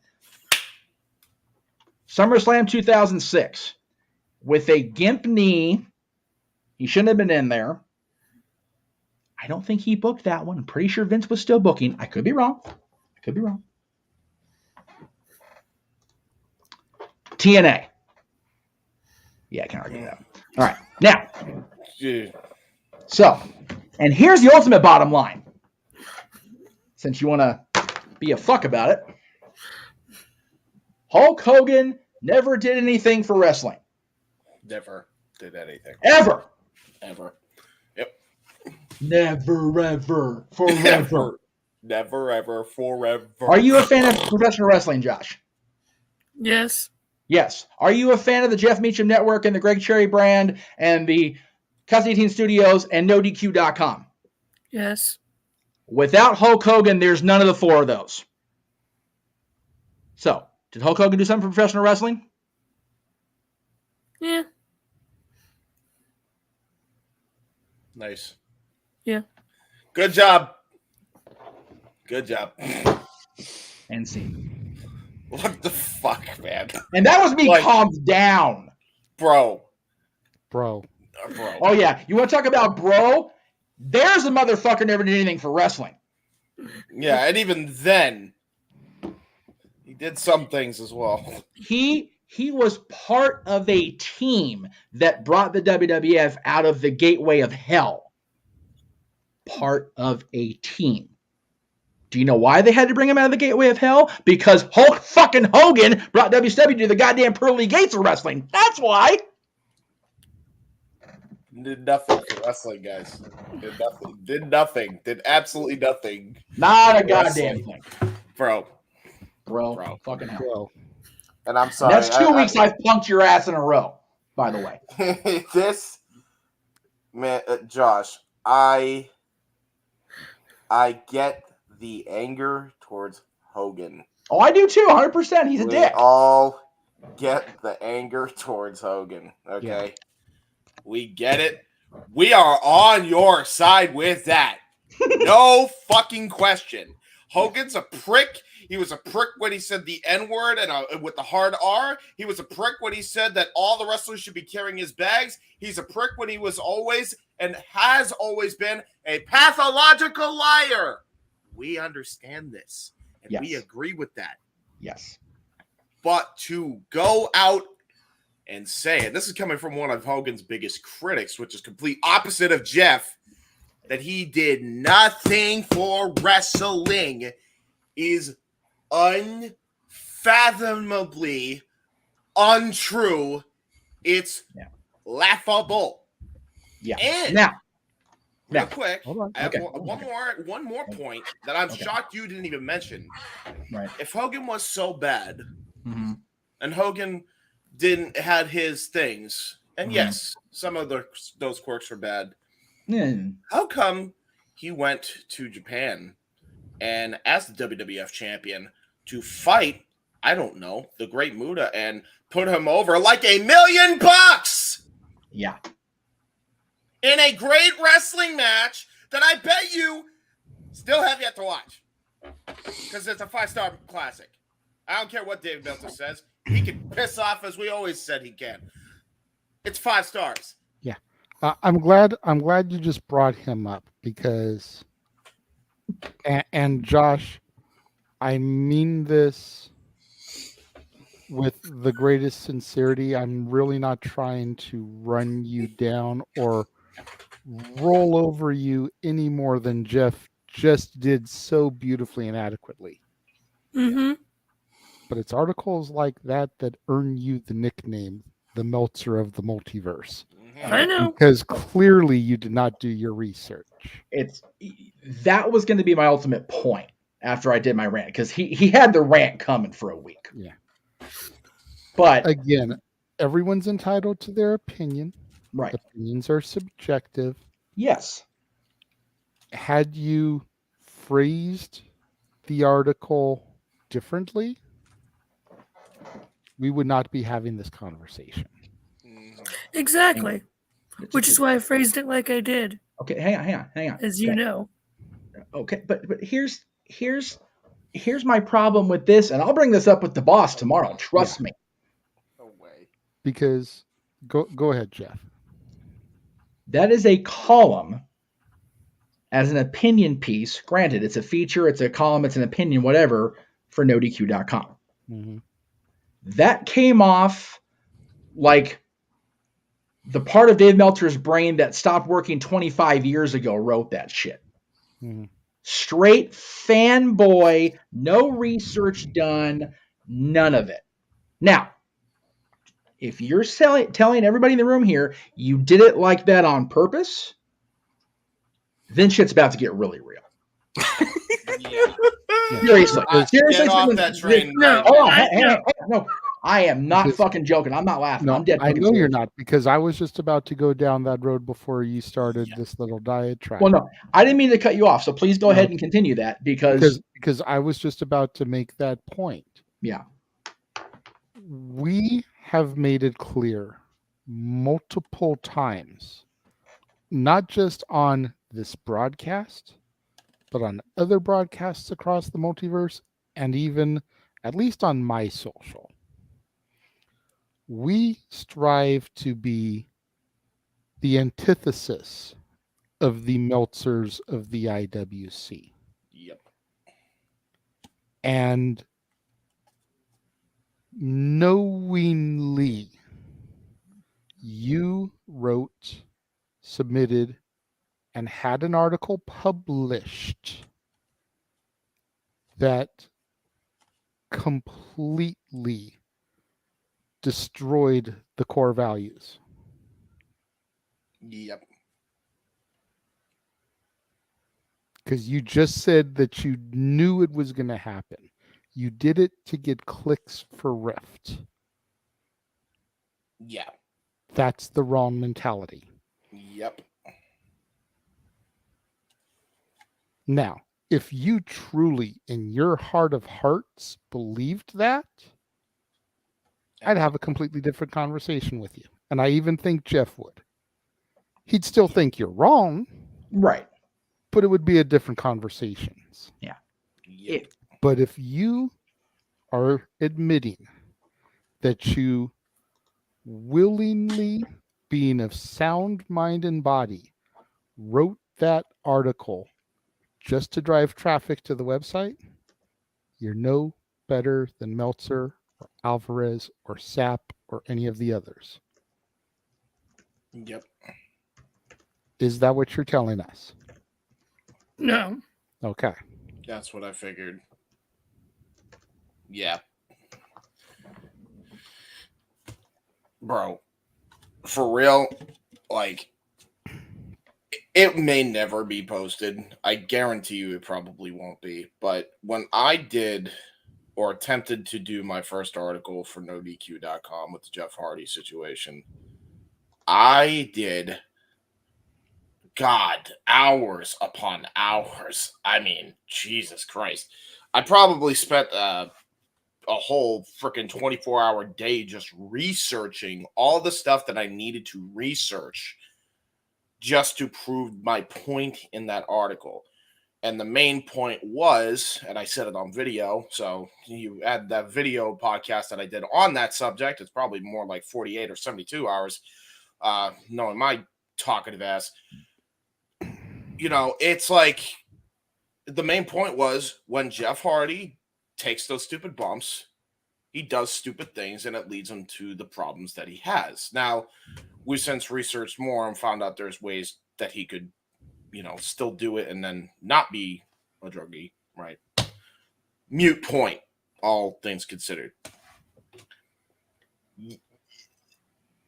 This is never the right mentality to go into something with any form of emotion. Now, you can do that on a podcast because that's what a podcast usually is for. Articles get a bad rep as it is, especially in the IWC. Shit. And this was... Now, granted, you didn't actually mean it. I kind of figured you didn't mean it. I knew you were trying to cover your ass. And then it completely backfired and became serious. But we know you're joking now. It's still bad that you didn't do your research. Like, and just kind of did it happenstance because you were angry. It's not good. It's not a good thing.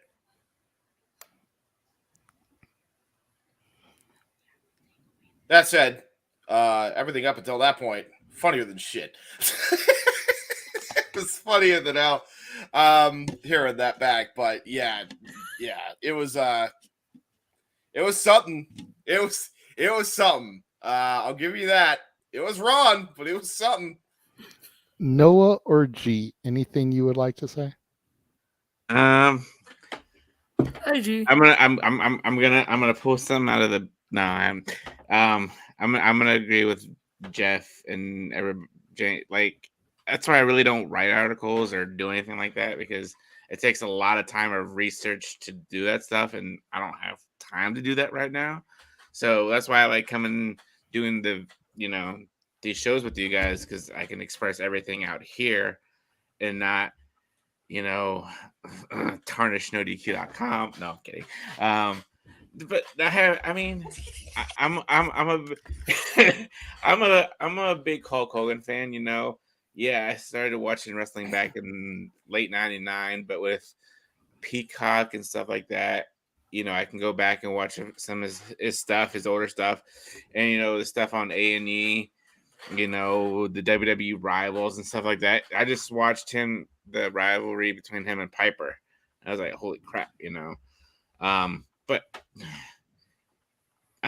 there's not much else to say. I mean, Jeff, I was just sitting back here enjoying. Like I said, Jeff was tearing Josh a new asshole. Yeah, I really wish I had popcorn to sit here and just like Josh, like Noah I love you. The cookies. You're awesome, but like, I know you didn't do the article on purpose, but you need to. I'm trying to see it. Like, watch how you say it or write how you say it to make it to where Jeff isn't gonna come after you. See, so that's why I told him before it even went live, really before I even wrote it, that I apologized to him in advance because I knew what was gonna happen. Let me ask you this: how do I want to say this? What made you write this article? Was it Hulk Hogan the person, or was it just like you just didn't like his matches, or it was his comments that set me off. The comment. Okay, that just set me off. That's Hulk Hogan the person. Like Jeff said, he's just a. I'm gonna say it. He's an old fuck. Yeah, he's all agree. He's bitter. Yes. Mm-hmm. He's very, very bitter, I mean, but which I say at the end of the article too. I'm not going to say Hulk Hogan. I'm going to say Terry needs to realize that times are changing. Wrestling changes. We're in an era now where it's pretty much a spot fest. Unfortunately, it's a spot fest. Yes, and he liked. He was in a different era where it was the big men and stuff like that, larger than life characters. Big meaty men slapping meat. Yes. And so, but Vince McMahon's wet dream. Like everybody's entitled to their own opinion and they're entitled to whatever they think. And, so that's all I really have to say about Hulk Hogan, aka Terry. Yeah, and that's the difference. Yes. Terry Bollea could have walked out there using the name Terry Bollea and, maybe not got as big appeal because it's not a powerful enough name to get out there to the universe, brother. But Terry Bollea, wearing the Hulk Hogan gear, probably in the interview. I didn't see the video, so I'm assuming. Or some sort of Hulk Hogan looking gear, because people don't know him as Terry Bollea on first speak. It's always Hulk. Very few people call him Terry fly out of the gate unless they're intimate friends or family or whatever. Right. So I can see where the distinction is hard to make. But the notion that Hulk Hogan did nothing for this business is just it's almost such a big steam pile of monkey crap. The Rock even was like, yeah, I didn't even touch that pile of monkey crap. It's so steaming. Yeah. Because it's just not true at all. No. Nope. It People, more would be often than not, when people talk about the Mount Rushmore of wrestling, if Hulk Hogan is on their lips, I question their sanity and whether they have a fever that day. It would be the same thing as saying that Vince McMahon has done nothing for wrestling. Right. Exactly. Yeah. I'm a bigger hater of Vince than I am of Hulk Hogan. Noah just changed his tag. Words. I can't see what it says. Words matter. And no. That's the biggest thing. Words matter. Yes. Josh, I'm going to extrapolate on JJ's point that I almost cut him off from doing. If you came out there and said, Hulk Hogan did all these things for wrestling, but at the end of the day, he's still a piece of shit as a person, I'd argue with you because he's never been a piece of shit person to me and mine. But a lot of people will agree with you and stand in front of you so I don't kill you. That's the difference. Yeah, true. You say he doesn't do anything for wrestling, we're all going to take turns popping you in the head. You say he's a piece of shit person, if you've encountered that, that's your opinion based on experience. Yeah. It going back to the Vince thing. It's just like how last year around this time when things started going down, James would talk about what a piece of shit Vince McMahon was. Yeah. I have never had that experience. Me neither. Right. I physically met the man outside of Staples Center.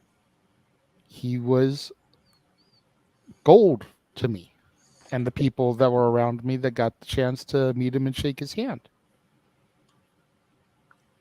Difference of public opinion. Yep. You know? It's just like Jeff has hated on Goldberg for all these years because of the way that one particular person from No DQ got treated when they tried to get a word with him and set him up for an interview. And he held on to that hatred and hostility for 20 years. And he watches the freaking Hidden Treasures thing and is like, must have just caught him at a bad day. Because what I see here and everything I've heard from everyone else, that's the way he is all the time. Yep. Must have just caught him on a rough day.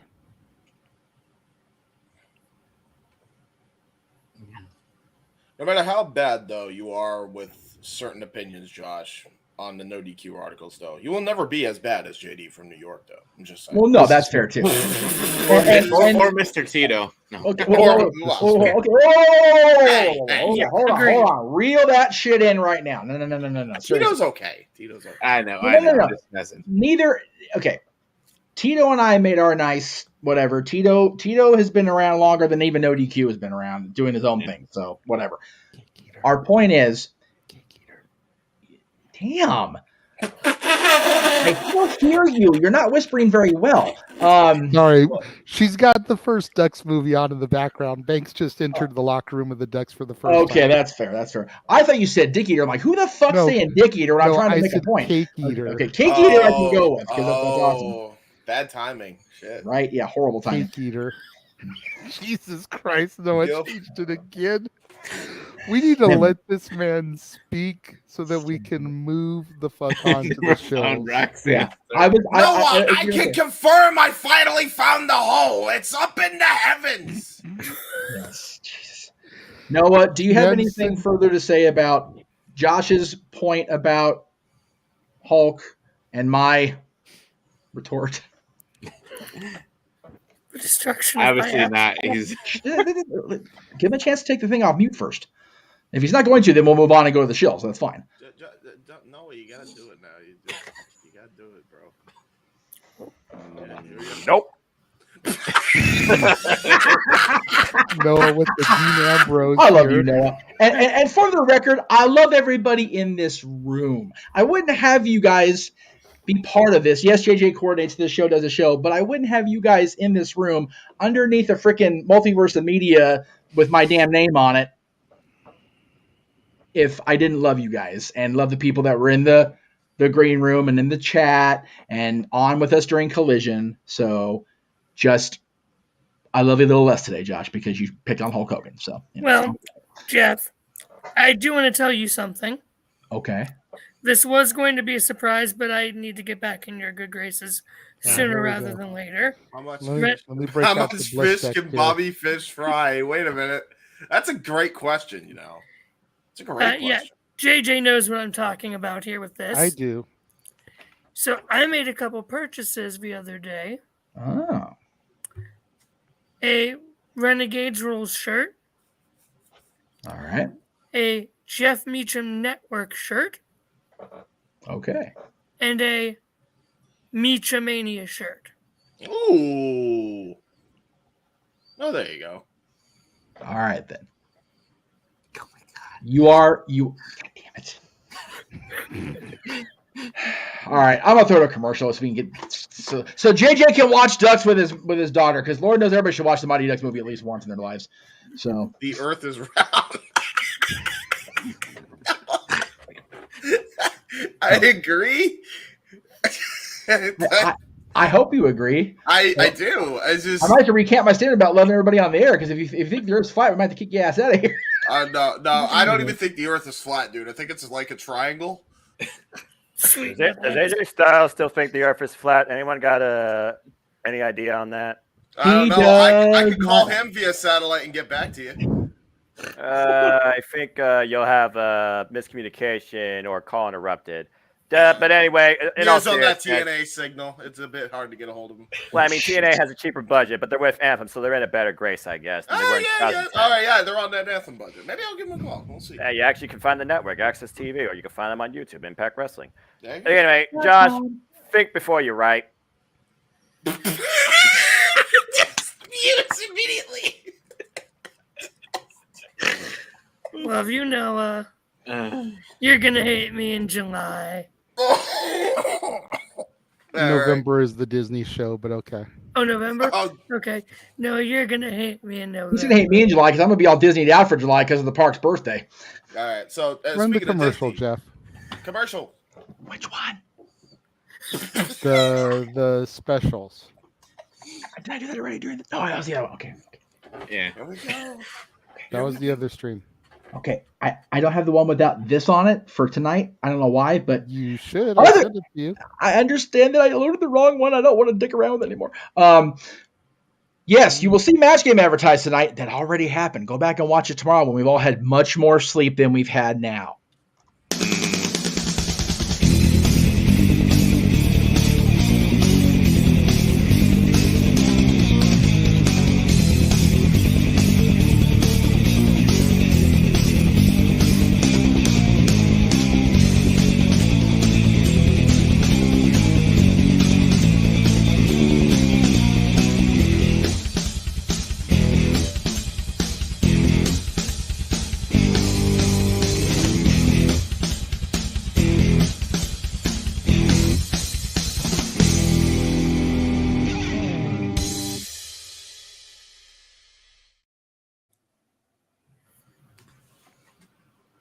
He gives the whole spiel, and it was the right one. Started with Pyramid. Oh, yay! I did good. Did good. Gosh, oh, okay. Did a good thing. Hey Noah, how can I make you smile? Smile, bro. Smile. What do I gotta do? I got an advertisement that might make you laugh, so we'll try that out.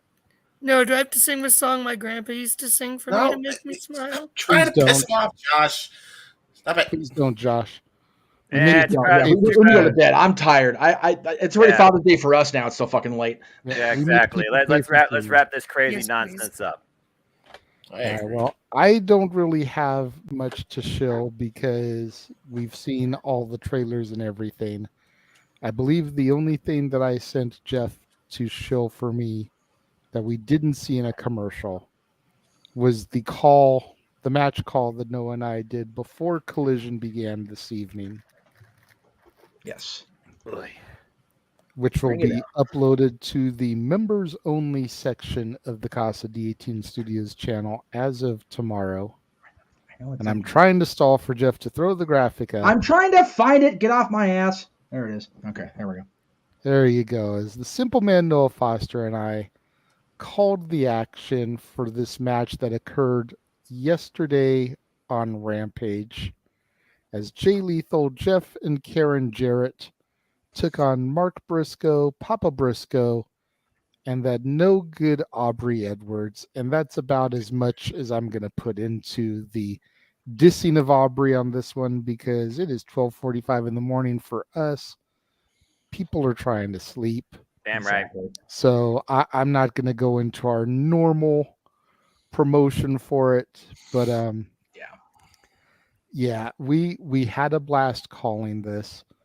Me and Noah have discussed where originally I was talking about doing complete pay-per-view retro calls. Me and Noah, after we finished calling that match, discussed maybe making it a little bit more viewer interactive and having people vote on a match from the pay-per-view to do a call for. Very much akin to the old Wrestling Rewind that you used to do with Greg Cherry, Jeff. Yes, I am all we for will that. throw up, for next year, January 2004, the Royal Rumble pay-per-view. Which match from the show do you want us to call? Yep. No Way Out 04. Which match do you want us to call? And we will still give the show representation, but we just won't do a whole 3-hour pay-per-view call, with a few exceptions. Obviously, the Road to WrestleMania, we're still going to call all the WrestleManias. Lord help Over us. the Edge 99 for the 25th anniversary of Owen's passing, we're going to still call the entire show, because that's the type of show where you can't really single out one match. Everything in the peripherals was kind of going on, and the entire show really needs to be focused on. But everything else, it's just going to be, which one match do you want us to call from these shows? And like I said, making it a little bit more audience interactive, audience participation, people vote, and then that'll be in the members only section. $5 a month. You get that content. You also get my wrestling DVD reviews, where, I will still review full pay-per-views. You just won't get full, watch-alongs for them, retro watch-alongs. I reviewed and canned my first one today. Need to go through and do the light editing on that so that can go up. That'll be the first Thursday review in July. Yes. I still need to can my July 1st one for Saturday, which is going to be the Great American Bash. It's either 07 or 08. Forgive me. It's the Cena Lashley one. But I got the DVD of that, so I'm going to go review that one for July 1st for my initial kickoff. And then I'm going to go into the land of Noah, James, and Big G's NXT for an entire month, reviewing all those DVDs from Secret to Sensation, NXT Greatest Matches Volume 1, Best of 2017, and Best of TakeOver 2018. 12 discs of NXT action to go through. My NXT! Damn it. Mine too. So I've got all that still to go through and do, but yeah. That's the main thing that I wanted to show that didn't get seen in the numerous trailers that have been aired over the course of the show, because me and Noah had a blast doing that. We have so much fun playing off of each other when it comes to Aubrey Edwards and Karen Jarrett. I'm hoping to have that match edited and uploaded, we'll say noon tomorrow Pacific, which would be 3 Eastern. Don't hold me to that time, considering how late it is right now. Maybe a little bit later getting it up. Yes. But it will be up at some point tomorrow. Yes. Yes, indeed. Yes. All right. James, we showed your trailer. Anything else specifically, or can we go ahead and I just have one thing to laugh at. It's a minute one, or probably shorter than that, to be fair. Okay, cool. So Here's my screen.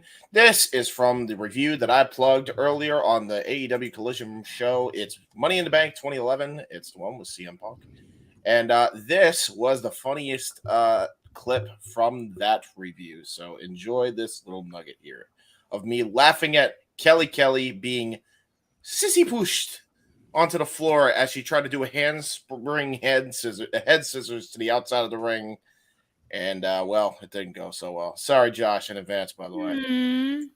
It was a bad bump, I think we should talk about. And that's when Kelly, and this is back, I don't understand why Kelly did this in kayfabe, because it ends up backfiring when she does the headstand, when she does like the We can hear this, right? And she gets pushed into a moonsault. Can we hear this? It's like, I don't understand why. How am I supposed to feel?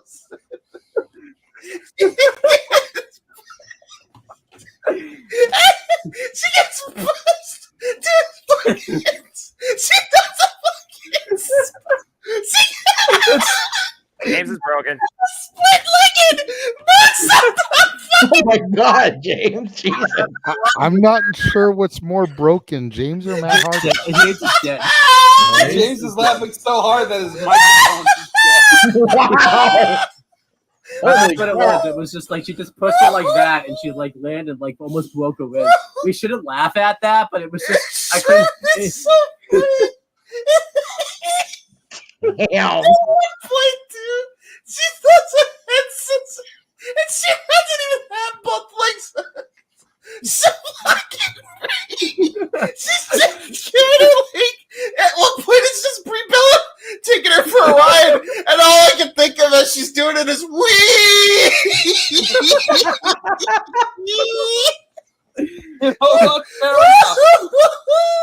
Oh my God, he's gonna die. Jeez, oh, peace. There you go. And all Kelly did last year at the Royal Rumble was fall like a damn red-footed after the handstand on the apron. And then, Jeff, there was your payback. That's all. Yeah, there you go. Thank you. I appreciate you. Thankful, James, be thankful that you were not a tuna. You would have died. Right? Straight up weasel died. Yeah, for real. I have seen Rabbit. Who Framed Roger Rabbit. Oh, wait. Did Noah just connect that to Who Framed Roger Rabbit? Yes. When Noah I was with the once a wee movie lad, I reference? did watch movies. That used to be one of my favorites as a child. And Jessica Rabbit. Hey, yo. Well, I mean, I can't argue with that. Hey, yo. But yeah, I mean, Jesus Christ, James. Hey, listen. So my middle school, high school celebrity crush. Hey, listen. When you try to do a handspring and you're doing it on the apron, you reap what you sow. Sorry. When you do that, you reap rope. that just shows. More than once. That just shows the difference in tastes from us, because my high school crush was Kelly Kapowski. Who? Yeah. You're fired. You're fucking fired. You just are. Jesus. I know you're a baby, Josh, but Jesus Christ. Don't make the hairs on my face go grayer. Kelly Kapowski from Saved by the Bell. Oh. Oh, God. Okay. I was always now a I know Jeff. who you are. It's okay. We're okay. And I got the peanut gallery over here saying Jesse's hotter, so you know. She's grounded. I thought he was talking about me because I said I like Jesse. Well, I mean, you know, taller, longer legs. Hey, just because Elizabeth girl in her later years. Just because Elizabeth Berkley got naked on film first doesn't make her any hotter than freaking Tiffany Thiessen. I said what the hell I done said. Drug usage, you know. Please don't ask more. No, we don't need to talk about showgirls on this show. No, we don't. Moving right along, Digga-dun. Big G, what do you have to plug? What? Not a striptease. That's for sure. Please don't anymore. Please don't anymore. I can't. No. Oh, gee. This looks like it's fun. G, what is this? So yeah. All right. Let me do my plugs. So WrestleBash 2 will be in August in New Jersey. We are bringing Kylan, Mother Effin King, and Bois. And then November time, Thanksgiving weekend, we'll be down in North Carolina for WrestleMania weekend North Carolina. with Mr. Kate and Rebecca J. Scott. I think in between we're taking a little break. I know we're doing something for Mission Pro Wrestling down in Texas. Nice. Thunder Rosa's and promotion. then I know Celeb Fest, we're trying to work on somebody too. But then there's my social handles. You can follow me there, and that is it for me. All right, cool. Let me get that. The Missing Kate, one half of the NWA Women's Tag Team Champions, Rebecca Scott, current, I think, Global Fighting Champion for ZCW, the All Women's promotion, Capital Championship Wrestling. Oh, there you go. Mansfield? Yeah. Let's see Josh's thing in here. It's not in here. Fuck. Sorry, Josh. It's not in here. Oh well. So you can follow me on Twitter at CatholicJosh122, Instagram Almangram, and you can see my articles over on No DQ. Although I don't know if I'd recommend that last one at this point after what happened tonight. But you can look out for a new one coming from me next week on should Michelle McCool get a Trish Stratus style run later this year or next year? Should she get that next? So look for JJ's right on Josh next week. So that's all for me, except to say that when we're talking about things that we should, I think, Noah, one day we should have you react live to the RVD Katie Forbes video for Open Mic Night. Why are you trying to prolong this show? What is the matter with you, child? Why? Jesus. You're wrong for that. Why? Is that even wrestling related? Because I'm not going to give a shit otherwise. No. It's not. You don't have to give a shit. No, it's only related because they're wrestlers. That is literally it. I don't remember Katie Forbes ever wrestling, but okay. Oh, he knows Katie Forbes. Okay, so we're okay. All right, now let's move on. Cool. Wait, Katie Forbes with RVD, right? That's his current wife? Yes. Oh, yeah. Oh, wait, I forgot there's another Forbes. I'm the dumbass. I forgot there's another Forbes that models. Anyway, moving on. You guys are confusing me. Yeah, I am too. Meechum, I just sent you something. On Facebook or okay. Yes. Oh, fudge. I agree. I like fudge. Fudge is nice, tasty treat. It is. If you want to do your plugs while you load those in. I am going to do that. I'm just trying to fucking. Okay. Oh, there they are. Okay, cool. All right. Oh, I know. Actually, I have those. I have the ones for Noah. I just didn't have Josh's for some reason. Got it. Okay. Okay. So Noah's plugs. So you want to do mine? You want to do Noah's, or do Noah's when he's doing his positivity? Yeah, exactly. Okay. All right. So far to me. Do yours. Do Noah's plugs. All right. Do the special thing you wanted to do, then do his positivity. What's today, Jeff? Oh, fuck. All right. Sorry. Look, we've been going for a long time, all right? We are. It's okay. It's okay. It's okay. I honestly didn't get the pictures cropped because I've been so busy trying to get the show together, but I'll try to do my best. Anyway, yes, these you saw advertised earlier. These are the Multiverse of Media watch-alongs that we are doing in July, of course. Money in the Bank. SmackDown added this week because we decided, hell, it may happen, it may not, but it's going to be a big event. It's at the Garden, so we're going to run with it. Slammiversary, Death Before Dishonor, and NXT Great American Bash also announced this week. We have a finite confirmed date for episode 1000 of. Hey! We'll be doing a live watch-along of that. Yes, we realize it's being recorded. It'll be live to us, you dorks in the Multiverse U. Also, Payback will be before that on September 2nd, and if, God help us all, it's not going to happen, but if it does, that will be the 3rd year anniversary to the weekend of Roman Reigns becoming champion. Just saying, it can be a thing. Also in July, we have, after Money in the Bank, we will be presenting the Jeff Meacham Network Mid-Year Awards, honoring the best in the first half of 2023. If it's a slow news week, like it may or may not be, we'll do the awards as open mic night with other stuff spurred in. If it's a big news week, we will have the awards announced after each talking point. Also, Dad's Not Always in Wrestling will cover both the top 10 solo-era Beatles songs and the top matches from the history of ECW Heatwave, including the year 2000, which JJ was in attendance. That's a Conan O'Brien reference for you also, kids. And our game night in July will be the classic Dick Clark hosted / Johnny Osmond hosted / I don't think anybody else hosted that show, Pyramid And Noah and I will be coordinating this coming week on the graphics because Jeff ain't gonna fuck around with the game nights no more.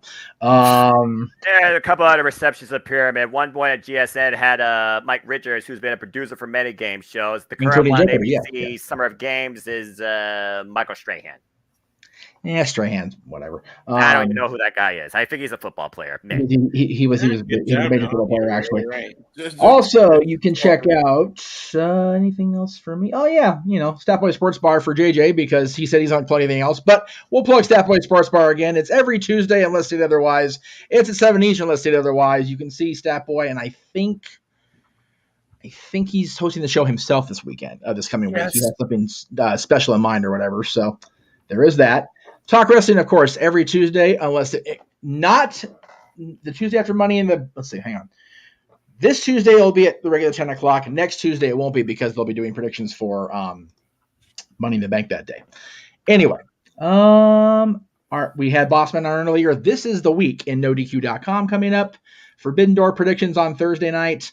Live recaps, the riff recaps of Raw, AEW, Dynamite, SmackDown, and Collision, according to the Bossman, which I didn't know until when I made this graphic, and he made that clear that he wasn't sure. And there will not be a No DQ review next Sunday because it will be his coverage of Forbidden Door on the Tweeter during that hour, and we will be on doing our watch along. So there you go. He's doing us a solid, and we appreciate that. That's it, boss. Nice. Okay. As far as I know. Noah, go ahead and run through your plugs. All right. Again, I stay busy. I keep it simple. Stay tuned for simple takes on AEW Forbidden Door, whether it's me, JJ, James, maybe somebody else from Material Productions, Owen Finch, Zero, or even Case Gallagher. Of course, me and JJ will be back with Money in the Bank, and then I'm going to finally try and boot up the Impact Wrestling simple takes on pay-per-views, at least, with Attila for some anniversary. So stay tuned for more of that. Those, of course, will be airing live or pre-recorded at a later time on my channel or JJ's channel. And speaking of Super Predicting, the flagship forum on my Super YouTube channel, the next Super Predicting, of course, is the Forbidden Door, tentatively 5:15 p.m. Eastern Standard Time, as they always are live this week, Friday. So stay tuned more on that. And, of course, the Predicting is just beginning because wrestling has no stopping point. So there you see all the City Predictions coming up just across the summer through the end of August at this moment. Enough wrestling.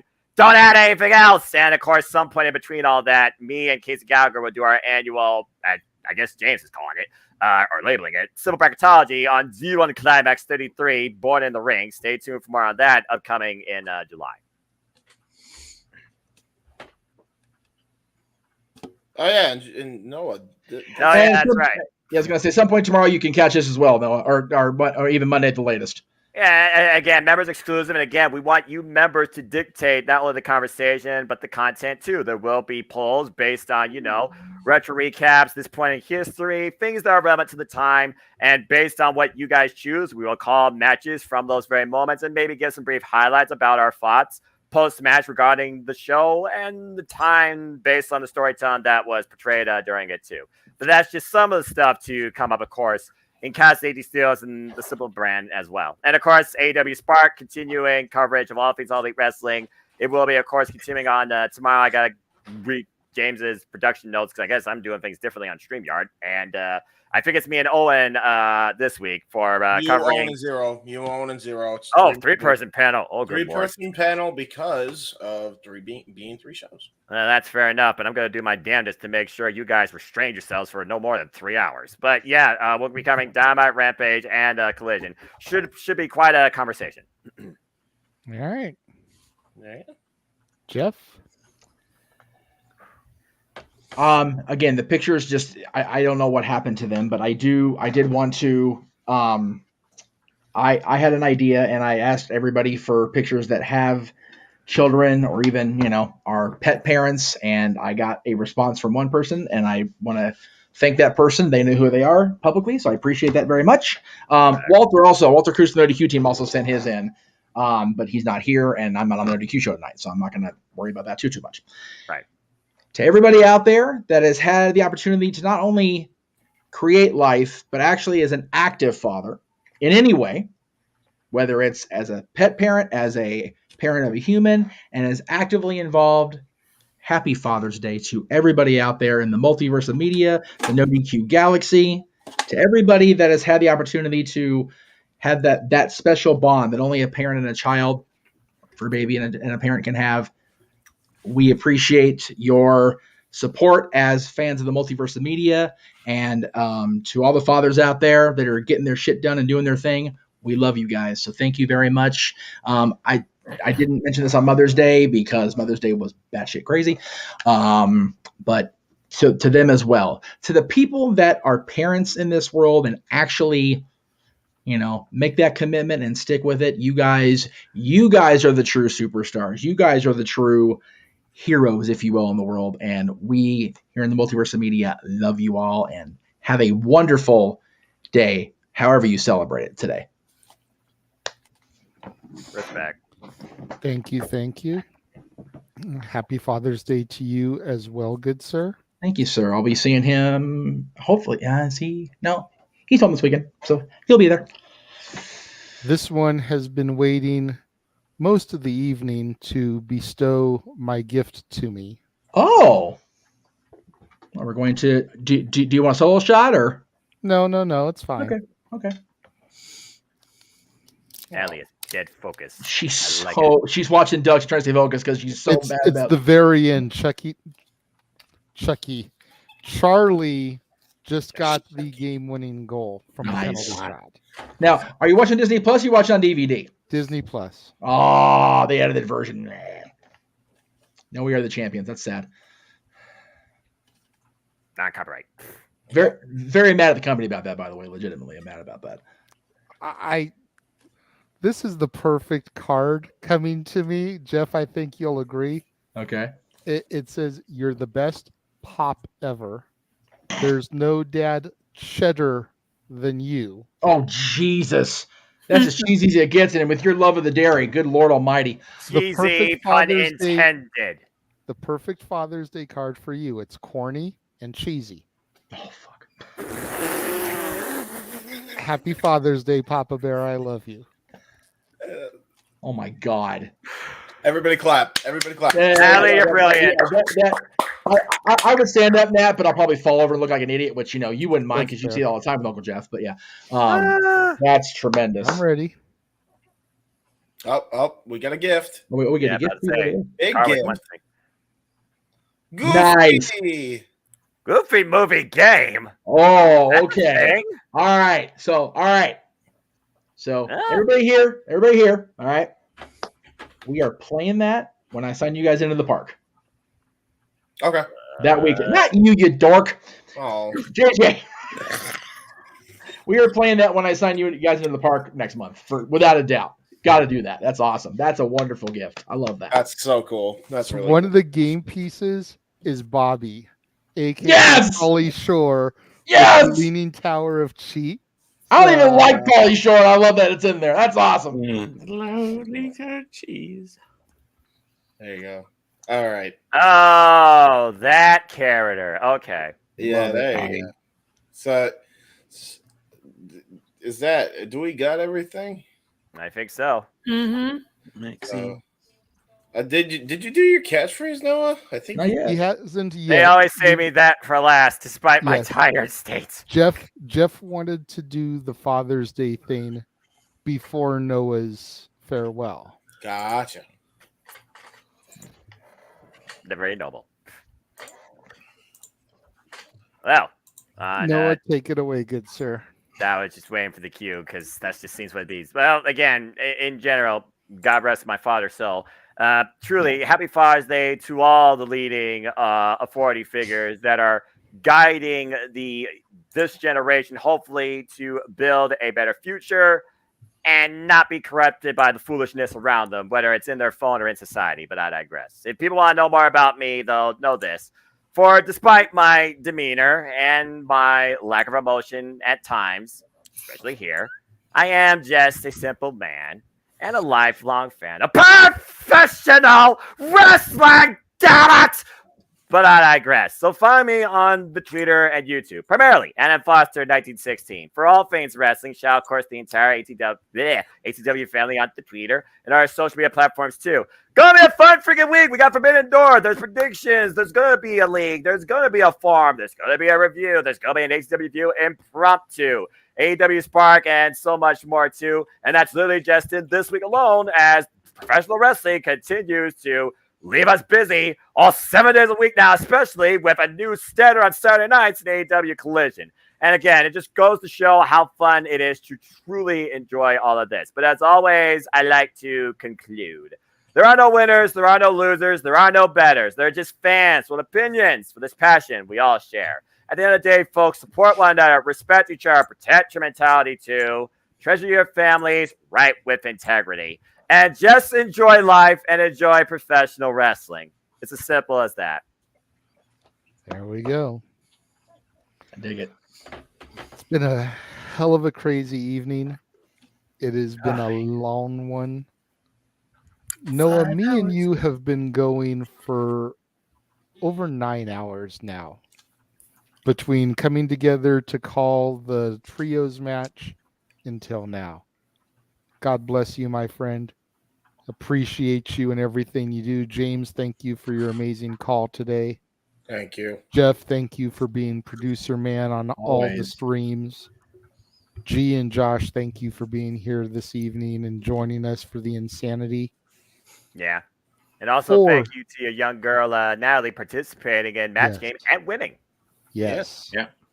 Thank you, Natalie, for participating in Match Game, and congratulations on winning. For the Cleveland combatant, the Meltzer of the multiverse, Josh Mansfield, and even more of a Meltzer with that article he wrote this week. Mm-hmm. For the big baller of the No DQ galaxy, Big Baller G. Ballin'. For the Heb man, James Hebert. For the simple man with the spectacular voice, Noah Foster. For the man whose name is no longer on the marquee because he took it down for the shills, the West Coast professor, Jeff motherfucking Meacham. I am the Renegade of Wrestling, JJ Williams, your moderator and host for Open Mic Night. Thank you all for joining us here this evening, and we will see you guys next week. Have a good night. Have a good night, folks. Thank you all very much for watching.